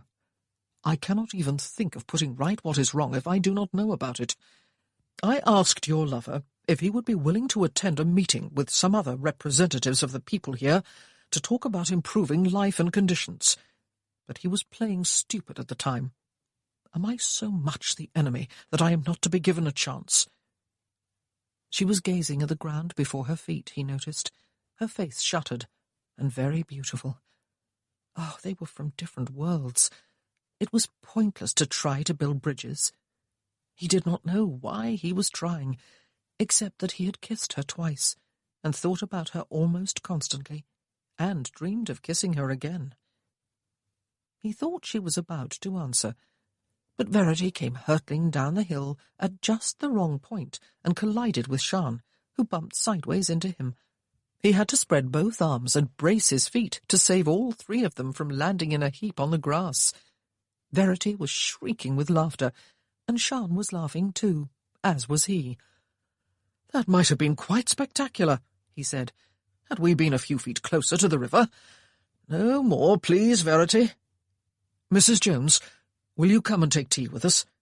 "No," she said quickly. "Thank you. My grandmother will already be wondering where I am." "I will not press the point, then," he said. "I believe Verity and I will take the hill route back to Glenrhyd. You will continue this way?" She nodded and smiled her farewell to Verity. "You are going to teach me and play with me tomorrow," Verity said. "It is going to be fun. Only one more sleep." And she bounded off up the hill. "I shall see you tomorrow," Alex said. Without thinking, he did what he very rarely did with any woman. He took Sian Jones's hand in his and raised it to his lips. She looked startled and blushed deeply, before turning sharply and continuing along the river path past the coal mine without saying another word. Looking after her, he felt a welling of loneliness that was becoming almost familiar to him. They were worlds and universes apart. The only way they could ever come together was physically, and he was not even sure of that. Not by any means sure. But it would not be enough anyway, he realized uneasily. He wanted her liking, her friendship, her respect. He wanted them to be able to meet on terms of equality. He wanted them to inhabit the same world. He sighed and set off upward in pursuit of his daughter. Chapter 9. Owen coaxed the fire in the grate back to life with a poker and set the kettle to boil. Sian took a seat by the table and watched him. It was not often Owen brought her to his own house, but the clouds had moved back over with evening, and it was trying to rain. "Just for a cup of tea, is it?" he had said, taking her arm and leading her toward the house. It was one of the few houses in the valley that had only one occupant. It was kept clean and neat, Sian saw, though there was a pile of unwashed dishes on one end of the table. Angharad came in twice a week to clean and tidy. Sometimes, when Sian had still been working in the mine, she had almost envied her friend her job, except that she could never have brought herself to go into Josiah Barnes's house. It was after Angharad had gone to work for him that she had stopped seeing Emrys, and that she had seemed almost embarrassed with Sian. This could be her home next summer, Sian thought. No, it would be her home. She had no doubts about marrying Owen. She wondered if she should get up and set out cups and saucers, but she left it to him to entertain her. She did not belong here yet. "How did the meeting go?" she asked. She was insatiably curious about such things, at the same time as she dreaded to find out that trouble was brewing. "Well," he said, "everyone was angry, of course, that the charter was rejected out of hand. What we were asking for was so reasonable, but no one was prepared to leave it at that. I was glad to find so much strong feeling and determination." He turned to the dresser and lifted down 2 clean cups. No saucers. Sian hid a smile. "What is going to happen, then?" she asked. "Not another petition, surely. Isn't it a waste of time, Owen?"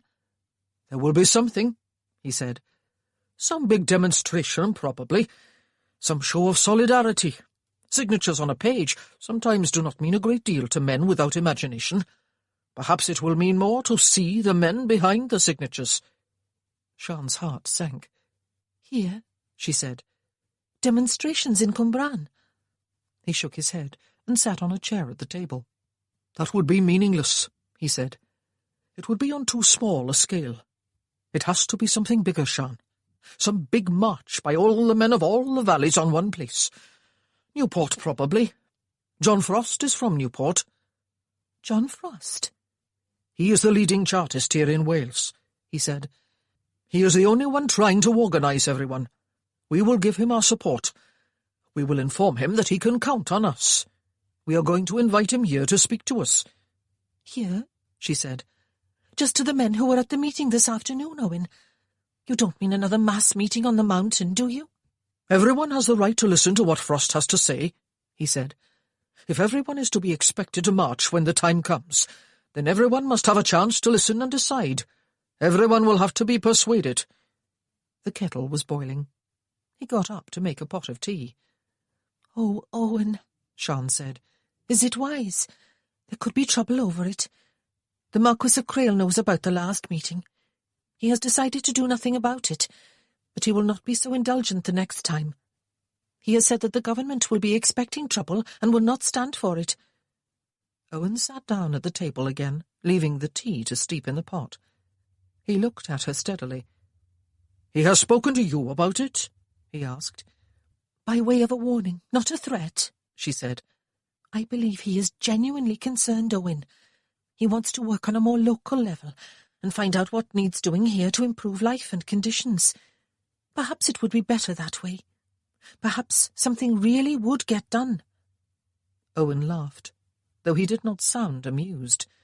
And you believed him, he said. I wondered why he suddenly decided to put in an appearance here, Sian, when we all know the opinion the bloody English have of the Welsh. Haven't you wondered?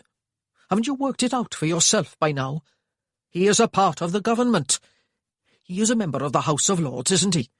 Parliament never had the smallest intention of discussing the Charter and perhaps passing it into law. Crail came here to keep us in line, Sian, to show muscle, to confuse us and quieten us down if he can. We are only the ignorant, barbaric Welsh, after all. He came to squash us if we will not be quietened. He's a bloody snake. You had better not listen to a word he has to say. Sian felt shaken. Was it true? It sounded so very reasonable. He seemed genuinely concerned, she said, about the fact that there are no waterworks in town, about the large number of children who die here. And when did he express this concern? He was looking closely at her. She flushed. After Sunday school, she said. He and his daughter asked me to take a stroll beside the river with them. He was quiet for a while, before getting up once more to pour the tea. It was almost black, Sian saw. He had used far too much tea. But perhaps he liked it that way. It was something she must remember. She found the silence uncomfortable. She felt guilty for agreeing to take that walk, though it had been quite innocent, with Verity present. And they came to chapel this morning and you sat with them, Owen said at last.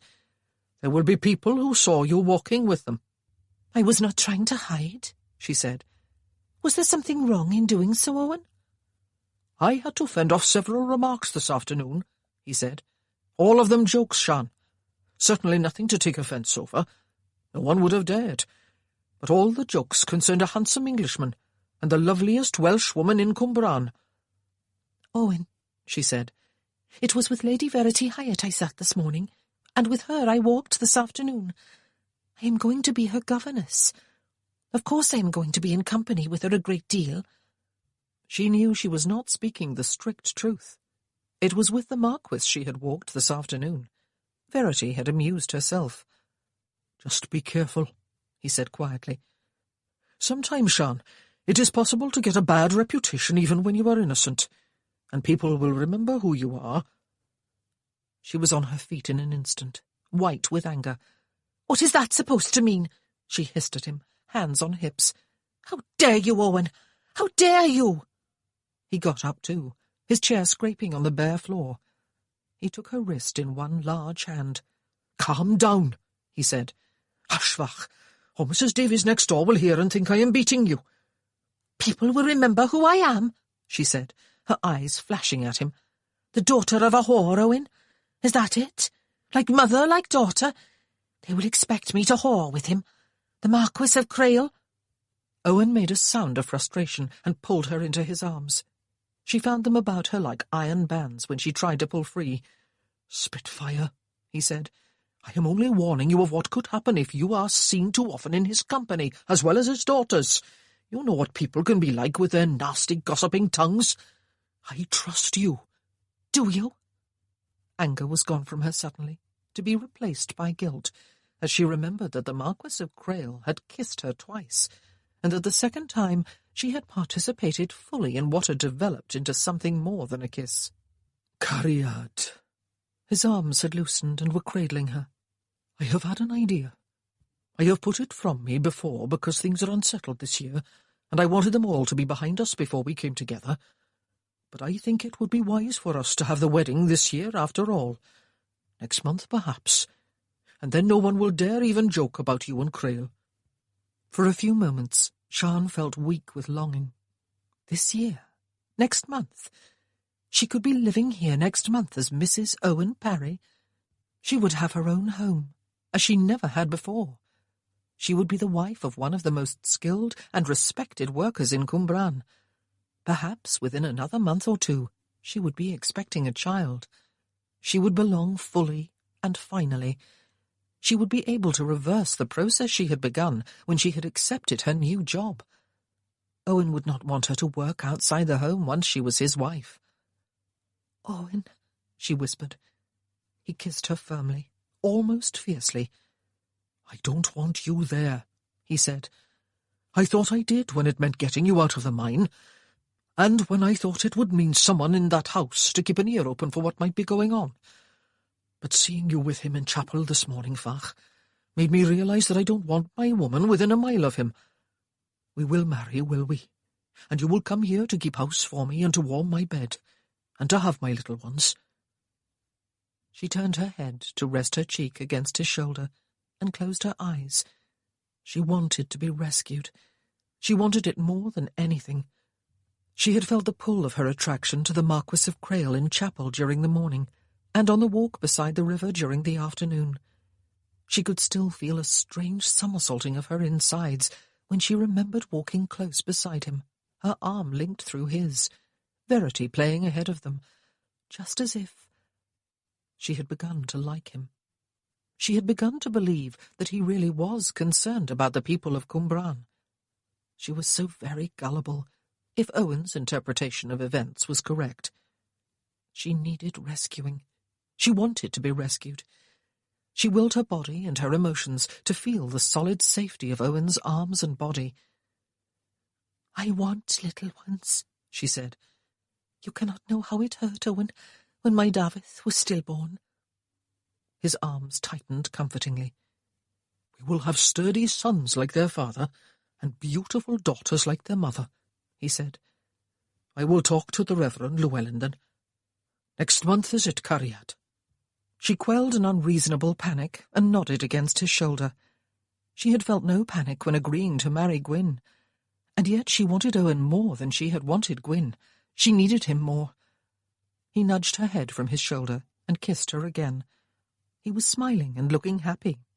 Sian felt panic once more, and guilt once more. His kisses did not ignite her as the Marquis's had done. She was agreeing to marry him as a type of escape, she thought, and yet that was not so either. She loved Owen. She had had her eye on him, and had begun stepping out with him, and had hoped for marriage with him long before the Marquis of Crail had taken up residence at Glanryd Castle. "Come upstairs with me," Owen said, and she realized with a jolt of surprise as she listened to his husky voice and looked into his heavy-lidded eyes that he was aroused. "We will make love in bed, will we, Cariad? Where you will lie every night as my wife, where I will put our little ones in you, where they will be born. We will make love there now to seal what we have agreed to this evening." She gazed back into his eyes. Yes, an insistent voice in her head urged her. Do it. It will be good. With Owen it will be good. It would make her safe. She would belong to him, and it was something she both wanted and needed. It had been almost 3 years, all that time without what Gwyn had given her almost nightly. She had liked it. It had made her enjoy her womanhood. "Cariad," Owen said, "I am on fire for you." "I could not face Gran and Grandad, or the Reverend Llewellyn without news, Owen," she said, "if I had already lain with you." They were foolish words, and surprised even her. "They will be pleased, I think. They will expect us to remain pure." He held her for a few moments longer, and then surprisingly chuckled and let her go. He seated himself at the table again and picked up his cup. "There is a good chapel woman you are, Sian Jones," he said. "It is like trying to storm a fortress with you, isn't it? Drink your tea before it gets cold. I will take you home as soon as you are finished. Expect punishment on our wedding night, though, girl. I will keep you awake and hard at it all night. It is a promise." He grinned at her. Sian blushed. "Thank you, Owen," she said, weak with relief, dismayed at her own inability to save herself from she knew not what. "You are a gentleman." "I will ask you to repeat that," he said, "the morning after our wedding, if you are not too exhausted to speak, that is." She gulped down her tea without sitting down again. She took her shawl from behind the door and wrapped it up over her head and about her shoulders, though she could see through the window that the rain had come to nothing. "Owen," she said, her back to him, "I want to belong to you more than I have ever wanted anything in my life." Her words were passionate, almost desperate, as if she was trying to convince herself. She felt his knuckles brush the back of her neck through the shawl. He opened the door and took her arm through his as they stepped outside. "Wach," he said, covering her hand with his. "Be careful. I am happy for you that tomorrow you will go to work that is not dirty and will not exhaust you. But stay away from him if you can, and don't listen to anything he will say to you. He is the enemy. It is as simple as that. Remember that the man who pretends to want to help us has already lowered our wages." "I am unlikely to see him at all," she said. "I am to teach his daughter, Owen. I will be just a lowly servant." "And say nothing to him," he said. "Nothing at all, do you hear me? He will try to worm things out of you that he will turn back against us if he can. Not a whisper about this afternoon's meeting, or about John Frost, or the demonstration. Very angry I will be if you betray us." She shot him a look of indignation. "Was that necessary?" she asked. "What do you think I am, Owen?" He patted her hand. "I am sorry," he said. "But there was one man at the meeting this afternoon, and others who murmured agreement, who suggested that I tell you nothing, since you will be going into the lion's den every day. You cannot tell what you do not know," he said. "I have paid you the compliment of trusting you, Sian." She did not know whether to be pleased that he had done so, or offended that he had even had to make a decision to do so. Alex had told himself a dozen times that he would not meet her personally when she arrived on Monday morning to begin teaching Verity. It was quite unnecessary. It would be far more appropriate if Miss Haines met her and took her up to the nursery. He could find out later what planned course of study she had. But of course, when the time came, he could not resist. He was finding her altogether too attractive for his own good. It was time, he thought, that he went visiting Fowler again, and had another look at Miss Tess Fowler, though the idea was far from appealing. It was time, then, to arrange a meeting with the other owners he had heard about but not met. Perhaps they had some daughters, or at least some women of his own class, with whom he could make social contact. Loneliness was doing alarming things to his common sense and self-control. It was the first time he had seen her with her hair up. She looked very brisk and businesslike as he came down the stairs, and quite as lovely as always. She was wearing the same dress as she had worn yesterday. He guessed it was her best dress. He had only ever seen her in one of 2 dresses, if he did not count the work clothes she had been wearing in the mine. It struck him suddenly that perhaps she owned no more than the 2 dresses. "Good morning, Mrs. Jones," he said when she looked up, suddenly aware of his descent of the stairs. He recalled that he had dreamed of her the night before. She had been lying on green grass beside a clean, fast-flowing river, smiling up at him as he leaned over her. The dream had disintegrated, or he had woken up, before he had had a chance to touch her. Dreams always seemed to deprive a person of fulfillment. "Good morning," she said. He wondered if she would ever call him by any name or title. If he were worth his salt, he would establish certain ground rules with her from this moment. She should call him Sir, even if she could not get her tongue around "my lord." It was a simple courtesy expected of a servant. She had called him Alex in his dream, he remembered suddenly. "Alex," she had murmured, reaching up her arms to him in warm invitation. Even her lilting accent had been there in his dream. "I'll take you up to Verity," he said with stiff dignity, lest she see into his thoughts. "She found it difficult to settle to sleep last night. One would have thought today was Christmas Day." "Oh dear," she said, as she fell into step beside him to climb the stairs. "There are some books," he said. "A few that my mother-in-law bought for Verity, some that I had as a boy.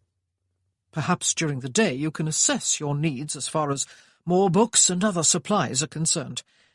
Perhaps also you can make some plan for a course of studies. She is very eager to learn your language, but that, of course, must be considered secondary to all else. Perhaps it can be taught during walks and play rather than in a formal manner." "Yes," she said. "It will be more easily learned that way." He spoke on the spur of the moment. "You will take tea with me in the drawing-room at 4, he said. "At that time you can present me with a list of your needs and an outline of your plans. For today, Verity will take tea in the nursery." "Very well," Sian said, pausing outside the nursery door, to which he had guided her. He reached across her to open the door, looking down at her as he did so. It was a mistake. She was looking back, her grey eyes quite calm and steady, but they were only inches from his own. She smelled quite unmistakably of soap. For a moment it seemed more enticing to him than any of the costly perfumes he had ever bought for his wife or a mistress. He opened the door hastily and drew back. He had almost, he realized with an inward shudder, closed the gap between their mouths and kissed her. At 9 o'clock in the morning outside his daughter's nursery, and though she had stood quite impassive, he had felt something flash between them, just as he had on almost every other occasion when he had encountered her. He wished suddenly that he had not employed her to teach Verity, and that they were not living in such a small, closed community. His desire for Mrs. Sian Jones was becoming quite a persistent need. Verity was standing just inside the door, obviously expecting their arrival. She looked flushed and excited. "Bore da, Mrs. Jones," she said, and giggled. "I have books, but I can read them already. My grandmamma taught me. I am going to show you all my toys. I want you to take me walking in the hills today. I want to climb right to the top and see what is on the other side. Verity," Alex said firmly, "Mrs. Jones is your new teacher. She will decide what you need and what you are to do. Any arguments, and I shall be interested to hear about them and discuss them with you later. Is that understood?" She smiled sunnily. "Yes, Papa," she said. "But Sian held out a hand and took one of Verity's. "I would love to see your books and toys first," she said. "Then together we will decide how to spend the rest of the day, shall we? The walk will be for this afternoon, I think, but it is a very stiff climb to the top." Alex, apparently forgotten, stood in the doorway watching for a minute or two, while his daughter lifted her favourite doll carefully from its crib and laid it in her teacher's arms. Sian rocked it and cooed to it, so that for a moment it seemed almost like a real baby, and she its mother. Alex left the room, closing the door quietly behind him. He had a busy day planned with Josiah Barnes. It was high time he got started on it. 4 o'clock seemed very far distant. It was a busy day.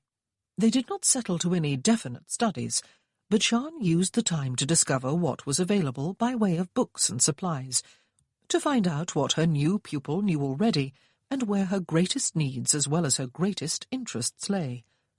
In some ways, Lady Verity was going to be an easy pupil. She was eager and energetic, and she seemed to like her new governess. There was none of the sullenness one might expect to find in such a situation. In other ways, she might not prove easy to teach. She was a stubborn child who would want to do only what she wanted to do. The trick, Sian realized, before the day was over, would be to make her want to learn what she ought to learn. They took the promised walk up the hill, outside the castle park after luncheon. And of course, Sian had underestimated Verity's energy. She bounded up the slope like a mountain goat, and was not satisfied until she was at the top and could look down into the next valley. "Oh, look!" she said, pointing. "It is just like ours. A river and a town and houses along the sides of the river like a snake."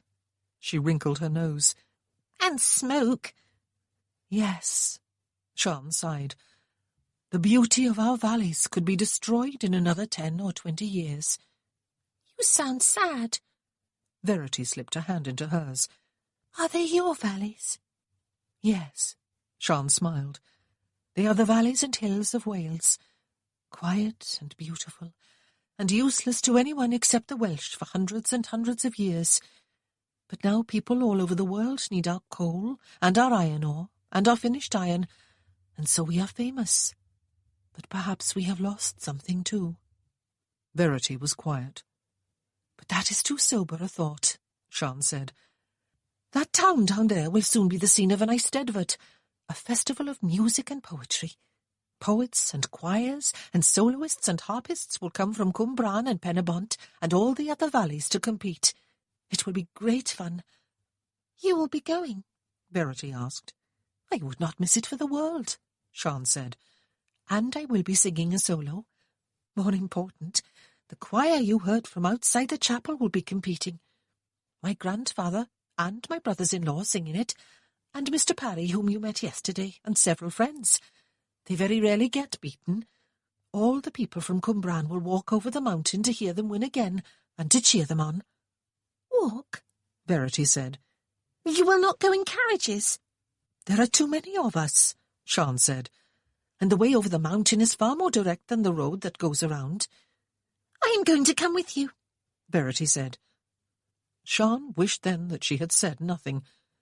"It would be lovely," she said, "but I don't think your father will be willing. It is a very Welsh event. The English usually stay away." "I'll persuade him," Verity said confidently. "You did not teach me any Welsh on the way up. Teach me some now." Sian pointed out various objects and gave them their Welsh names. Verity repeated the words until Sian was satisfied with her pronunciation. They both laughed a great deal over the LL sound peculiar to the Welsh language. But soon enough the eternal attraction to a child of a downward slope took Verity's attention, and she released Sian's hand in order to rush down the hill, whooping with glee.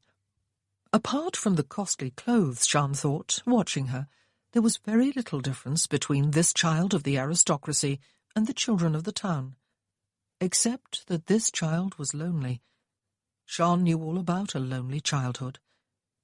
It was a busy day, but not by any means an unpleasant one, and always in the back of her mind was the awareness, half dread, half excitement, that it would not be over when her work-day finished at 4 o'clock. She was to take tea with the Marquis of Crail. It was to be a purely business meeting. He wanted to see the list she had been compiling all day of books and supplies she would need for Verity's education, and the course outline and lesson plans she had made during the past few days and today. There would be nothing more to it than that. But all day she could not keep her mind off what had happened outside the nursery that morning, or perhaps even before that. Try as she had to concentrate her mind on last evening, and the excitement of knowing that she was now officially engaged to Owen, and their wedding being planned for next month. Try as she had been unable to prevent herself from feeling that strong physical awareness of the Marquis of Crail that was tormenting her dreams. And then Outside the nursery, when he had bent across her to open the door and had turned his head while she was being incautious enough to be looking directly at him, something had passed between them. Something unmistakably sexual in nature. She would be willing to swear that she had not been alone in feeling it. And so she found herself all day dreading the approach of 4 o'clock, and longing for it, and cursing the weakness of her very human nature. Chapter 10. He was standing at the window, looking out, when his butler opened the drawing-room doors, and she stepped inside, looking as calm and as neat as she had in the morning, despite the fact that she had spent all day with Verity and had taken her to the top of the hill after luncheon. He knew, because he had seen them up there, and had resisted the urge to go to join them. "You are very prompt," he said, "as you were this morning. Verity was willing to let you go."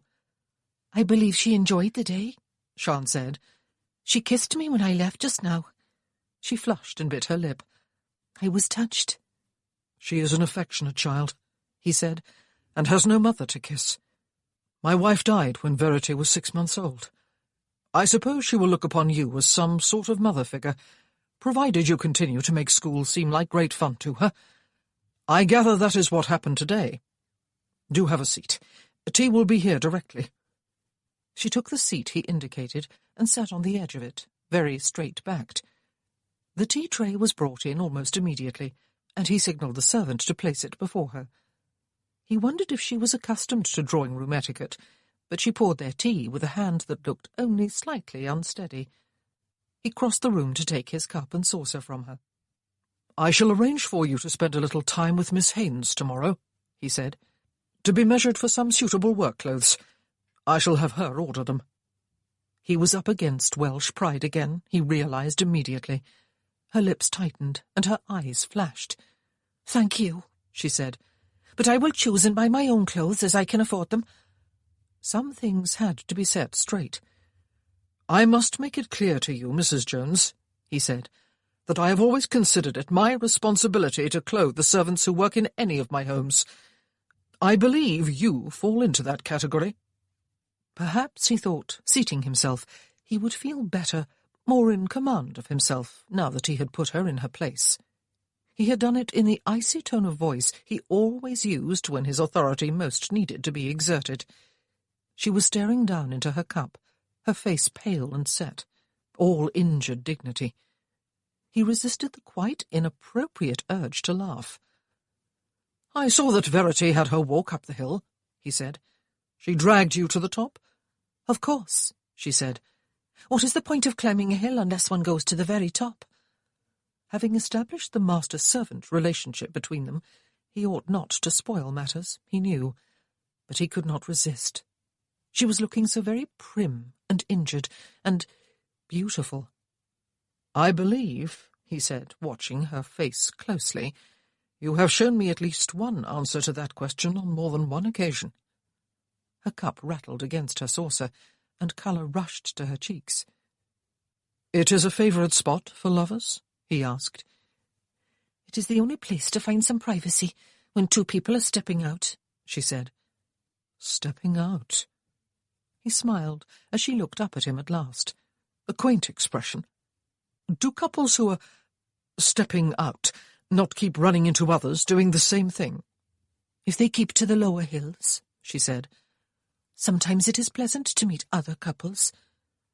He could tell by the way her eyes had become locked on his, and by the look in those eyes, that she knew where he was leading her. It was very unwise of him. Teasing Sian Jones was a rather dangerous business, he realized. "Ah," he said softly, "and if they want to avoid that possibility?" He watched her swallow and lick her lips. He knew she was acutely embarrassed. "Have you ever walked higher into the hills while stepping out, Mrs. Jones?" He had gone too far, he knew, and he knew he would be sorry. The air was charged between them. She looked down suddenly and managed to set her cup and saucer on the tray, despite a shaking hand. She had not drunk any of the tea, he noticed. "You wanted to know my plans for Verity's schooling," she said. "I have written down some ideas and a list of what I will need. I have kept it as short as possible." Even then, while he was feeling some relief at her changing the subject, he could not leave it alone. "Perhaps one day," he said, "you will do for me what you did for my daughter today. Perhaps you will take me high up into the hills, so that I may see over to the other side, of course." Her lips compressed again. One thing at least was clear. Mrs. Sian Jones knew nothing about the game of dalliance. Not that he had any business trying to play it with her. It was not something he was accustomed to doing anyway. "Leave the papers with me," he said. "I will see to it that you have what you need, and I will summon you if I need to question any of your plans. How musical are you? That is an insulting question to ask a Welshwoman, I know. But are you capable of teaching Verity? Do you play the pianoforte?" "There was a pianoforte at my mother's house while I was growing up," she said. Someone paid for lessons for me. I had lessons while I was at school.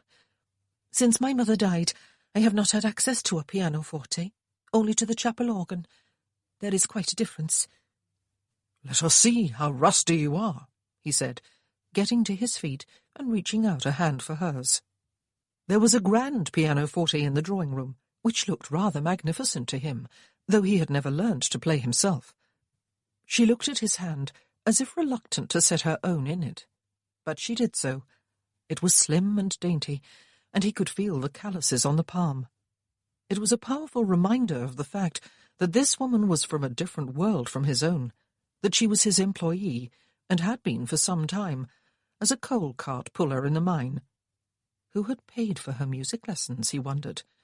Who had paid for her schooling?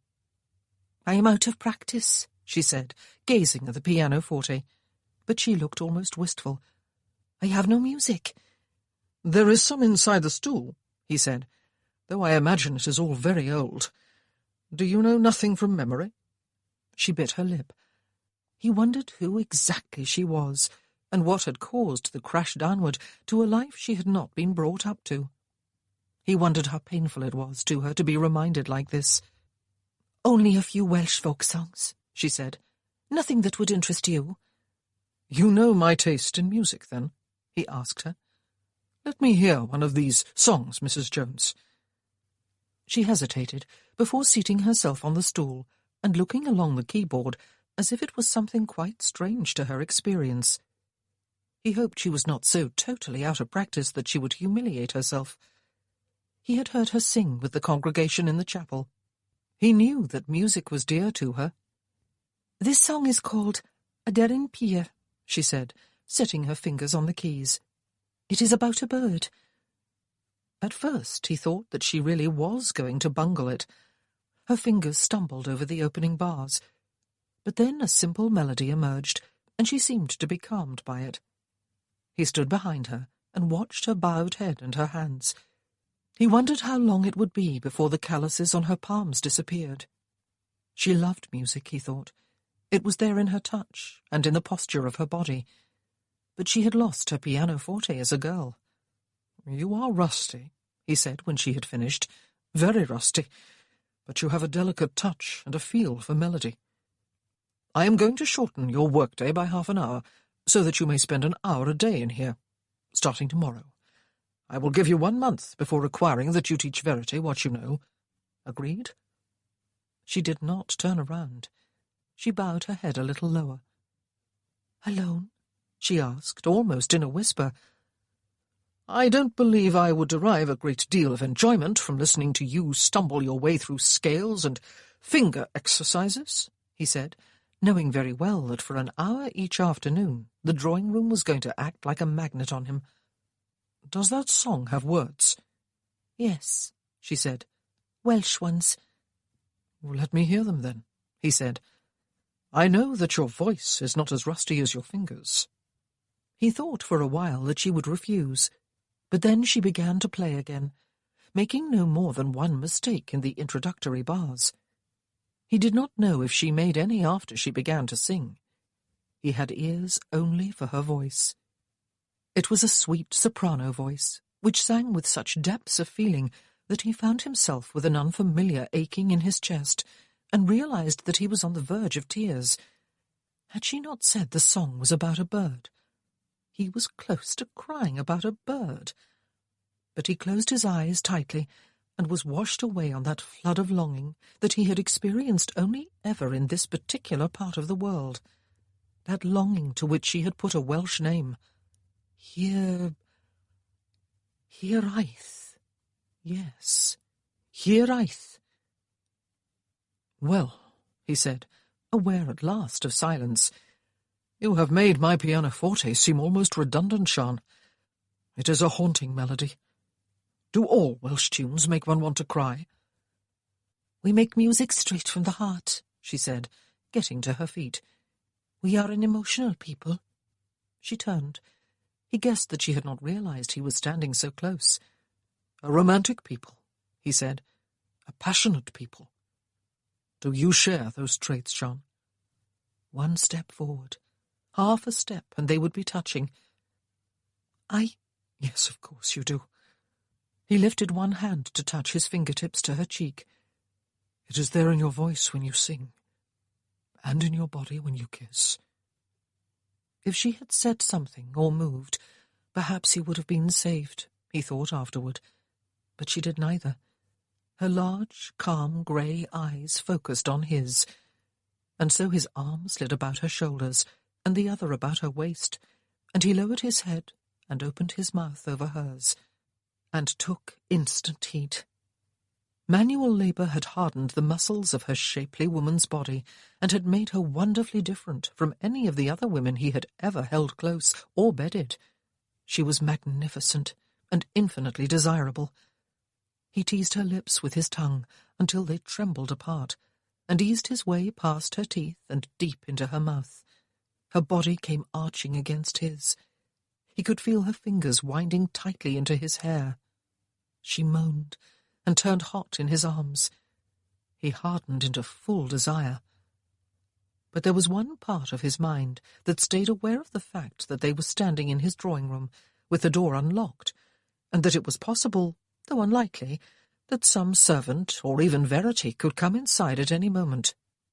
Had it not been for that sensible part of himself, he thought later, it was altogether possible that he would have had her down on the carpet and would have completed what they had begun.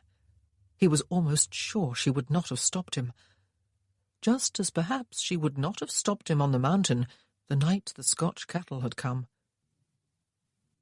He softened his kiss and loosened his hold after a long time, and took his mouth away from hers with the deepest regret.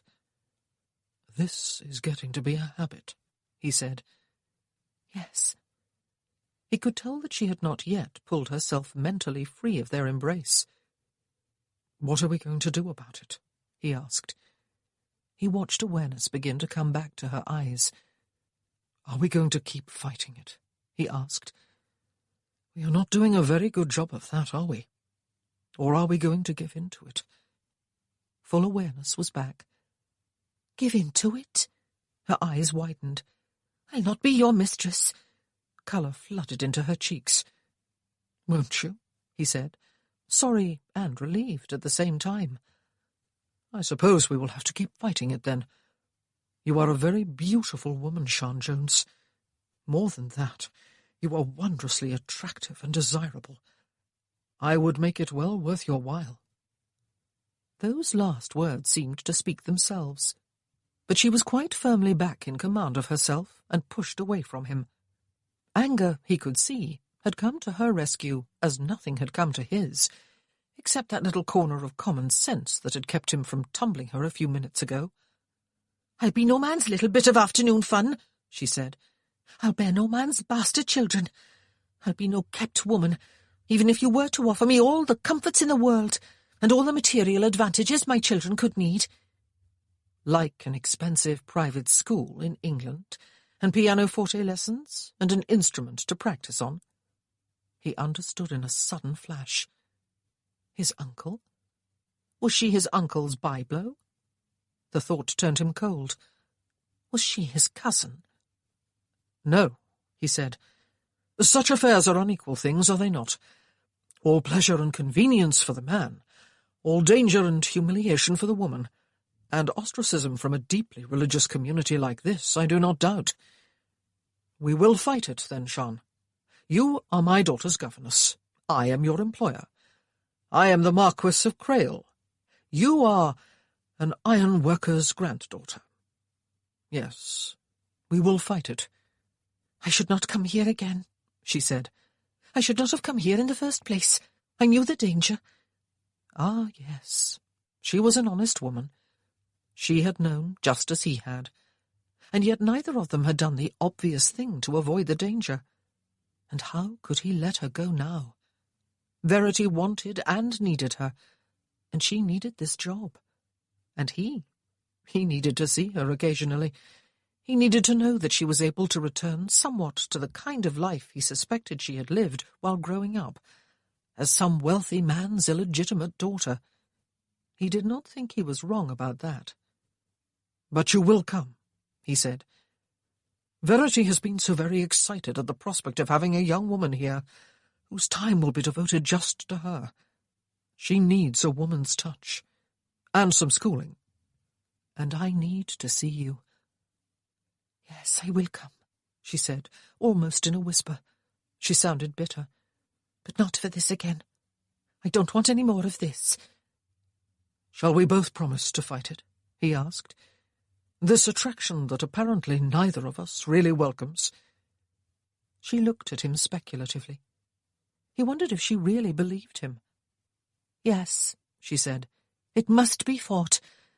I am engaged to be married. I will be marrying next month. I care for him. I want to make him a good wife. I want to belong to him and to the life he represents." "Parry." His heart sank. "Owen Parry, yes," she said. "He is a good man. He deserves better than this." He nodded without answering, and her eyes wavered from his, and she turned away. He strode across the room to open the door for her. "Verity will be expecting you at 9 tomorrow," he said. "Go straight up to her when you arrive. I'll not meet you as I did this morning." She nodded, did not quite meet his eyes, and hurried past him. He closed the door quietly and drew a deep breath. So that was that. The beginning and the end. Perhaps it was just as well that it had come out into the open and been talked out. Now it was over. Now he could put her out of his mind. Did she react to Parry as she reacted to him, he wondered? And yet she did not seem promiscuous. Why was she marrying the man if she did not feel that way about him, then? "I want to belong to him and to the life he represents," she had said. The life he represents. She had grown up as someone's bastard, if his guess was not way off the mark. There had been privilege and gifts and loneliness, the sense of belonging nowhere. Not in her father's world, and not in her mother's. If her mother had been Reese's daughter, then she would not have been in high favour when she gave birth to a child outside matrimony. Sian had not grown up with her grandparents. No, Alex thought, crossing to the window again, so that he could watch her walk down the driveway toward the gates. An affair with him was the last thing Sian Jones would want. And perhaps she was his first cousin. He had not liked to ask, though surely she would not have allowed any embrace at all if that were so. No, that could not be it. But who the devil was her father, he wondered. It was none of his business, of course. She was none of his business, except the job she did as Verity's teacher. It was over, he thought, turning firmly from the window. There was no future in it whatsoever. It was over. Sian was feeling upset as she hurried down the driveway, upset and confused. Last night she had agreed to marry Owen within the month, and yet this afternoon... She wondered if it was just the Marquis's wealth and position that were so fatally attractive to her. Or was it his blonde, blue-eyed good looks? He had asked her to be his mistress. He had said he would make it well worth her while. The sooner she married Owen, she thought, the happier she would be. And then her steps slowed. Josiah Barnes was outside his house, but whether he was going in or coming out she did not know. There was no avoiding him, though. He had seen her and was smiling at her. "Good afternoon." She nodded curtly to him and would have walked past, but he stepped out to block the driveway. "Excuse me, please." "Hoity-toity," he said. "You cannot stop to talk a minute with an old friend, Shan Jones." She stopped a few feet away from him and looked inquiringly at him. "You have done well for yourself," he said. "No less than a job at the castle. Will you have a cup of tea with me?" "No, thank you," she said. "My grandmother will be expecting me." "The lodge is too humble for you?" he asked. "You would marry the likes of Gwyn Jones and step out with Owen Parry, but Josiah Barnes is not good enough for you." She did not need this, Shan thought, annoyed. Not today, when her emotions were already in turmoil. "Or perhaps, Shan Jones," he said, "you have your sights set very high indeed, higher than your mother set hers. A handsome piece of flesh, isn't he?" Righteous indignation was denied her, but she looked at him with cold dignity. "Excuse me," she said. He stepped to one side and made an exaggerated sweeping gesture with his hand to indicate that she was free to pass. She did so, and did not look back. It was a slight incident, one not worth dwelling upon, but it suggested to her, yet again, that perhaps she should have remained in the world she had so carefully made her own over 8 years. In all those 8 years, she had only rarely come face to face with Josiah Barnes, and never when she was alone. As she hurried home, she did not feel nearly as happy as she should have felt after a day at a job she wanted and enjoyed. It was not going to be easy to continue. Josiah Barnes stood looking after her. "Bitch," he muttered to himself. He had been willing to marry her years ago, despite her illegitimacy, because the alliance would have drawn him closer to the other owners, and because at the age of 17 she had been a juicy-looking morsel. Yet she had refused him. He had not believed at the time that there could have been any greater humiliation, until 3 years later she had married Gwyn Jones, a mere coal miner. And now she had somehow brought herself to the attention of Crail, and got herself a job at the castle. Damn him for coming and interfering in a business that Barnes had come to think of almost as his, and damn her for somehow worming her way out of the mine where Barnes had put her. "Bitch!" he said again, as she disappeared from sight. For a week, Shan did not see Alex, except for a few brief, distant glimpses. It was an enormous relief to find that it was possible to keep her job and yet avoid the terrible danger that she had known about in advance, but had fallen headlong into with no fight at all on the very first day. She loved her job. She would have hated to have to give it up, and the very thought of having to return to her old job gave her the shivers. She loved Verity, and she loved devising ways to both amuse and educate the child. It was not difficult, she found. Verity was an intelligent and energetic little girl who responded with enthusiasm to a challenge, and it was wonderful beyond imagining, Shan found, to feel clean all day, and to see the light of day, and breathe fresh air all day long.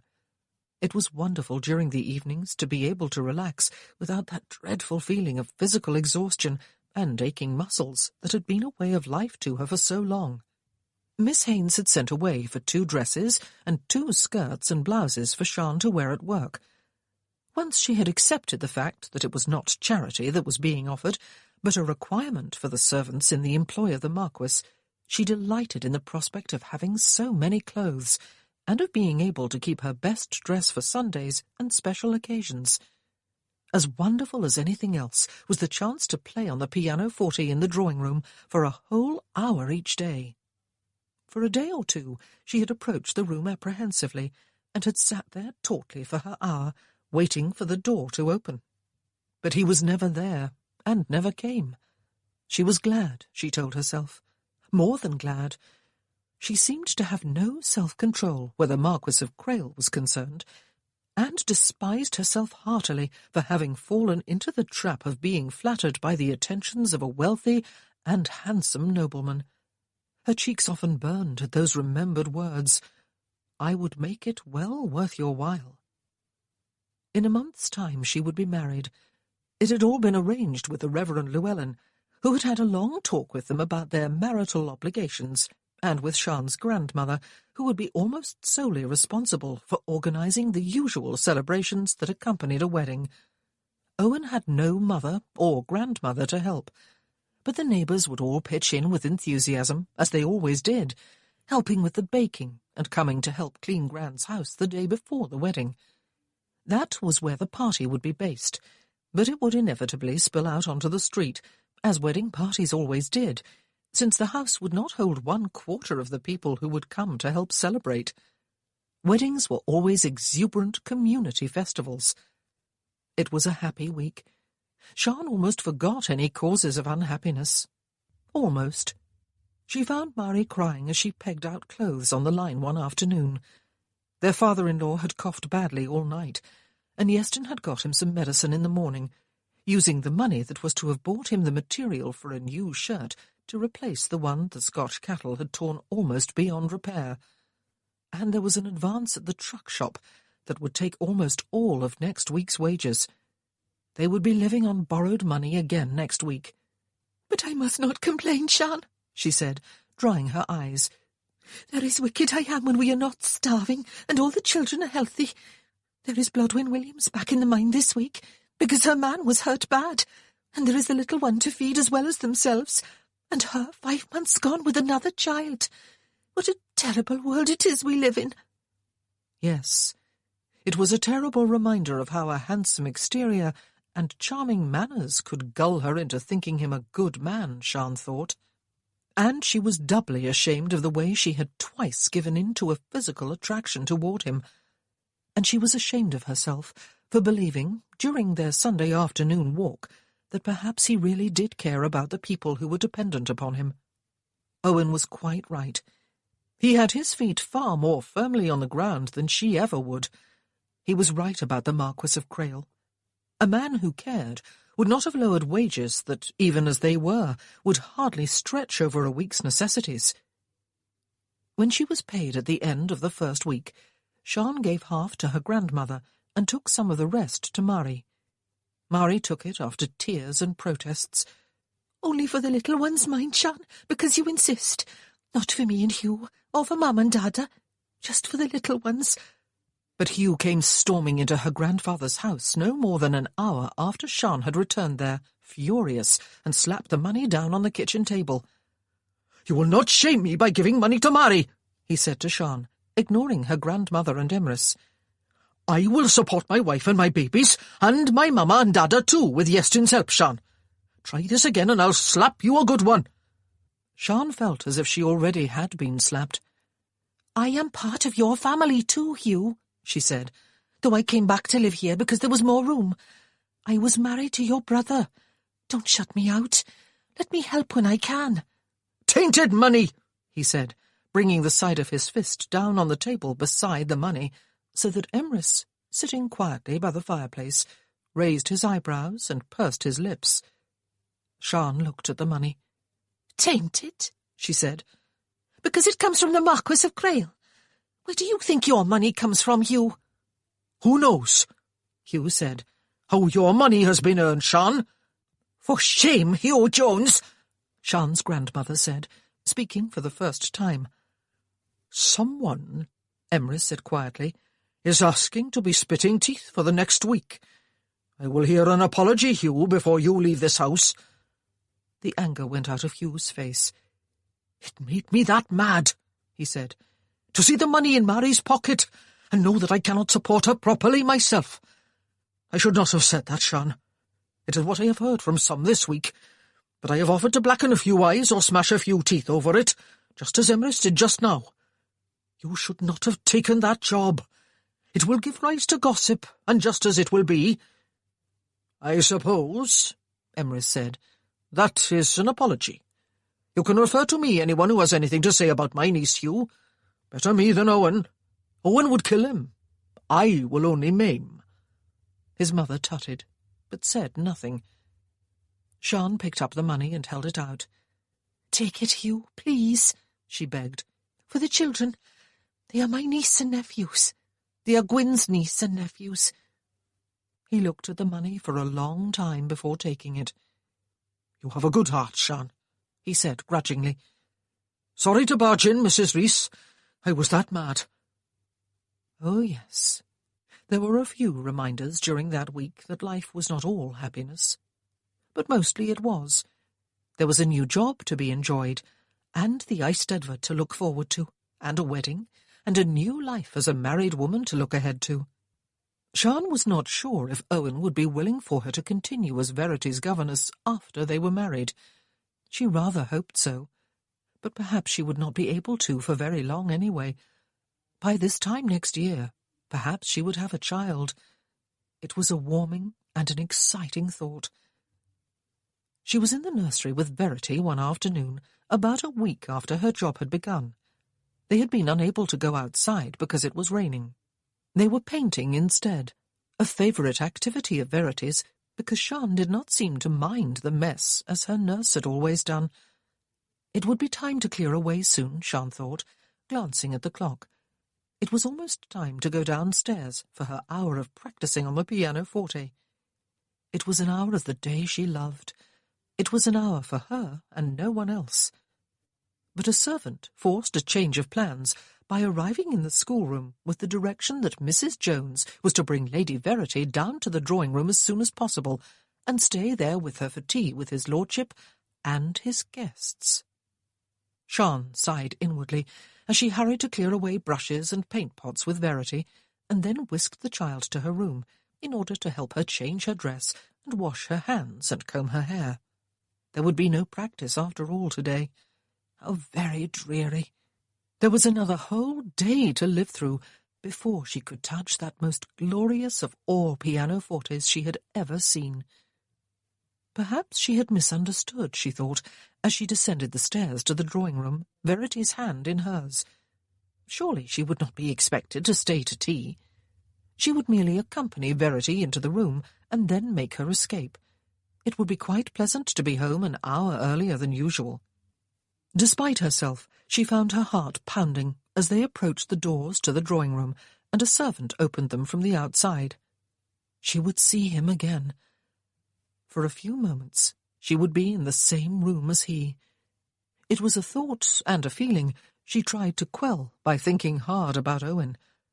And then they were inside the room, and even the shock of seeing him again paled beside the necessity of standing calmly while being introduced to Sir John and Lady Fowler, and Miss Tess Fowler.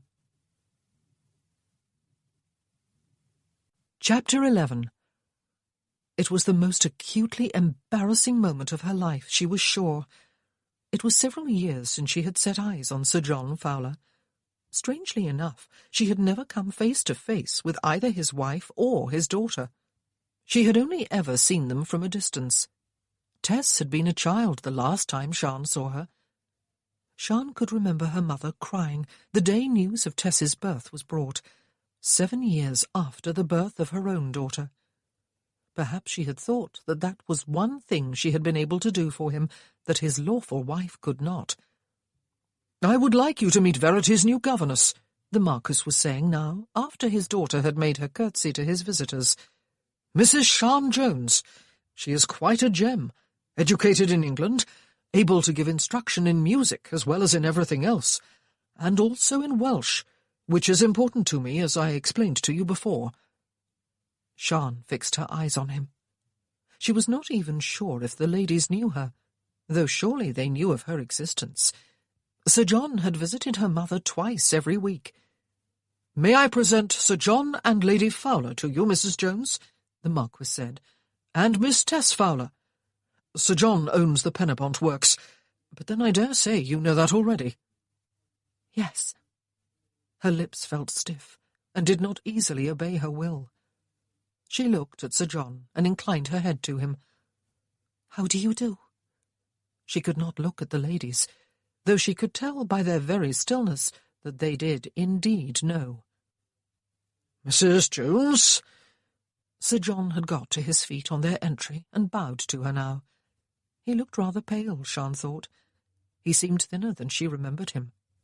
She marvelled now, as she always had, that he was her father. She felt no kinship with him. She wondered why her mother had loved him. She undoubtedly had done so. He had always seemed cold and humourless to Sian. "I am sure Mrs. Jones is grateful to be employed in your service," Lady Fowler said, with an hauteur that would have done justice to a duchess. "We must thank her for bringing dear Verity down for tea." It was an attempt at dismissal that Sian would gladly have accepted. But the door had closed behind her, and the Marquis was motioning her to a seat, and she understood that she really was expected to stay for tea. It was a dreadful half-hour. Sian sat in silence, pointedly ignored by both ladies, while she felt the eyes of both men on her a great deal more than was comfortable. The only saving grace was that Verity was as exuberant and as talkative as usual, and smoothed over what might have been a very awkward occasion for all of them. Sian wondered if the Marquis could feel the atmosphere of tension in the room, and did not know how he could not. Her eyes strayed to Tess at one point. The girl was small, dainty, pretty, blonde. Dear Lord, Sian thought, they were half-sisters.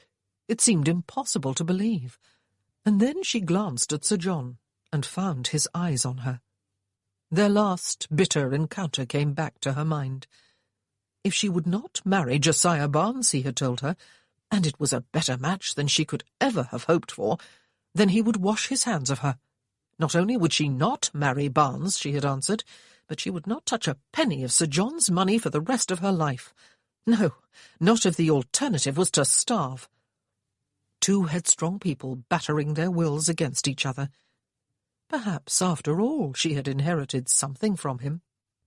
Verity's conversation centred embarrassingly about Sian and what they had been doing together during the past week.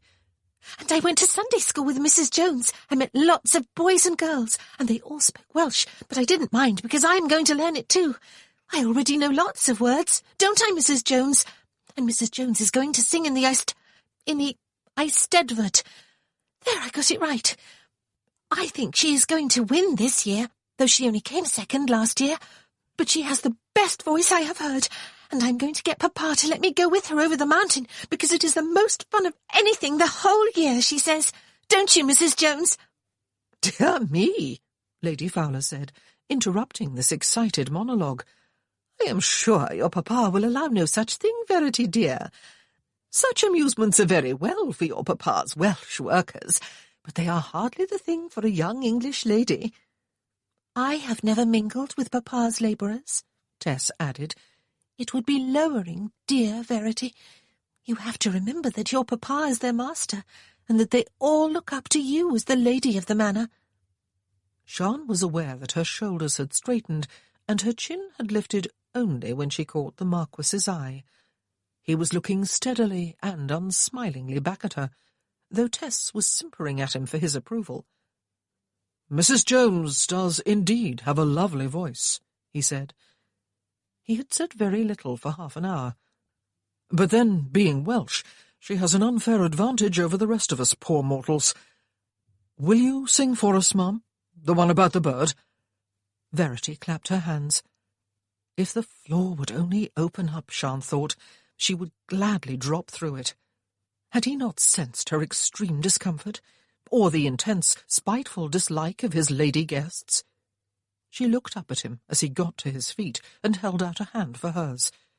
She had not even had a chance to feel the embarrassment and discomfort of being in company with him.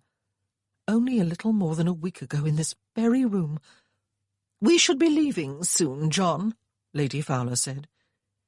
"In a little while," he said. "Let Mrs. Jones sing to us first."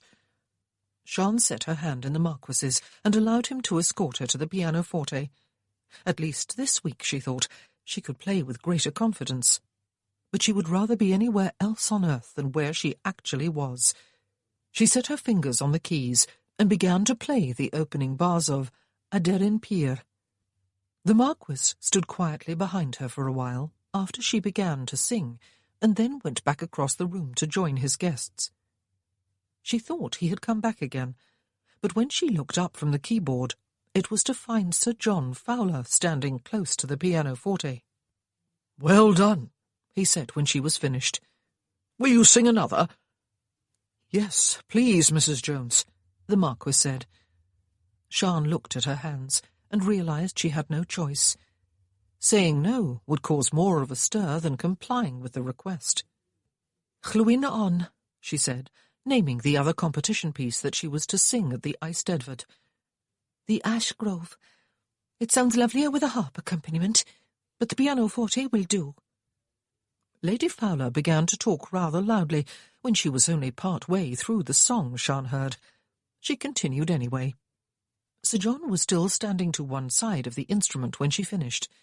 His wife was talking to the Marquis, pointedly pretending that she had not even noticed the ending of the song. Tess was talking to Verity and laughing. "Your voice has matured," Sir John said quietly. "It is lovelier than ever." "Thank you." She did not look up at him. "I have heard," he said, "that you are going to be married again." "Yes," she said. "To a puddler?" he said. "Not a miner this time?" "Yes," she said. "To a puddler." "Your first marriage, of course," he said, "was the thumb of the nose to me. You went as low as you could go." The old antagonism she had always felt toward him was back. "Gwyn was a worthy and hard-working human being," she said. "I married him for myself. I was fond of him. I was grieved by his death and by the death of our son." "I would not have allowed you to go back underground if you had let me know you were with child," he said. "I did not know until it was too late." "You would have had no say in the matter," she said angrily. "You are not a part of my life." "Sian," he said. "John?" Lady Fowler's voice, sounding brittle, hailed him from across the drawing-room. "Do come along.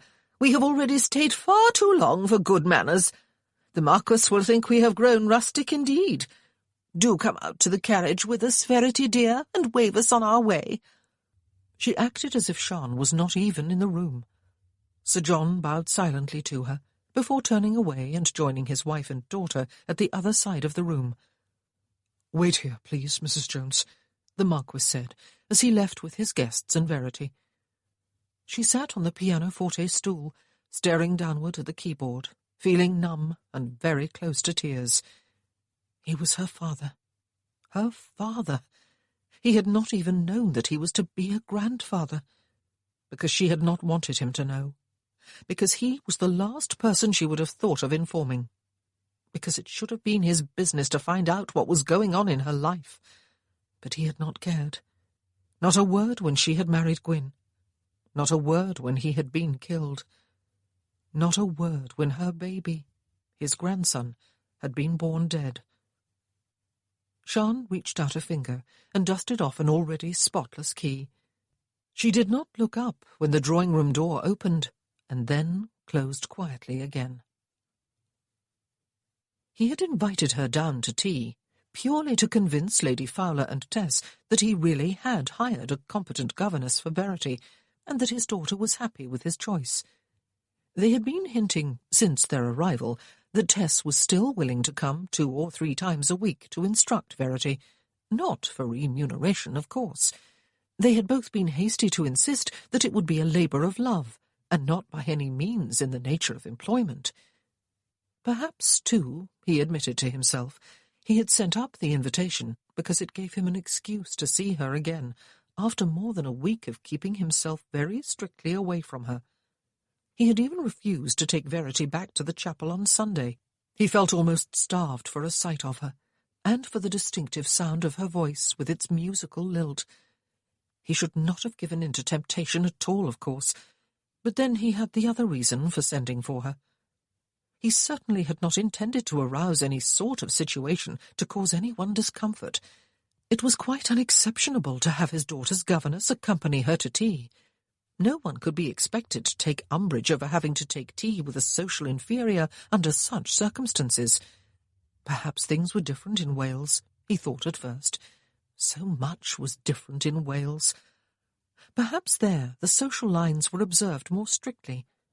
Certainly the atmosphere in his drawing-room seemed thick enough to be cut with a knife, and Lady Fowler lost no opportunity of making Sian feel 3 inches high.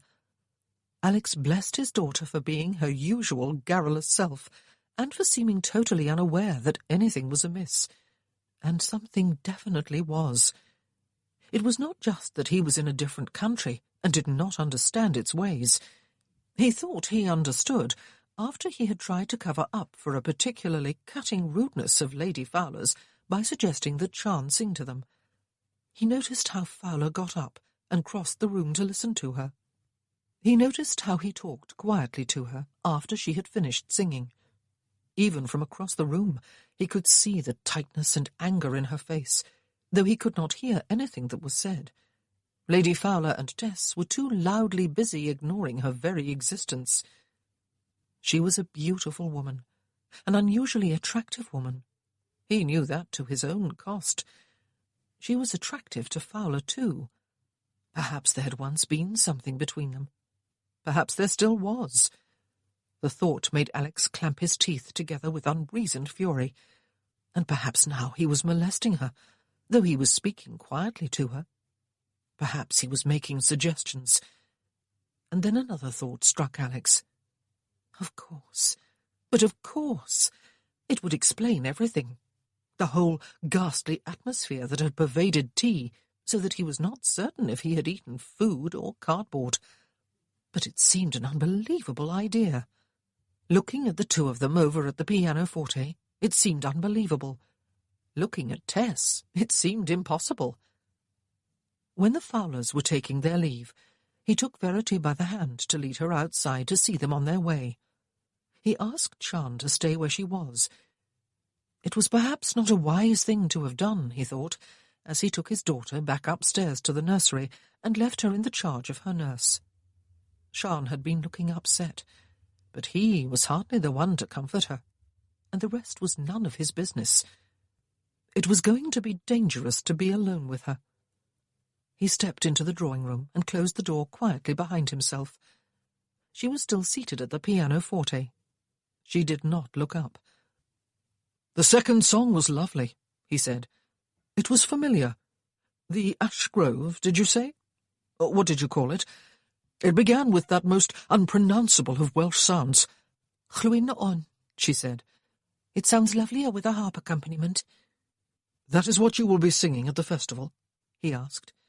"Yes," she said. "Sian." He stopped beside the pianoforte and rested his elbow on it. "I am sorry that you had to put up with such bad manners and such well-bred insults." "It does not matter," she said. "It does." He searched her impassive face. She was still looking down at the keyboard.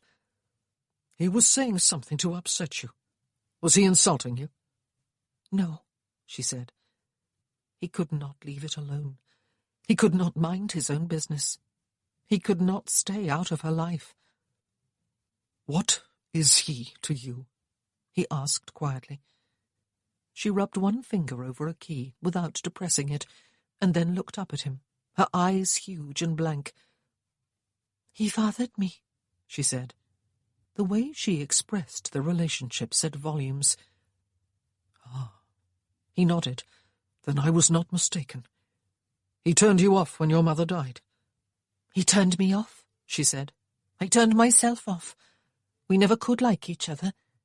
He resented me, perhaps for being conceived in the first place, certainly for always being in the way when he visited my mother. I resented him, perhaps for begetting me and stranding me in a world shared by no one except my mother and me. When Mam died, there was nothing left between us except mutual dislike." And yet she did not look indifferent. There had been more than that, even if she did not know it herself. "He made no attempt," he asked, "to look after you? After spending a great deal of money on your education?" "He had a marriage planned for me," she said. "I would have been caught forever between two worlds. I don't think he ever understood that.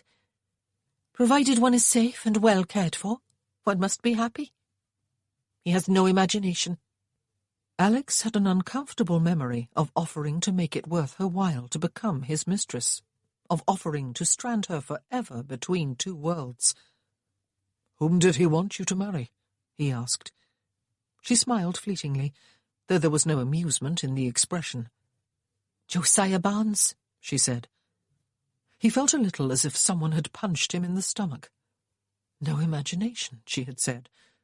Fowler must be a complete blockhead. And another question flashed into his head. "How did you end up working in the mine?" he asked.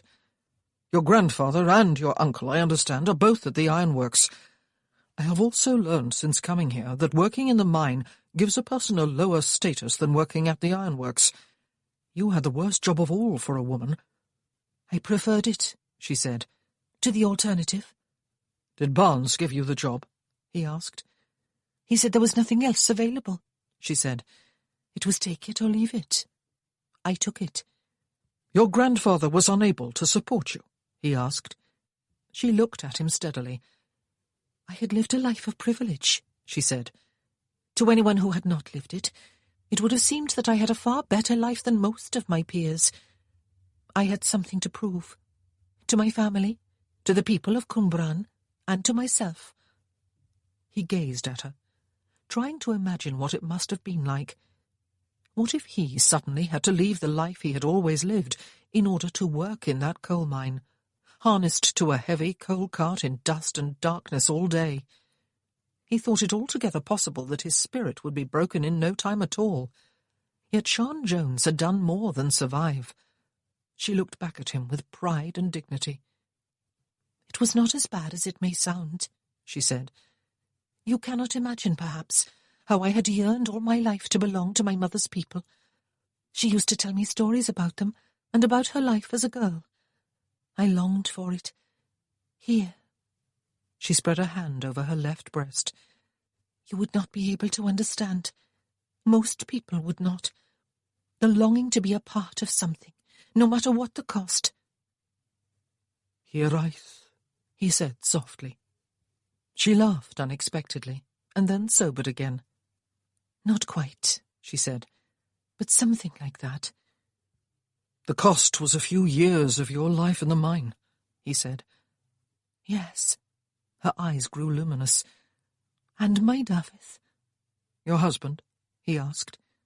"My son," she said. "He never breathed. He was so perfect, so very perfect, but too small. He came too early. He never breathed." Alex felt robbed of breath. He could feel her pain like a tangible thing, and he was not sure what sort of Pandora's box he had opened with his curiosity. She was being transformed before his eyes from a lovely and desirable woman into a very real person. Something in him wanted to stop her. He did not really want to know her. He did not want the burden of the knowledge. He could not have explained to himself why that was.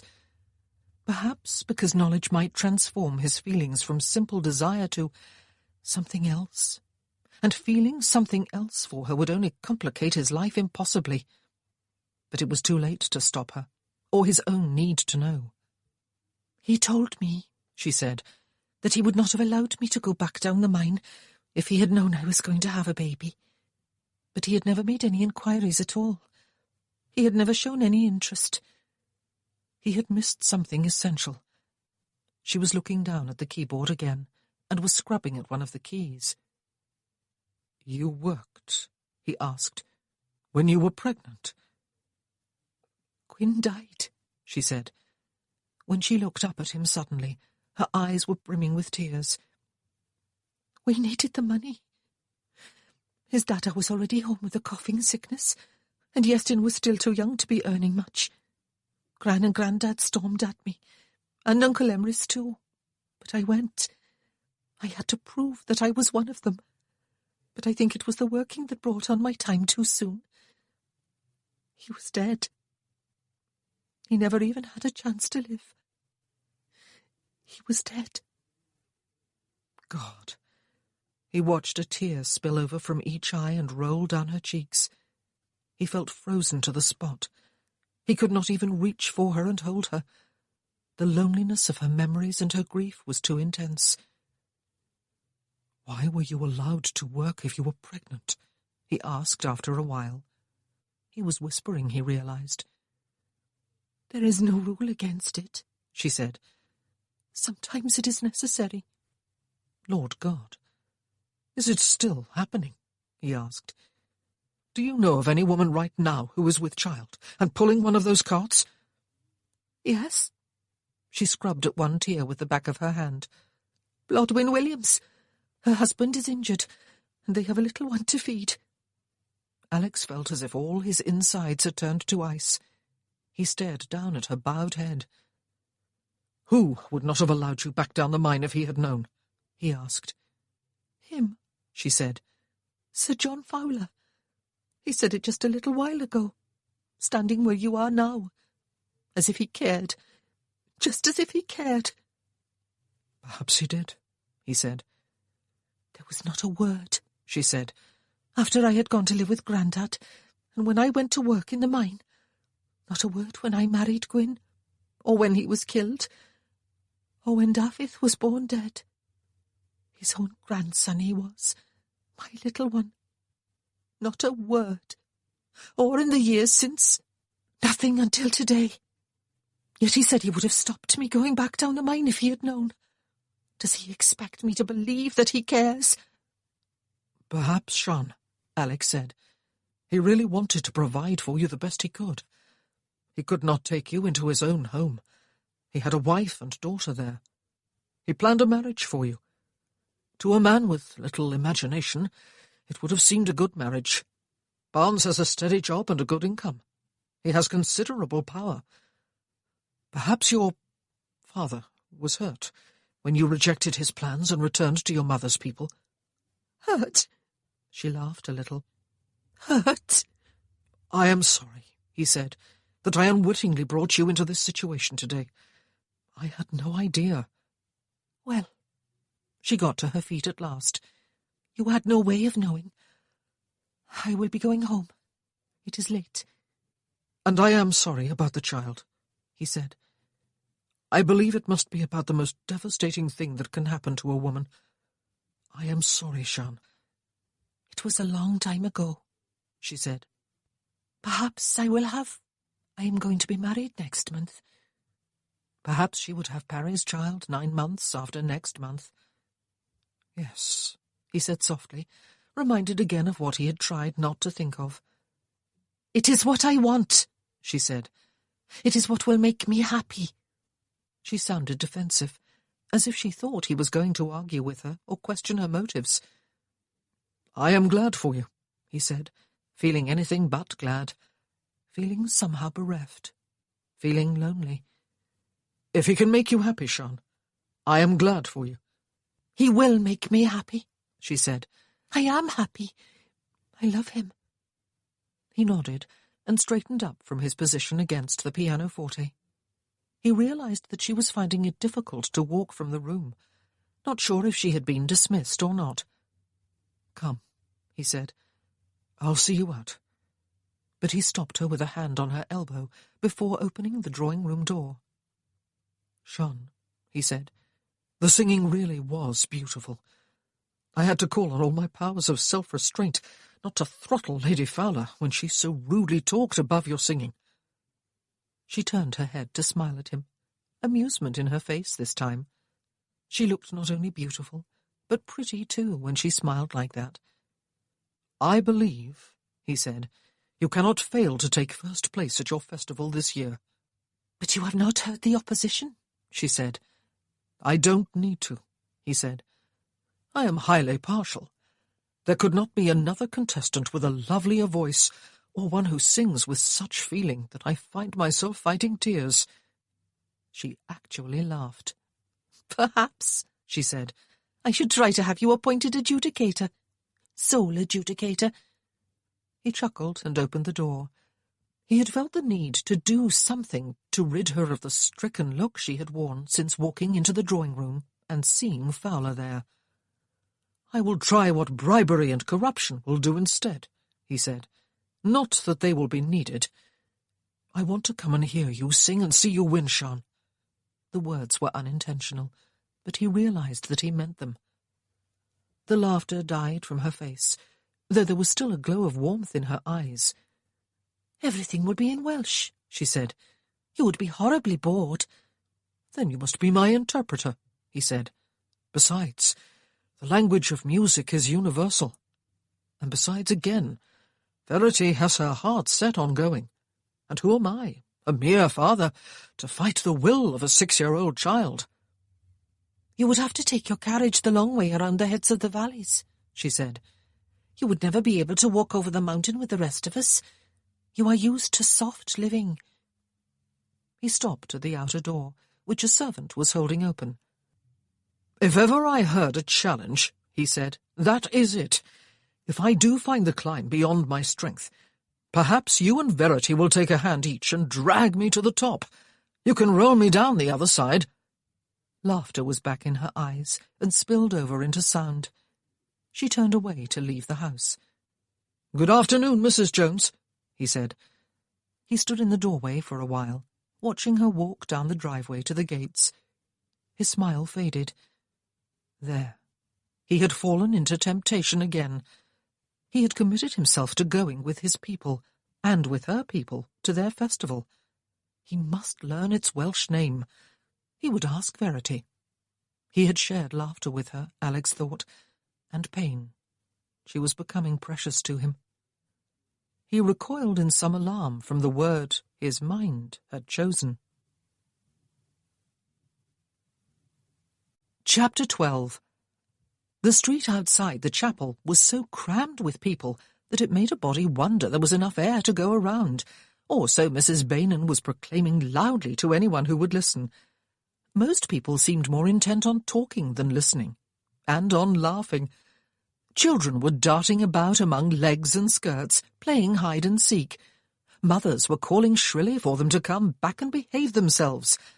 Occasionally, the more authoritative voices of fathers would bring them slinking to heel for a minute or two, until they were forgotten and could start the game again. The scene had all the chaos and all the cheerfulness of a normal Eisteddfod day. It always amazed Sian that everyone could be up and full of energy so very early in the morning. Although it was light, the sun had not yet risen, and the air was brisk with the morning chill. But there was scarcely a man, woman, or child of Cwmbran who was not there in the street, waiting for the trek over the mountain to begin. Inside the open chapel door stood Glenys Richard's harp, which would be loaded onto a little cart made especially for it as soon as the street had begun to clear, and hauled over the mountain by Ivor Richards and his 2 sons. Glenys always insisted on taking her own harp to the Eisteddfod. It was a very good thing that the organist was not so particular, many people joked. "Where is the Reverend Llewellyn?" Ianto Pritchard asked, loudly enough for many people around him to hear. "Still sleeping, is he? Who will come with me to his house to give him the old heave-ho, then?" There was cheering and laughter. The idea of entering the preacher's house in order to turn him out of bed was one that tickled all but the most deeply devout among them. But they were not to discover if anyone would have been bold enough to do it. The Reverend Llewellyn, clad in his best clerical black and newly polished black boots, despite the long walk and climb he faced once in the morning and once again in the evening, appeared in the chapel doorway and raised both arms for silence. He got it almost instantly. "Let us pray," he said, his practised orator's voice carrying clearly to the most distant member of his flock. Every head was instantly bowed, even Emrys's, Sian noticed, as she dipped her own, and as Owen's hand took hers, and he laced their fingers. They had not come after all, Sian thought, as the minister prayed. She had not seen the Marquis since that disastrous afternoon when she had been invited to tea. But Verity had assured her that they were to come. She had been beside herself with excitement all week. He must have decided after all that it would not be appropriate. Sian tried to tell herself that the feeling she had was not disappointment, or if it was, she thought, it was disappointment for Verity's sake. She had so wanted the treat. "Well, well," Owen said, when the long prayer was finally at an end, and the massed Amen had given place to jokes and laughter, and more shrill yelling at children impatient to be on their way. To what do we owe the honour, I wonder? When Sian looked in the direction of his nodded head, it was to see the Marquis of Crail at the far edge of the crowd, Verity up on one of his shoulders. The child spotted her at the same moment and waved with sunny enthusiasm. Sian had not mentioned to Owen that they were planning to come. "I know they have heard the male voice choir practising," she said. "I think they must be coming to cheer you on, Owen." "Well," he said, tightening the pressure of his fingers about hers, "this is a holiday for you, Vach. He can look after the child today. You will stay by me, is it?" "Of course." She smiled at him, a dazzling smile, which she knew was not quite natural. "And perhaps," he said, "they are coming to hear you sing. Have you sung for them at the castle?" "Yes," she said. "I told you that I am to teach Verity music. I am given an hour each day to practice on the pianoforte. I have taken her downstairs a few times for a singing lesson." "And him?" he asked. "You have sung for him, Sian?" She wished she could control her blush, but she could feel her cheeks grow hot. "He had me bring her down for tea one afternoon," she said, "when there were visitors. He asked me to sing." The crowd was moving off up the street in the direction of the hills. It would take them a good 3 hours to reach the next town, less than 5 miles away over the mountain as the crow flies. But they would be there in time for the opening of the Eisteddfod. A town would be shamed indeed if its people walked late into the pavilion. "I am nervous," Sian said. "Are you, Owen?" "I have a whole choir to hide myself among," he said. "But you don't need to be nervous, Cariad. A lovelier voice there is not in these valleys. You would have won last year if there had been any justice in Wales."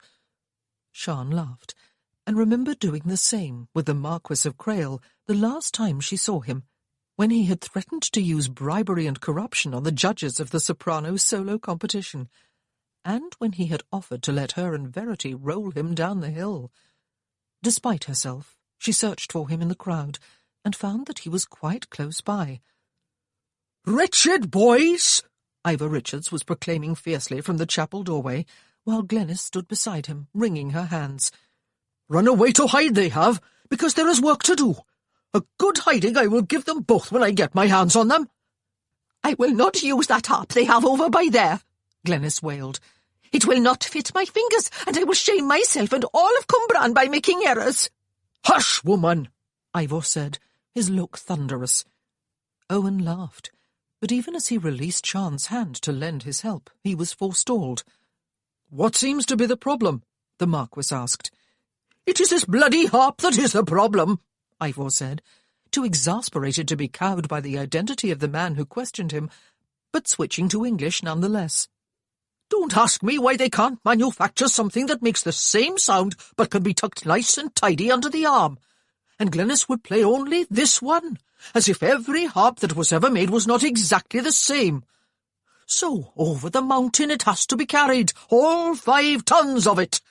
A little cart I have put together to make the task easier, and 2 boys I have begotten to help their dada humour their mum. And where are they? Romping with the other boys they are, with never a care in the world. There is sore their bums will be when my hand is finished with them, and True's down for it too." Owen's shoulders were shaking, and Sian was biting hard on her upper lip. Poor Ivor would not appreciate laughter at this precise moment. Glenys looked as if she was about to have hysterics. The Marquis was grinning broadly. "Perhaps I can help," he said. "It looks to me as if 2 men will be enough for the job, one to pull the cart and one to hold the harp steady. Shall I do the latter?" "Oh, do!" Glenys, hands to cheeks, whispered loudly in Welsh. "No, Ivor, it is the Marquis of Crail." "If Cwmbran is not to be shamed over the mountain by turning up with a harpist and no harp," Ivor said, "I would accept the help of the King of England, if there was one. Right, old man. We lift it as gentle as we can onto the cart, and then bounce it all over the mountain, is it? There is a stupid thing it is to be married to a harpist, I tell you. Verity." The Marquis looked around him, and then directly at Sian. so that she realized that he had known she was there. Perhaps it was her he had been approaching. "Take Mrs. Jones's hand, will you, and promise me that you will not get lost."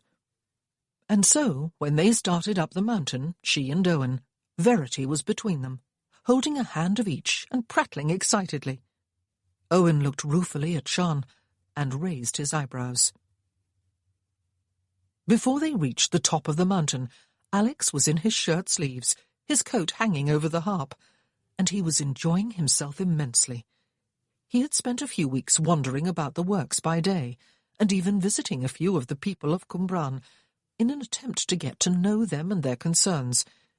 It had all been without apparent success, and yet now, toiling up the mountain with the unwieldy harp and the useless cart, it would have been a great deal easier if the two of them had just slung the harp over their shoulders, he thought. And the exasperated Ivor Richards, he suddenly felt a part of it all. An outer part, perhaps, and one that could never fully belong, but a part nevertheless, and accepted by the people among whom he moved. He was the butt of merciless teasing and laughter by both men and women. Even one group of children danced about the cart, hands linked, and chanted at him to play them a tune on the harp before Glenys Richards shooed them away, looking as if she was about to have a heart attack. Alex was not sure if her concern was for him or her precious harp. It made him feel good to be teased. He could not be quite hated if they teased him. "Oh ho," one wag said. "Off comes the coat now. Next it will be the shirt, and you will be expected to take it to your scrubbing board, Glenys Richards." "But a lovely set of muscles, mind," a woman said. "Showing them off he is, taking his coat off." "Pretty soon," another man said. "It will be the Marquis you will have on that cart, Ivor, and the harp left on the mountain to pick up on the way back. Pretty red in the face he is looking, muscles notwithstanding. One thing if his heart stops," someone else added, "he will be let straight into heaven because he will have a harp to play." They all took the trouble to speak English, so that he would know how he was being insulted. "Perhaps," he said, "I will be posted beside St. Peter at the pearly gate, so that I can help him keep out the rabble Welsh when they try to get in." "There is a wit he has," the first man said. "You had better save your breath for holding the harp, man. Glenys will beat you about the head with it if you let it fall." "Oh, do, Glenys said. The Richards boys appeared at the top of the mountain when the worst part of the exertion was over. They claimed to have lost their parents in the crowd. "And lost the bloody harp too, did you?" their father asked them. "Two blind boys I have been raising, and did not know it. Never mind, boys. I will lead you by the hand out the back when we get home tonight, one at a time. Sleeping on your bellies you will be all night, the both of you. Too sore you will be to lie on your backs." "Oh, Dada!" they protested in chorus. Alex chuckled inwardly and wandered away. Almost everyone was taking a rest at the top, he noticed, and dipping into the contents of the picnic baskets most of them had brought with them. He strolled a little apart, and for the first time was aware of his surroundings. He had not been to the top of the mountain before. The land fell away to either side of him, over grass and heather-covered hills to two valley floors, each with its river winding away into the southern distance, each with its little town snaking out along the narrow valley, and its smokestacks and coal-tips and giant colliery wheels. Farther north, on the Cwmbran side of the valley, he could see Pen y Bont. The scenery was wild and quite breathtakingly beautiful. One thing was certain at least, he thought. Man could not compete with God in the creation of beauty. And then he looked down to smile at Verity, who had come running up to his side and had taken his hand. Sean was with her, he saw. He smiled at her, too. "We saw that you were free," she said. "I thought I had better bring Verity back to you." "Thank you for watching her," he said. "I had more important things to take my attention. Mrs. Richards' harp." He laughed. "Oh, yes," she said. "It is her most prized possession, and that includes Ivor Richards and her two boys." She laughed too. "Is that the harp that will accompany you?" he asked. She nodded. "Then I am very glad that I risked life and limb to get it up here," he said. "I believe the boys will help their father down the other side with it, in an effort to avert this evening's promised spanking." "I'm going to play with those children from the Sunday school again," Verity said, pointing, and ran off. "Are you nervous?" Alex asked Sian. "Yes." She smiled. "Every year I swear I will never do it again. I feel sick with fear." "You will be wonderful," he said. "You will win." He wondered if she realized how very beautiful she looked, with her hair blowing free behind her in the wind at the top of the mountain, and her best dress flattened against her curves and blowing out behind. "Winning is not really the point," she said. "Taking part is. I must get back to Owen." She turned and hurried back to where Owen Parry was standing with a group of men. It had been a mistake to summon the man to the castle, Alex realized now. Parry, he felt, was his implacable enemy. It was a shame. Undoubtedly he was looked up to by the other men. He was a leader. Alex wished matters could move faster. In the weeks since his coming to Cwmbran, he had uncovered a whole host of facts that disturbed him. If he had his way, a great deal would have been changed by now. The lives of his workers and their families would have improved beyond recognition. But it was no easy matter to accomplish.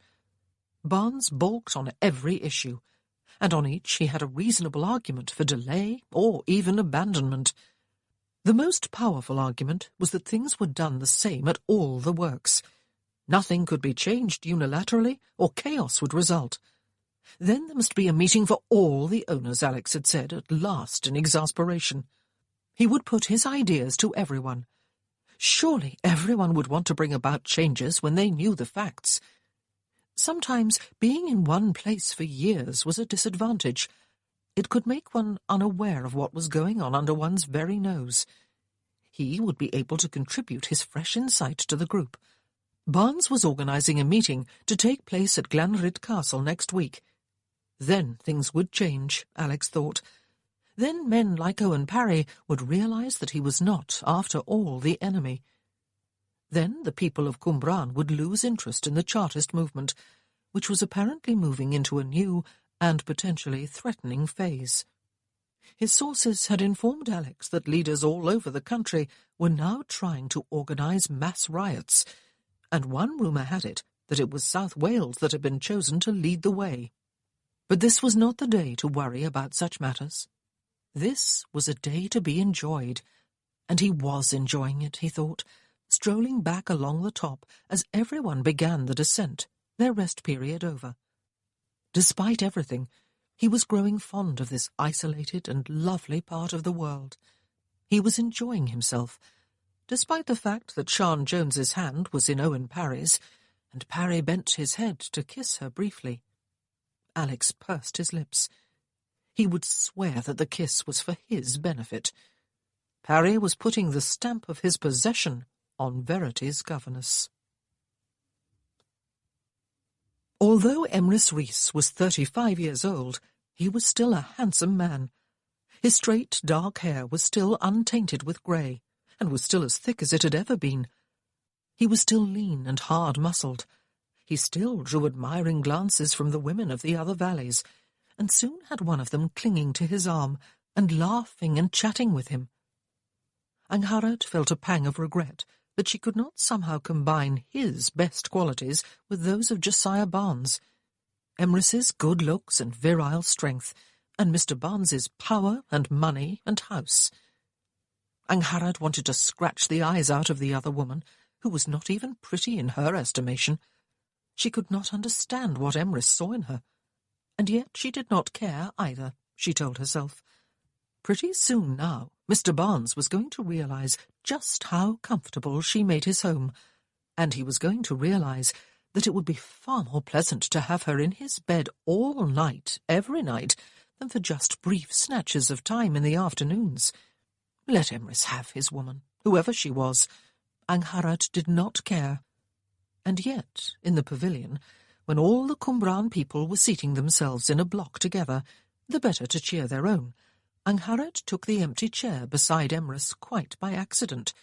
She was looking the other way as she did so, waving enthusiastically to some imaginary friend. "Oh," she said, turning her head when she was seated. "It is you, is it?" "Hello, Angharad," he said. "You are looking very pretty today." His eyes had a way of looking her over from head to toe, so that she felt warmed and caressed. She had forgotten it. "Oh," she said tartly, "I am surprised you have noticed, Emrys Rhys. You seemed to have eyes only for the woman who was hanging on your arm outside." He smiled at her. "Jealous, are you, Angharad?" he asked. "Jealous?" She tossed her head. "You can have 2 women on each arm, and it will not matter to me. I have my own interests." "Yes." The teasing smile faded from his face, and he looked toward the stage, where the first competition was about to begin. "Yes, and so you do, Angharad. We had better be quiet, or we will be frowned on by Cumbran and hissed at by everyone else." "I have nothing to say to you anyway, I am sure," Angharad said. She sat silently at his side, stealing glances at his hands. Strong, capable hands, their backs dotted with dark hairs, the square, short fingernails kept clean despite his job. And she remembered that whenever he had made love to her up on the mountain, he had always kissed her and whispered love nonsense to her while doing it, and had always taken his time over it, so that she could enjoy what everyone knew was really meant only for a man's pleasure. The only other 2 men she had known, her husband and Josiah Barnes, had always gone at it hard and fast. Sometimes she longed for some of Emrys's tenderness again. But she wanted more out of life than Emrys could offer. Mr. Barnes was her ticket to a better life. After the first competition, when everyone got up to stretch and move about, Emrys found a different place to sit. Angharad wiped away a tear with one knuckle. She did not care. The soprano section of the solo competitions came last. Sian could have wished it was first, so that she might have enjoyed the other 3 sections.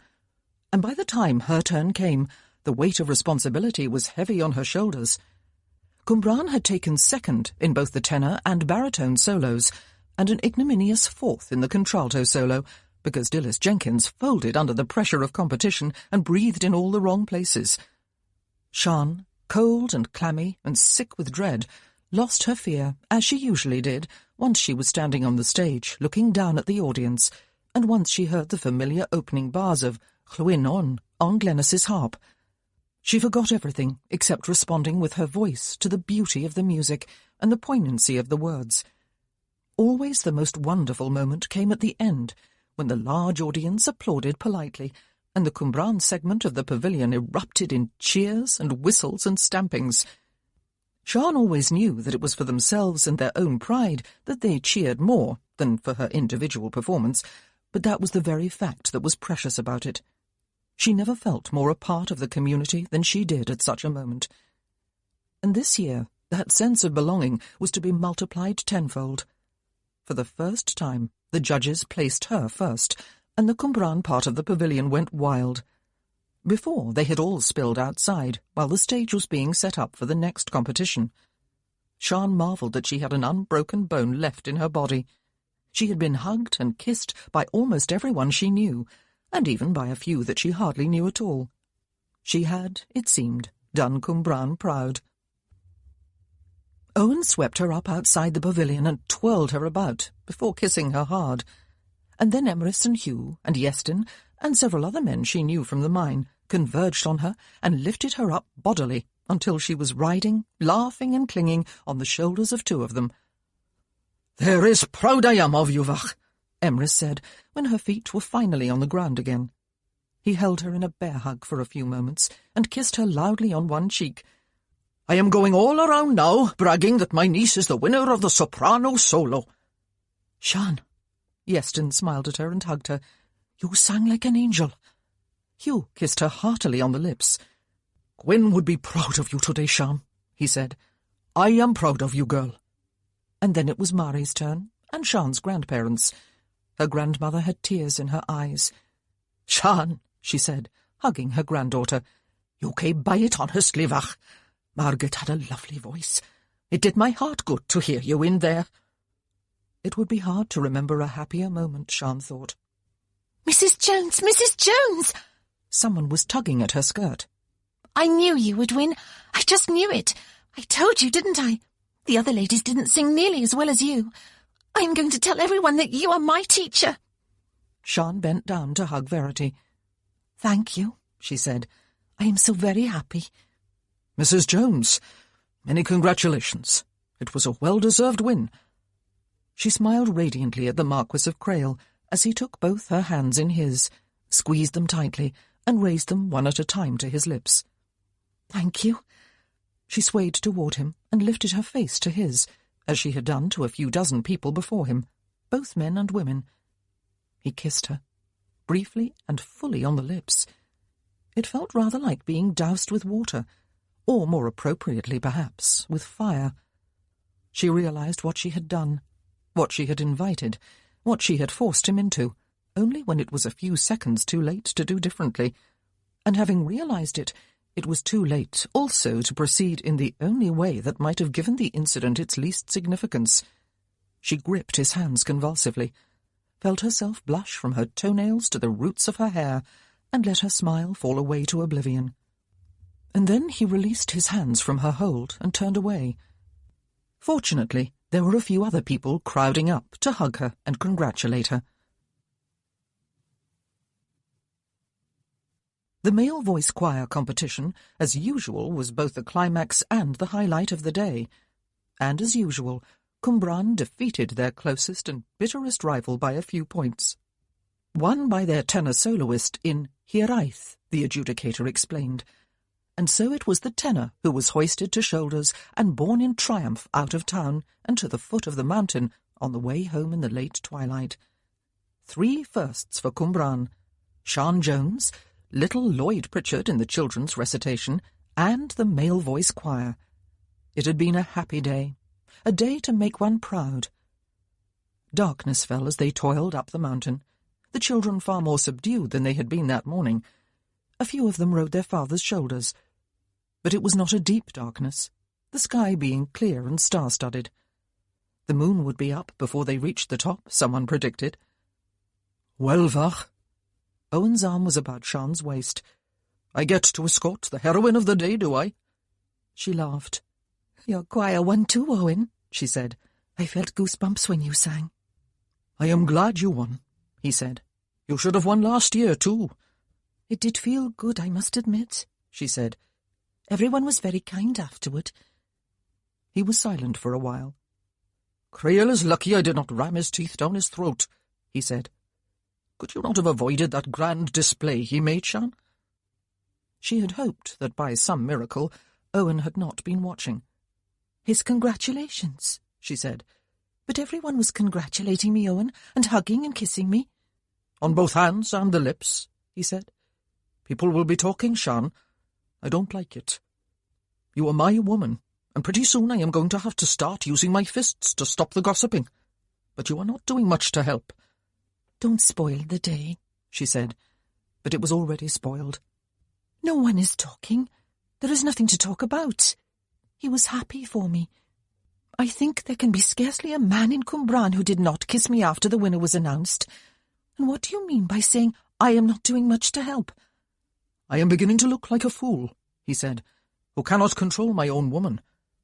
Don't, she said again, distress turning to annoyance. I don't like it when you talk tough, Owen. I don't like being talked about as if I am a possession to be controlled, as you put it, by my owner. I think, perhaps, he said, Gwyn was too soft with you, Sian. Perhaps because you are Fowler's daughter and were educated in an English school, and everybody thinks you are something a little bit special. You won't find me so easy to rule. You had better learn that now. What exactly am I meant to learn? She could hear her voice shaking. That you are mine, he said. That you will not shame me by giving anyone even the whisper of a chance to link your name with any other man's. That you will learn to toe the line if you know what is good for you. I think you had better complete that thought, she said, so that you can be quite sure that I understand you, Owen. If I know what is good for me, what would not be good for me? What if I do not toe the line? I don't want to quarrel, he said. Let's leave it at that, Sian. We should be enjoying our triumph now, not going at each other's throats. We haven't quarrelled before, have we? I didn't mean to spoil the day for you, Vach. What would happen, she asked, if I did not toe what you perceived to be the line, Owen? He tutted. A stubborn woman you are, Sian Jones, he said. I am going to have my hands full with you, aren't I, Vach? I will not put my hand to you unless you force me to it. There. Are you satisfied now? I am not a drinking man, Sian, or one given to sudden rages. And you are right. Everyone was kissing you, and I did not think to object until he did it. He makes my blood boil if the truth were known. At least we know where we stand with Barnes. This man is pretending to be our friend, just so that he can keep us beneath his broad thumb without our even realizing we are there. I hate that kind of hypocrisy. I think he does care. Sian was about to say the words aloud, but she kept her mouth closed. She did not want to discuss the Marquis of Crail with Owen. He would not agree with her opinion anyway, and perhaps he would twist the facts to distort her own image. He would accuse the Marquis of slyness or oppression, for example, in stopping Blodwyn Williams from going to work while she was pregnant, and in paying Blodwyn's husband compensation for the injury he had got at work, something no other owner had ever done. Besides, she did not want to talk at all for a while. All the joy had gone out of her day.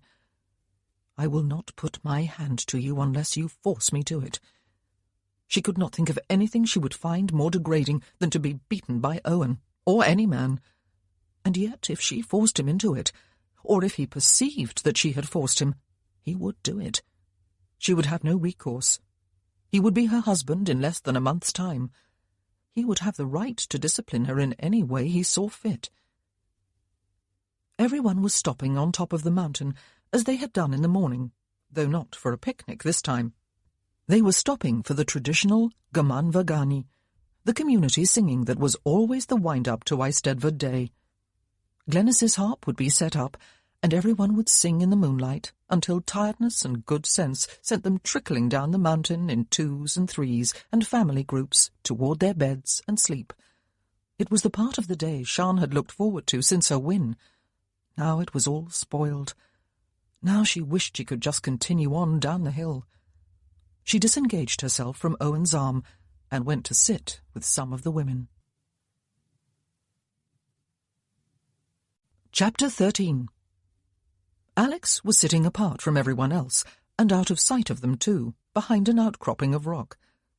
He sat with his knees drawn up, his arms draped over them, looking down to the moonlit valley that had somehow come to feel like home. He had stolen some moments for himself, Verity having attached herself to a group of Sunday school children who were now sitting in a ring among the adults, singing with them. He was not feeling lonely. Not really. Certainly not in any unpleasant way. In fact, he was feeling remarkably happy, and at peace with himself and the world, and quite ready to tackle the hard task facing him in the coming week. He had been privileged today, he felt, and more thankful than he could express that Verity had pressed him to come, and that he had given in all too readily. What was happening there on the mountain-top should be hilariously funny. Almost a whole town was camped out there in the moonlight, when they could be tucked up cosily in their beds, singing in glorious harmony. Glenys Richards was seated in full state at her harp, its little cart standing close by, under the guardianship of her husband, and the Reverend Llewellyn, still immaculate in clerical black, was conducting with his baton. It should have been funny, but it was not. It was an expression of the whole warm and wonderful culture into which he had stepped, quite unsuspectingly, just a few weeks ago. The sounds of harp music and singing somehow blended with the wild landscape and the moonlight. Man in tune with nature, despite the industry that was raping their valley down below. The lives of these people were hard, he knew, and he was responsible for having made them harder than they need be. But even so, they seemed to have the capacity to live and to love and to reach beyond themselves for what was permanent and beautiful. They were a people who had added a spiritual dimension to lives that might have been unutterably dreary. He was glad suddenly that he had it within his power to improve their daily lives. Soon starting next week, as soon as he had met with the other owners. He looked up suddenly as someone came around the rock that shielded him from view. He expected to see Verity, but it was Sian. She stopped when she saw him, but did not retreat. She appeared to be alone. "Come and sit down," he said, and was surprised when she did so, without saying a word. She sat down quite close to him and clasped her knees with her arms. "You are not singing with everyone else?" he asked. She shook her head. "It has been a wonderful day," he said. "There is a warm and strong sense of community in this part of the world." "Yes," she said. "It means a great deal to be a part of it." "And yet there is a mingling of communities too," he said with a smile. "I noticed that your brother-in-law was a great favourite with the girls from the other towns today. He was hand in hand with one of them before the day was out." "Yeastin," she said. "Yes, there will doubtless be many treks over the mountain for him in the coming weeks. The girl will be fortunate who wins Yeastin's heart." "You were fond of him," he said. "He was just 12 years old when I married his brother," she said. "He wanted so badly to go to school and to college. He wanted to be a minister. He used to try to learn what I remembered from school and taught him. But he never complains. He smiles his way through life." They were quiet for a while, companionably quiet, while music surrounded them. "This is all so beautiful," he said, indicating the valley with one arm. "Peaceful. It is well worth the climb." She nodded and lifted her face to the moonlight. Her eyes were closed, he saw. "Has something happened?" he asked. "To send you away from everyone else, I mean." He did not believe she had come seeking him. She opened her eyes and looked at him. "No," she said. "Nothing has happened. Just reaction to the excitement of the day, I think. I wanted to be alone." "And I had stolen your spot," he said. "Do you want me to go away?" She shook her head. "It was a wonderful day for you," he said. "I was very happy that you won." "Thank you," she said, and grasped her knees more tightly so that she could rest her cheek on them. She wanted quietness, he saw, and gave it to her. He leaned back against the rock so that he could watch her. It was hard to tell if she was tired, or peaceful, or unhappy. She had her eyes closed again. But she was not uncomfortable in his company, as he might have expected her to be, and her presence only added to his contentment. It was the icing on the cake of a happy day. It was a dangerous realization. If he had felt desire for her, or the temptation to touch her and make love to her, he would have understood the feelings and fought them off. They were what he would expect to feel. But he felt neither. Only a quiet pleasure to be sitting close to her in companionable silence. Yes, it was dangerous, suggesting as it did that she was becoming to him more than a beautiful woman whom he desired to bed. "Would you ever beat a woman who was your wife?" she asked suddenly, without opening her eyes. "Good Lord, no," he said, jolted by the sheer unexpectedness of the question. "I have never even laid a hand on my daughter." "You don't believe there is the need for discipline?" she asked. "Yes, of course," he said, "but there are other ways of disciplining apart from violence." "How would you discipline a wife, then?" she asked. Her eyes were open, and she was looking at him, though she had not lifted her cheek from her knee. "A wife?" He frowned. "I was talking about children. Unfortunately, we need to discipline children because we have a responsibility to train them, and they are never angels. I was not talking about a wife.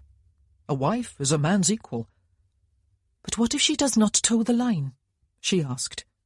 "What line?" he said. "Whose line? What if he does not toe it? Marriage is not an easy business. We have both experienced it. We both know that. It is something that has to be worked hard at every single day. If one partner refuses to make the effort, then they have a problem, and an unhappy marriage. But violence would not solve anything." "Is the husband not always right?" she asked. She spoke so quietly that he could not tell if there was bitterness in her voice. "Is he not the one who must enforce the towing of his line?" "Just because he is probably the physically stronger of the two?" he said. "It would seem a little unfair, would it not?" "Life is not always fair," she said, "especially to women." "Do you know someone who is beating his wife?" he asked. "Is that what this is all about? If so, perhaps you had better tell me who he is. Perhaps I can bring pressure to bear on him." "By threatening his job?" she said. "No, it was just a question. I was curious." She sat up suddenly, setting her hands flat on the grass on either side of her. "It has been a happy day. You were right, a wonderful day, and especially happy for me. I have always dreamed of winning a first at the Eisteddfod, though I always persuaded myself that participating was the important thing. It was wonderful to win, for myself and for Cwmbran." He acted purely from instinct. He set his own hand flat on top of hers.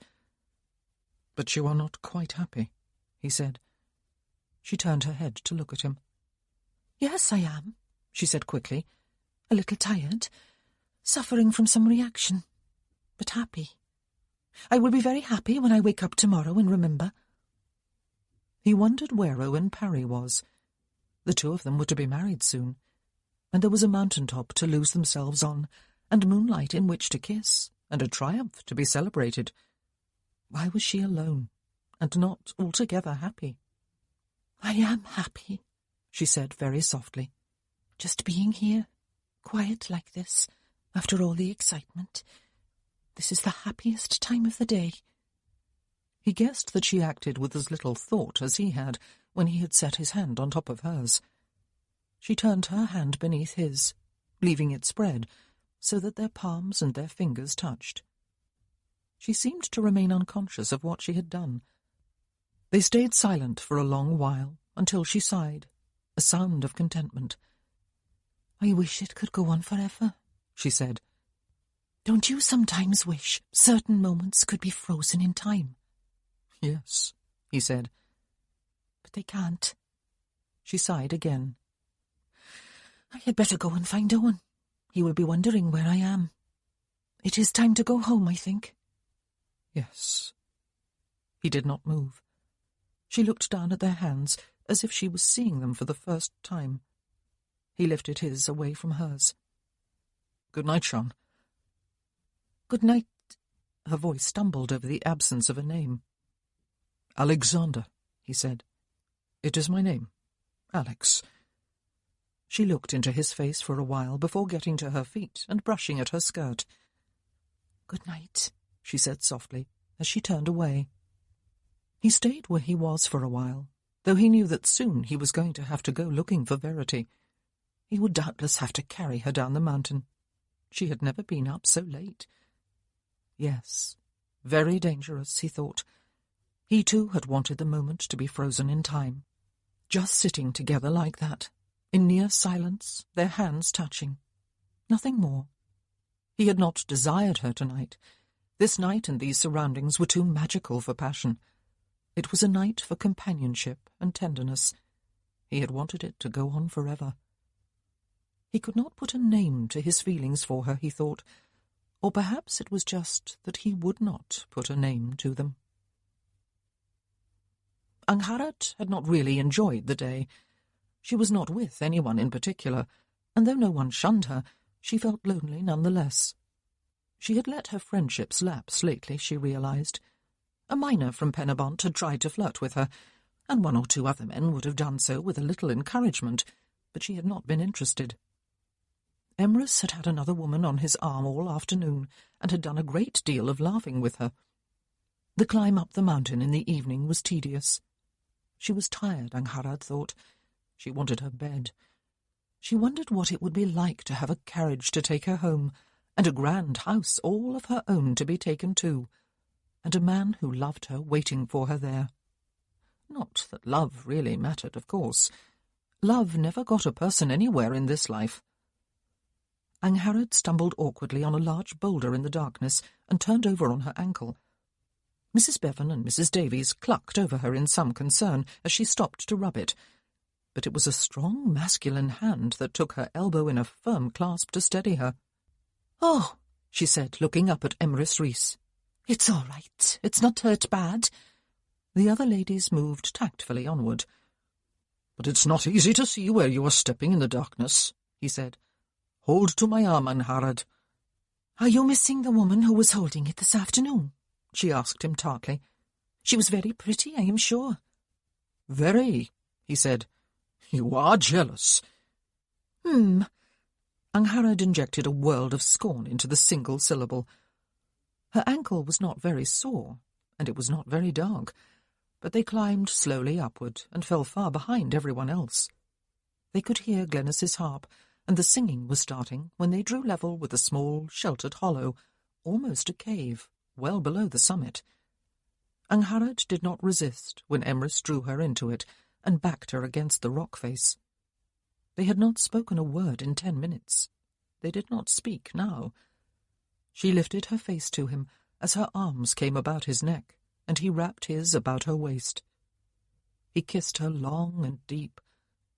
"Are you willing, then, Angharad Lewis?" he asked against her mouth. Sometimes nothing mattered except the needs of one's heart. "I am willing, Emrys Rhys," she whispered. She lay down on the sparse grass, his coat beneath her head and shoulders, and lifted her skirt while he unbuttoned his trousers. She spread her legs for him when he came down to her. But being Emrys, he did not immediately come inside for his pleasure. He kissed her and caressed her and murmured to her, and then came in when she too was ready for pleasure. He took his own and gave her hers without hurry. She had forgotten, Angharad thought when it was over. She had forgotten what she had given up, and now, at this precise moment, she could scarcely remember why. They were singing in full harmony on top of the mountain. Emrys spoke finally, after they had lain quietly side by side for several minutes. "We will make this honest, then, Angharad," he said. "I will talk with the Reverend Llewellyn, and I will step inside the chapel again at last, for a wedding." Angharad closed her eyes and stayed silent. She tried to remember why she had finished stepping out with Emrys. She tried to picture the lodge cottage inside Glanryd Park and the happiness she felt there, making it comfortable and dreaming that it was hers. She tried to remember Josiah Barnes starting to look at her and touch her, and then telling her one day, when she had not flinched from having her breasts fondled, to go upstairs and undress and lie down on the bed, and the sudden hope of a dream come true. But sometimes dreams did not seem so attractive when they started to come true. "You are sleeping with him, then?" Emrys's voice, flat in tone, cut through her indecision. Angharad wanted to deny it. She wished she could, but she could not lie to Emrys. That was why she had had to stop seeing him, even before she was sure of netting Josiah Barnes. Well, he got to his feet and stood with his back to her, buttoning up his trousers. He reached into a pocket, and she heard the jingling of coins, and then a small shower of them landed with a plop on her stomach. "Thanks for the treat, Angharad. It's quite a while since I had a woman up on the mountain. I hope it's enough. I can't afford to pay as much as Barnes does." Angharad bit down hard on both lips while he strode away, leaving his coat behind. She would not let out a sound while he was within earshot. Then she felt about until she had 3 pennies in her hand and pressed them hard with both hands against her mouth. Hot tears ran diagonally across her cheeks. Sian met Verity before she found Owen. The child was heavy-eyed and yawning and clutched at her skirt. "Where is Dada?" she asked, and Sian took her by the hand and led her back to the rock behind which he was sitting. Sian heard his voice as Verity went around to him and did not go herself. She turned back to find Owen and saw him almost immediately. He took her hand and smiled, and they started down the mountain among a group of Owen's friends. Sian wondered how the Marquis would react to being called the Welsh Dada instead of the English Papa. Verity had even said it with a Welsh lilt. She was in love with him. The realization came to her full-fledged and left her feeling quite calm. She held to Owen's hand, less than a month before their wedding, and half listened to the conversation he was having with his friends. and knew that she was in love with the Marquis of Crail. Alexander. Alex. She had not known his name before tonight. She did not feel panic-stricken at the realization, perhaps because it had come without passion. There had been no passion between them, even though they had sat with their hands palm to palm. She had not even noticed that consciously until it was time to leave. There had been no real physical awareness at all, just an emotional one.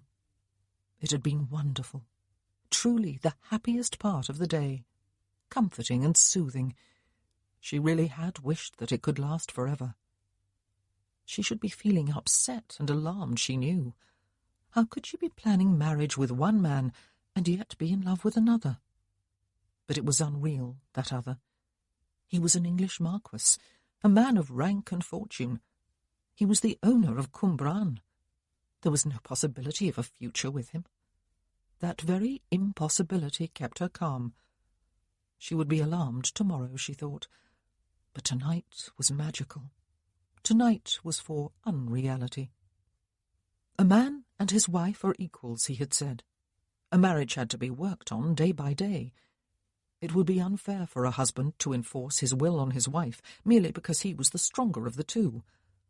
How wonderful it would be to be his wife, she thought.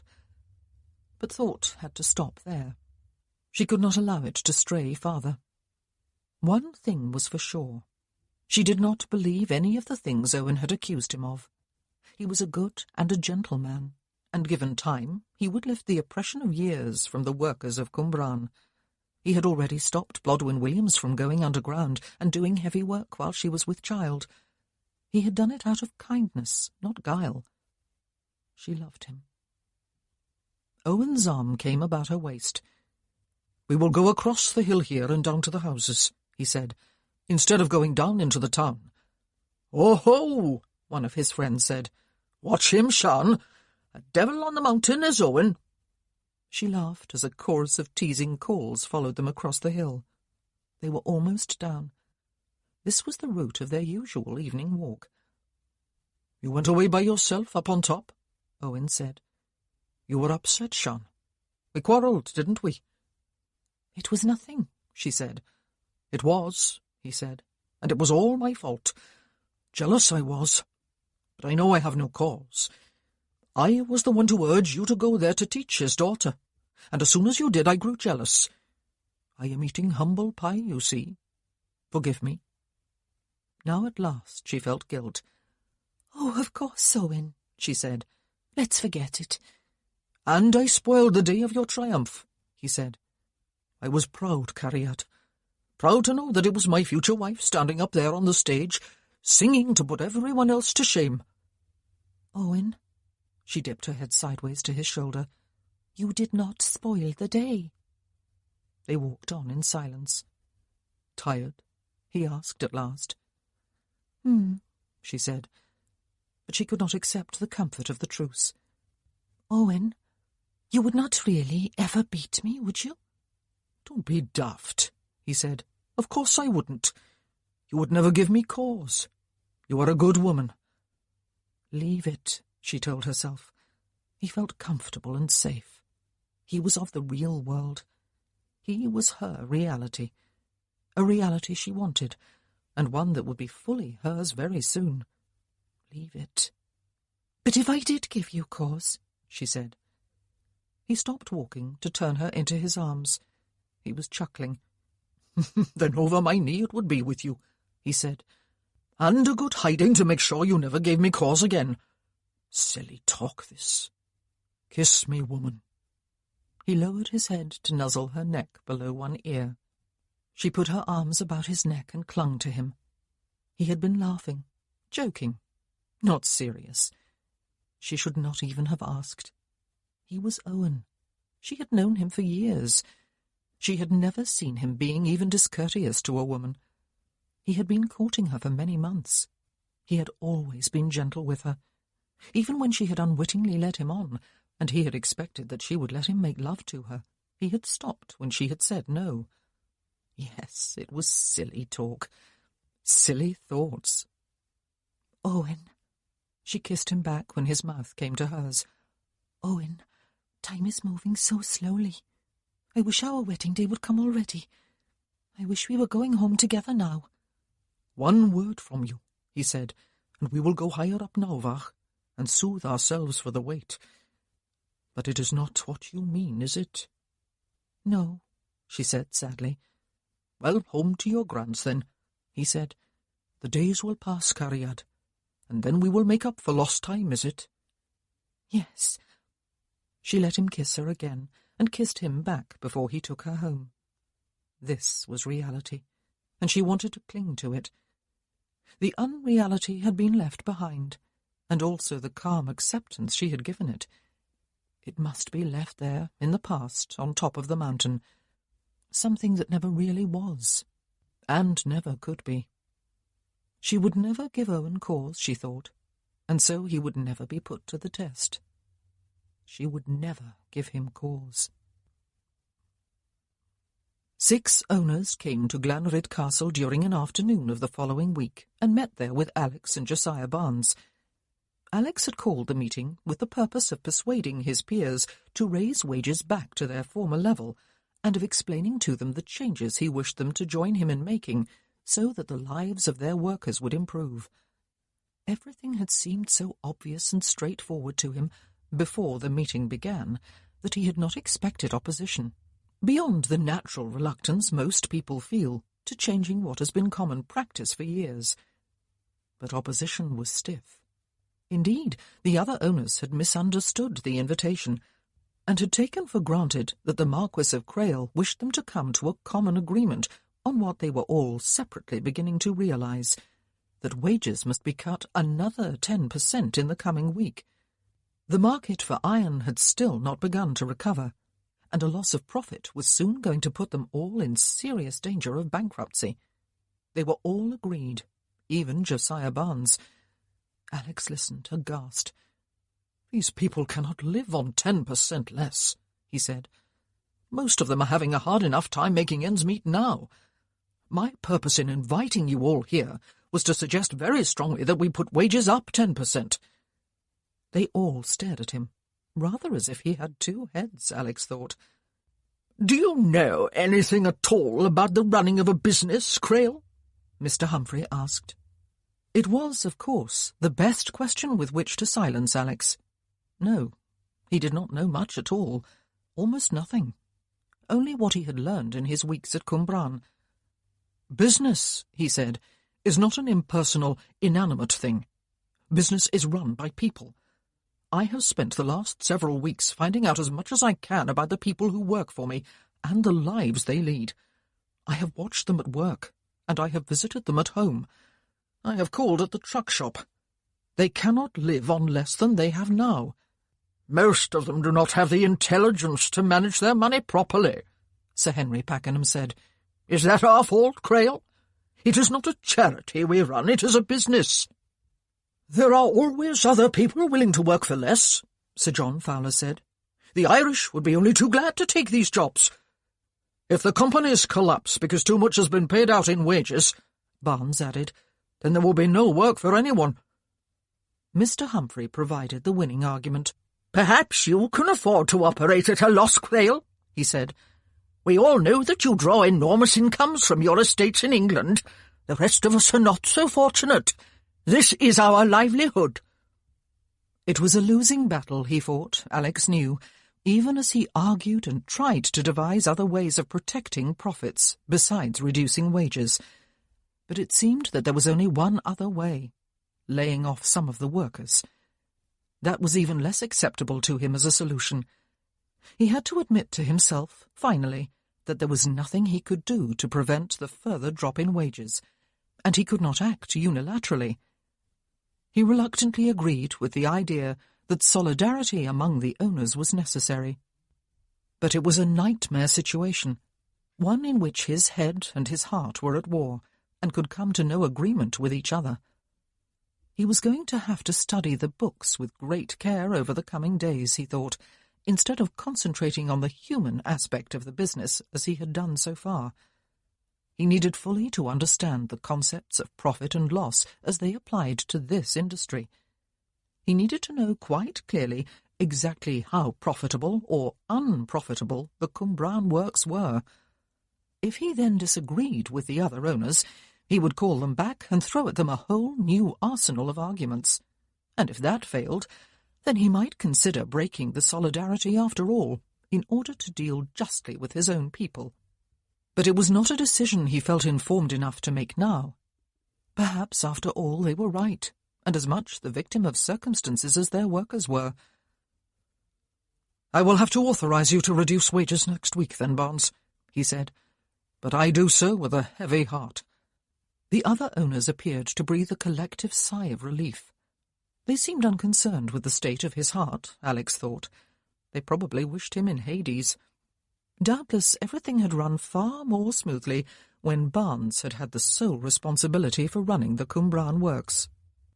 "And now the other matters I wished to discuss," he said, and saw wariness and some irritability return to the faces of most of his guests. No one else seemed to feel any concern about child labour, or the employment of pregnant women for heavy labour, or the lack of compensation for workers injured on the job, or the fact that workers were regularly paid their wages in a public house. That complaint even won for itself a hearty laugh. Or the absence of waterworks or sewers in the towns. The list went on and on. The only answer he received from the other owners was the one that had been made before. They were not running a charity, but a business. But this time he was even more reluctant to give in to the need for joint action, or joint inaction. "I cannot see," he said to Sir Henry's angry objection, "that my putting in waterworks at Cwmbran will cause the collapse of the works at Penybont or elsewhere. But I do know that it will make life here cleaner and healthier, and will perhaps save a few babies from dying." "You have no imagination, Crail," Mr. Humphrey said irritably. "Dangle a piece of cake before one hungry person, and 100 others will want it too." "Perhaps if they are hungry," Alex said, "they have a right to want cake, or at least bread." But his answer, he saw, only angered them further. He had no friends, no allies in this group. In the end he compromised. He promised to do nothing in haste, but to see how the markets progressed over the next month or so. Perhaps the demand for iron would return to its former level, and wages could be raised again, and there would be profits left over to make some of the improvements he suggested. He would give himself that month, he thought, as he saw his visitors to their carriages, to educate himself thoroughly, to see to it that he knew as much about Cwmbran as Barnes knew. Then he could make some informed decisions, without having to feel that he was trotting along in the wake of men he could not quite bring himself to like. He dreaded the thought of having to meet anyone's eyes next week, after wages had been reduced again. How would he be able to do it without squirming with shame? He thought back to the day of the Eisteddfod, less than a week ago, when he had felt accepted by most of the people of Cwmbran. They had tolerated and teased him, and even talked and laughed with him. They had allowed Verity to mingle with their children. How would he be able to face these people now? How would he be able to face Sian? Although he had been careful not to be in company with her since the night of the Eisteddfod, he had come to feel that they were, in some way, friends. He had felt on that night that they had grown comfortable with each other, that perhaps they had come to like each other. Would she like him next week? He was going to work night and day, he thought, to understand this coal and iron industry from the inside out. He was going to prove that there was a way people, his workers and he both, could control industry instead of being controlled by it. Chapter 14. Josiah Barnes was breathless and exhausted. He crushed Angharrad's unprotesting body beneath his weight for a few minutes before rolling off to one side of her. "There is wonderful it is with you, Mr. Barnes," she said, turning her head to look at him and smile. "Are you pleased with the news I brought you, then?" He grunted and lay quiet for a while. "But you don't know exactly when," he said. "The information is not much use to me unless I know the exact night of the meeting." "The men I overheard at the Eisteddfod said it would be soon, she said. It will not be hard for me to find out exactly when. I will let you know as soon as I hear. Yes, you will, he said, reaching for one of her breasts. If you want me to continue to be pleased with you, Angharad. John Frost, you say? Coming here to persuade the men to riot? I don't think they will, Mr. Barnes, she said, especially if you let it be known you have found out about the meeting and put a stop to it. That would be best for everyone. Why would I do that? He asked. She looked at him appealingly. I don't want to get anyone in trouble, she said. Promise no one will be in trouble, Mr. Barnes. He squeezed her nipple between thumb and forefinger until she squealed, and then set his mouth over hers, thrusting his tongue deep inside. Just find out the exact night for me, he said, and I will find a way of thanking you, Angharad. But you are pleased with me anyway, she asked, putting her arms about his neck. I try to please you, Mr. Barnes. I would do anything for you. I wish I could be here for you every night for the rest of my life. He grunted and lifted himself over her and between her thighs again. Sian was enjoying a quiet evening at home with her grandmother. Emrys and her grandfather were always late home on pay night. Sian was preparing lessons for Verity, while also participating in a sporadic conversation about her wedding. I am happier for you this time, Vach, her grandmother said. Not that I would wish to say any ill of the dead, and I was very fond of poor Gwyn, but such a little house he took you to, and so crowded it was. This time you will have a house all of your own with Owen. There is grand you will be, the Queen of Cumbran. Sian laughed. I don't want to be the Queen, Gran, she said. Just a very ordinary person, and that is what I will be. I don't know that you will ever be that, Sian, her grandmother said fondly. And Owen is no ordinary person either, is he? I just hope he does not get into any trouble with all this nonsense of meetings. Mr. Frost is to come up from Newport next week, is it? Yes, Gran. Sian's spirits dropped at the thought. It was to be a secret night meeting on the mountain again. Owen and Emrys were all fired up about it. Mr. Frost apparently had ideas of uniting all the men of all the valleys for one great demonstration against the government rejection of their charter. But Sian did not trust the word demonstration. What exactly did it mean? There will be divisions among the men again, her grandmother said. There is foolish men are, Sian. It is women who should rule the world. Then we would see some good sense. The Eisteddfod brought all of us together in a lovely spirit of togetherness, and now this old meeting will split us up again. And there will be Scotch cattle again, Sian thought, but she did not speak aloud. She looked down at her book and pretended to be concentrating on it so that they lapsed into silence again. Would Iestyn be willing to participate in a demonstration? Would those who organised it be willing for some men to stay at home? But her thoughts sickened her. She tried to bring her mind to the words on the page, and then there was a knock on the door, and it opened to admit Owen. Sian closed her book with a snap and jumped to her feet, smiling. She had not been expecting him. "Owen," she said, "how lovely." But even as she spoke, she looked into his face and saw his expression. "What is it?" "Wages down another 10% next week," he said curtly. "That is what—" Sian sank back into her chair and closed her eyes. "Oh, Dieu, her grandmother said. "One thing about it," Owen said. "It will open up the eyes of those who have been wavering about coming up to the meeting next week. It is not needed, some have been saying. Our owner has come, they say, and he seems a decent sort. He has talked to us and visited us. He has rescued Blodwen Williams from the mines and paid her man for his injuries. He came to the Eisteddfod with us and took off his coat to help Ivor Richards with Glennis's harp. He will put our wages back up again, and all will be well with the world. This will open up their eyes wide." The door opened again, and Emrys and Sian's grandfather came inside. "You have heard the news, then?" Emrys said, slapping his pay-pack down on the table. "Here, ma'am. There will not be so much next week." Huel Rhys sat down heavily in his chair by the fire. "It is the Lord testing us," he said, as he did with Job.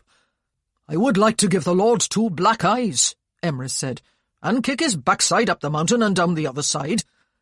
Hywel was on his feet again. Right-o, Emrys, he roared. Out the back, is it?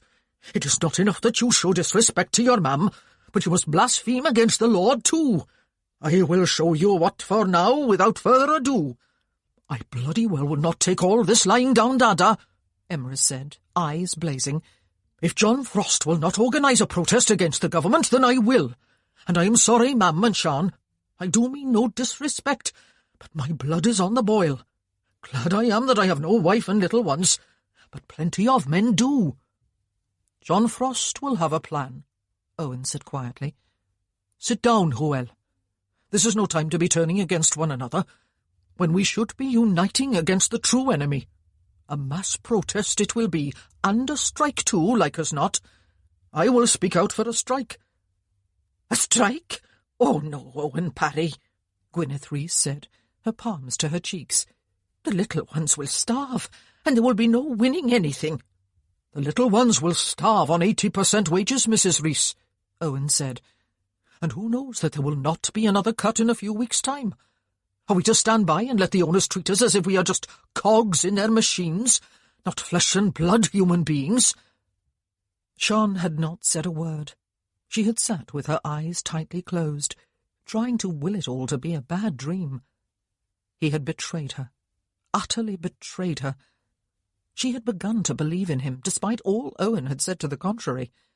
She had begun to believe that he was a kind man, that he cared for the people of Cwmbran, that he was going to change everything for the better. She had grown to like him. She had fallen in love with him. He had betrayed her. Sian, Owen said, you will leave your employment at the castle without even giving any notice. You will not go to work tomorrow. She opened her eyes at last and looked at him. Why?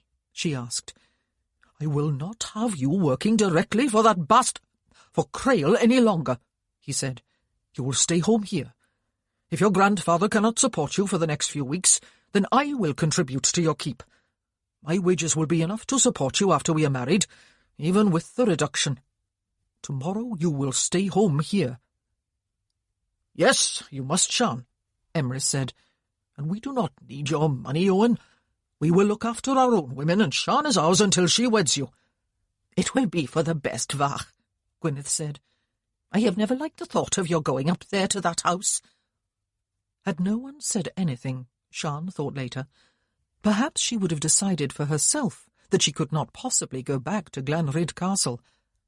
Certainly the thought of ever seeing him again sickened her, but there was the fact that she hated to be told what to do. She always had. It was one of the weaknesses of her character. Her mother had always said she got it from Sir John Fowler. I am working with Verity, she said. I am teaching her. She is a 6-year-old child and in no way involved with any of this. I cannot just abandon her.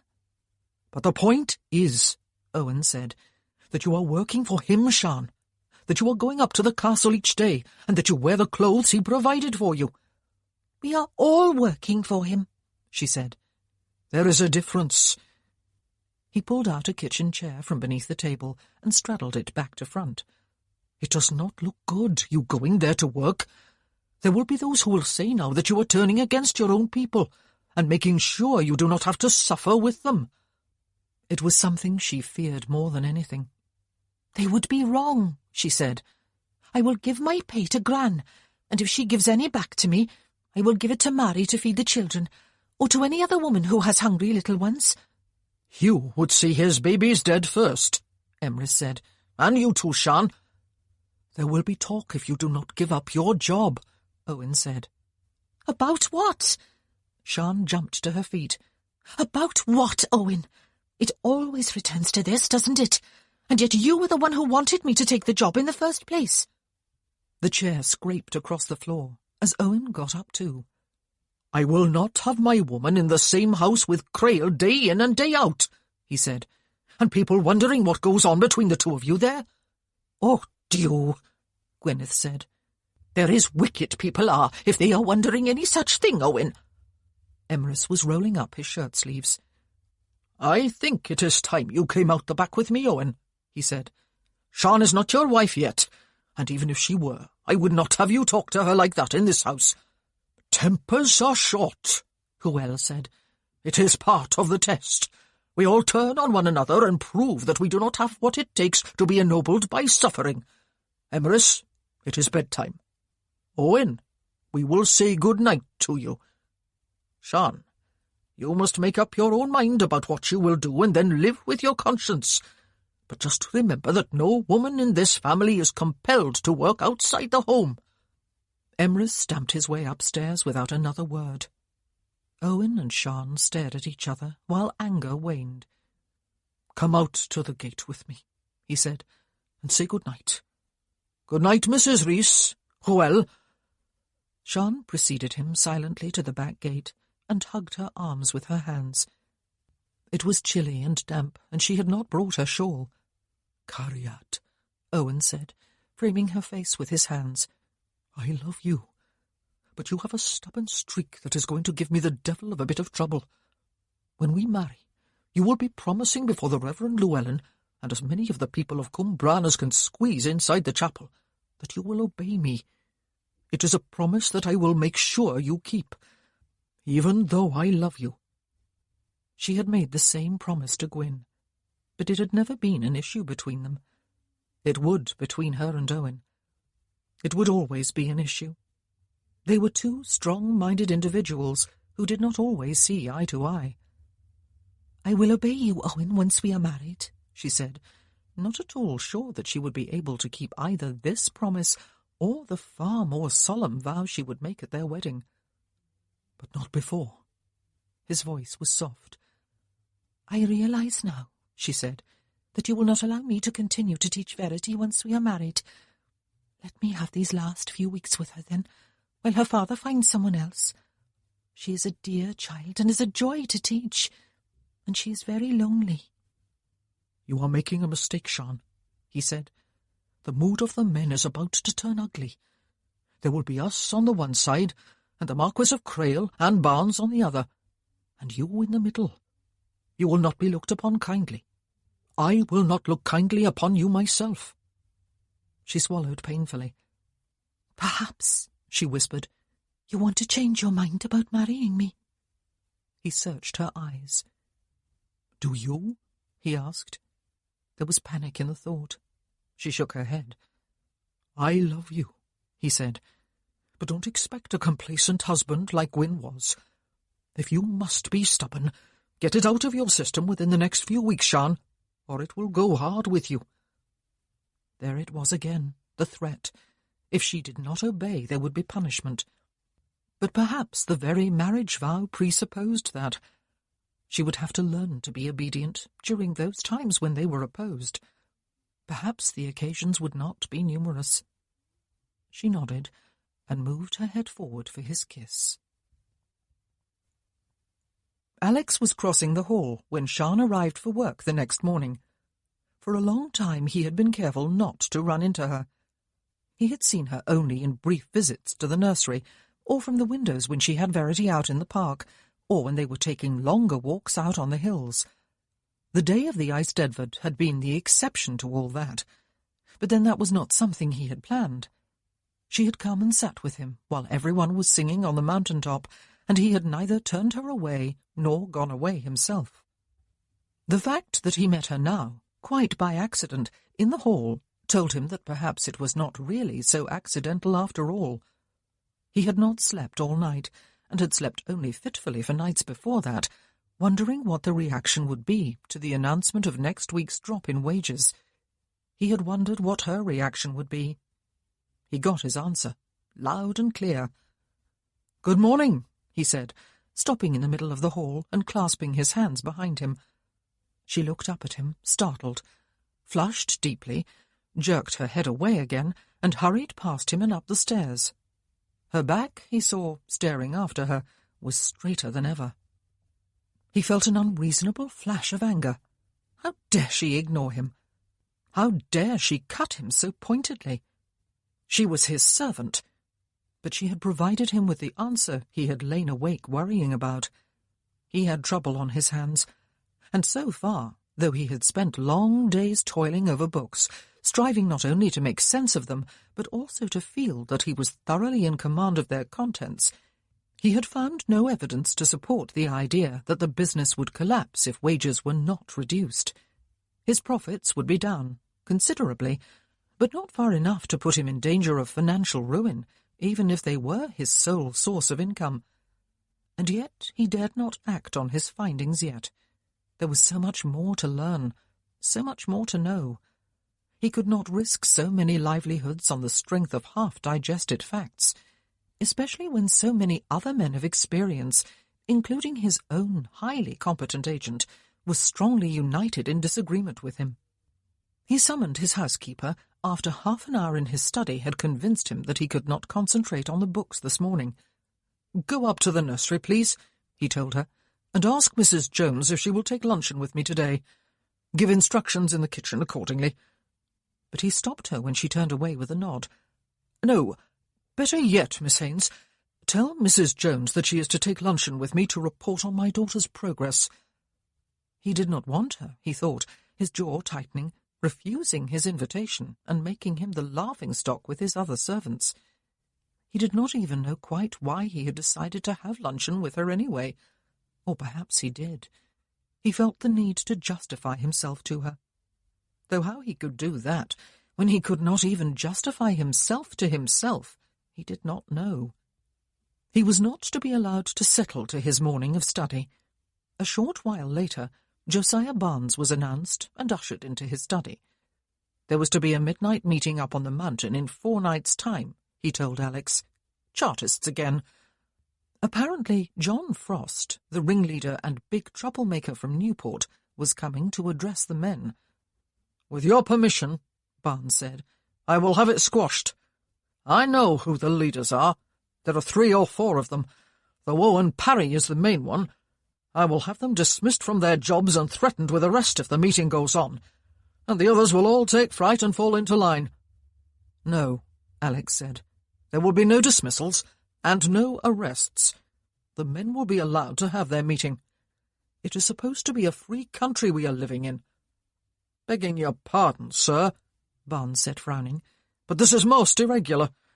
There will be trouble. The men are not in the best of moods. They will use the meeting to air all their grievances. I would not be surprised to find that there is talk of a strike." "I will take responsibility for what comes of the meeting," Alex said. "It will be allowed to proceed. How do you know about it?" "I have my occasional informers," Barnes said evasively. "One of the men who was whipped a few weeks ago has no love for the likes of Owen Parry." "Let me beg you to reconsider, sir." "The meeting will proceed as planned," Alex said. "And you will not need to endanger yourself by spying on it, Barnes. I shall doubtless do that myself." "Ah," Barnes said, brightening somewhat. "Then you will be able to see with your own eyes exactly who is to be dismissed, sir, and you will know exactly what the plans are so that they can be squashed. I did not understand." "And still do not, perhaps," Alex said. "I cannot help but sympathize with my men, Barnes. I believe if I had to live on what they now earn and support my daughter too, I might be willing to throw caution to the winds and demonstrate against the government and strike against my employer. That will be all, thank you." Barnes stared at him, stupefied, and then turned and strode from the room. Another enemy, Alex thought ruefully. He had enemies on both sides, and felt very much alone and lonely in the middle. He wished fervently that his mother's brother had had some closer kin to whom to leave the lucrative ironworks and coal mine of Cwmbran. He wished he had never set eyes on this accursed valley. And yet he closed his eyes and pictured it as he had seen it that first night from up on the hills, just before he had come upon that other meeting, and as it had appeared from the top of the mountain on the night of the Eisteddfod. And he heard again, in memory, the male voice choir as they had sounded when practising inside the chapel, and the whole community singing during their Gumanfa Gani. Verity had taught him the Welsh name for their communal singing, and Sian singing her Welsh folk songs to the accompaniment of the harp. He felt on the verge of tears suddenly. and that mysterious, unnameable yearning rushed at him, taking him quite unaware, and acting on him almost like the infliction of pain. No, he could not wish that he had never owned Cwmbran and never come here. He could not wish it at all.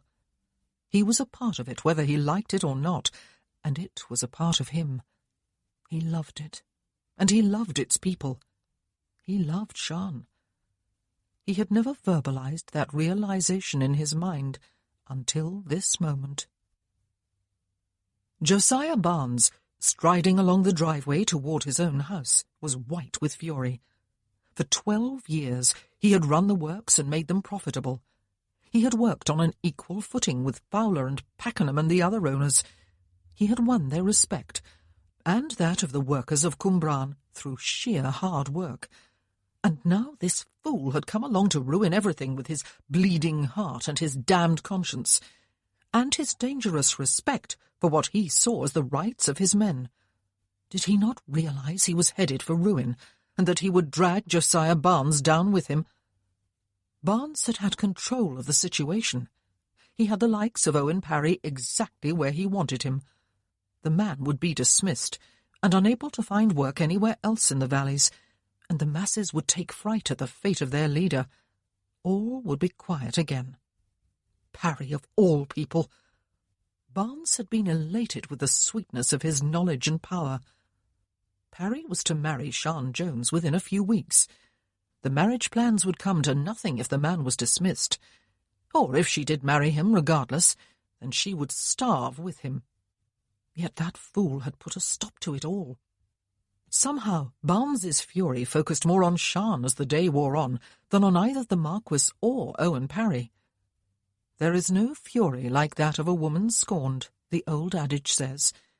Perhaps it applied equally to men scorned. If it had been an invitation, she would have refused it, Sian thought. But it was a command. She was to dine with him and report on Verity's progress. It was a reasonable command. He was the child's father. But she could have wished he had summoned her to his study, where she could have made her report formally and briefly, and she could have wished that it was not today of all days. She had begun the day by cutting him in the hall, refusing even to say good morning to him. Her back had bristled as she had climbed the stairs. She had expected to be called back and dismissed. He was standing at a window looking out when she was shown into the dining-room. He hurried across the room toward her and drew back a chair so that she could seat herself. Neither of them spoke a word.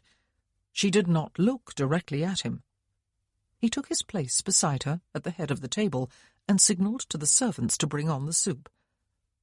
"I understand that the lessons are going very well," he said. "Verity shows off new knowledge to me every evening and seems very enthusiastic about it." Sian breathed a silent sigh of relief.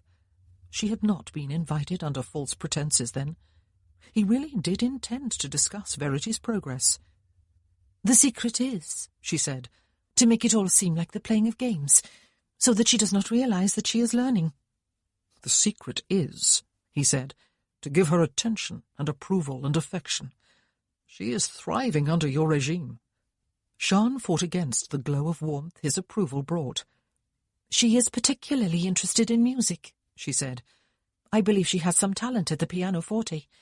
I hope you will nurture it." "I hope you will," he said. It was the opening she needed. "I will be here for only 2 weeks longer," she said. "After I am married, I will have a husband and home to keep me busy." She was aware of his eyes on her for a few silent moments as she sipped her soup. "Is that your decision?" he asked. "Or is it Owen Parry's?" "Both," she said, aware of the lie. "We make decisions together." "I am sorry about it," he said. "Verity has become attached to you. She needs a woman with whom to identify, and one to give her a sense of security. You will not reconsider, at least until such time as you are with child." Sian could feel her cheeks grow hot, and wondered how he could seem so oblivious to the silent servants who were waiting to clear away their dishes and serve the next course. "No," she said, "I must leave." He was silent while the servants were busy, and then signalled them to leave. "Is it entirely because of the demands of your marriage?" he asked. "Why did you ignore me this morning, Sean?" Well, it was not to be avoided after all, then. "I did not want to bid you a good morning," she said. "It was not what I wished for you. I came here to teach your daughter." "You had your wish," he said. "It was not a good morning. Neither was last night a good night, or the last week a good week. I cannot blame you for your hatred." She could no longer even pretend to eat. She set her napkin on the table beside her plate. "If you had always been as I expected you to be," she said, "I would not have felt betrayed. In a way, I can respect Josiah Barnes. He has never pretended to be anything that he is not. You have. You have pretended to care." He was bound to dismiss her. She hoped he would. Then she could please Owen and her family without having to make the decision herself. "Betrayed," he said softly. "Is that what I have done to you, Sean?" "Yes," she said. "I had begun to think you were a kind man. I had begun to like you." "Had you?" His voice was soft and devoid of expression.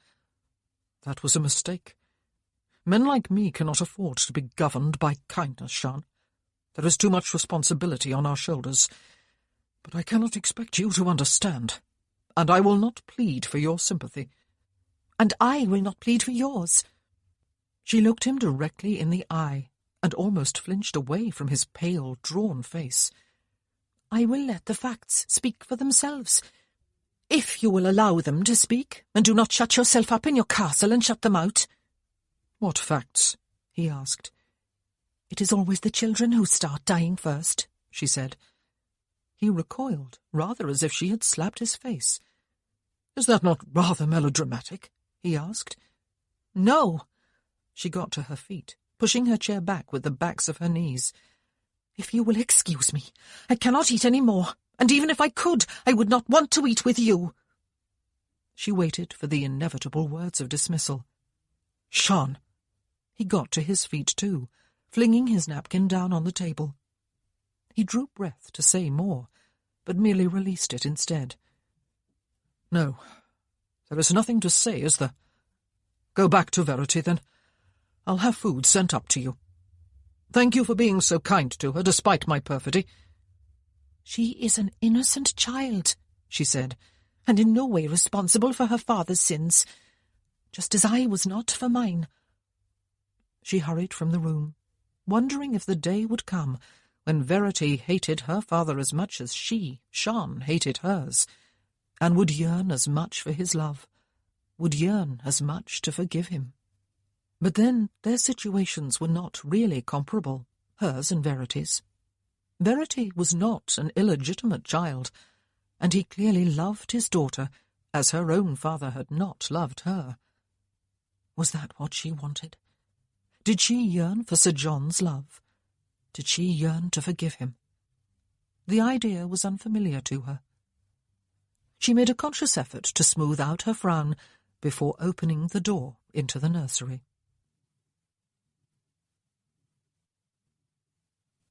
Chapter 15. Sean never knew what made her more curious than other women, or more courageous, or more foolhardy, or whatever it was that needled at her and nudged at her until she went to see something for herself. It was not that she was without fear. That first time when she had gone up the mountain to hear Mr. Mitchell, she had been afraid every moment of the embarrassment of being found out, and in the event had suffered the fright of being caught by a stranger. And on the night when the Scotch cattle had been out, and anxiety for Yeastin had driven her from her bed and from the house, she had known stark terror. But she went again on the night John Frost was to address the men up on the mountain. She tried not to go. She lay in bed for a long time after Emrys and her grandfather had left, trying to will herself to sleep. But she wanted to know what Mr. Frost had to say, exactly what plan of protest he had. She wanted to know how the men of Cumbran would react, how eagerly they would fall in with the plan.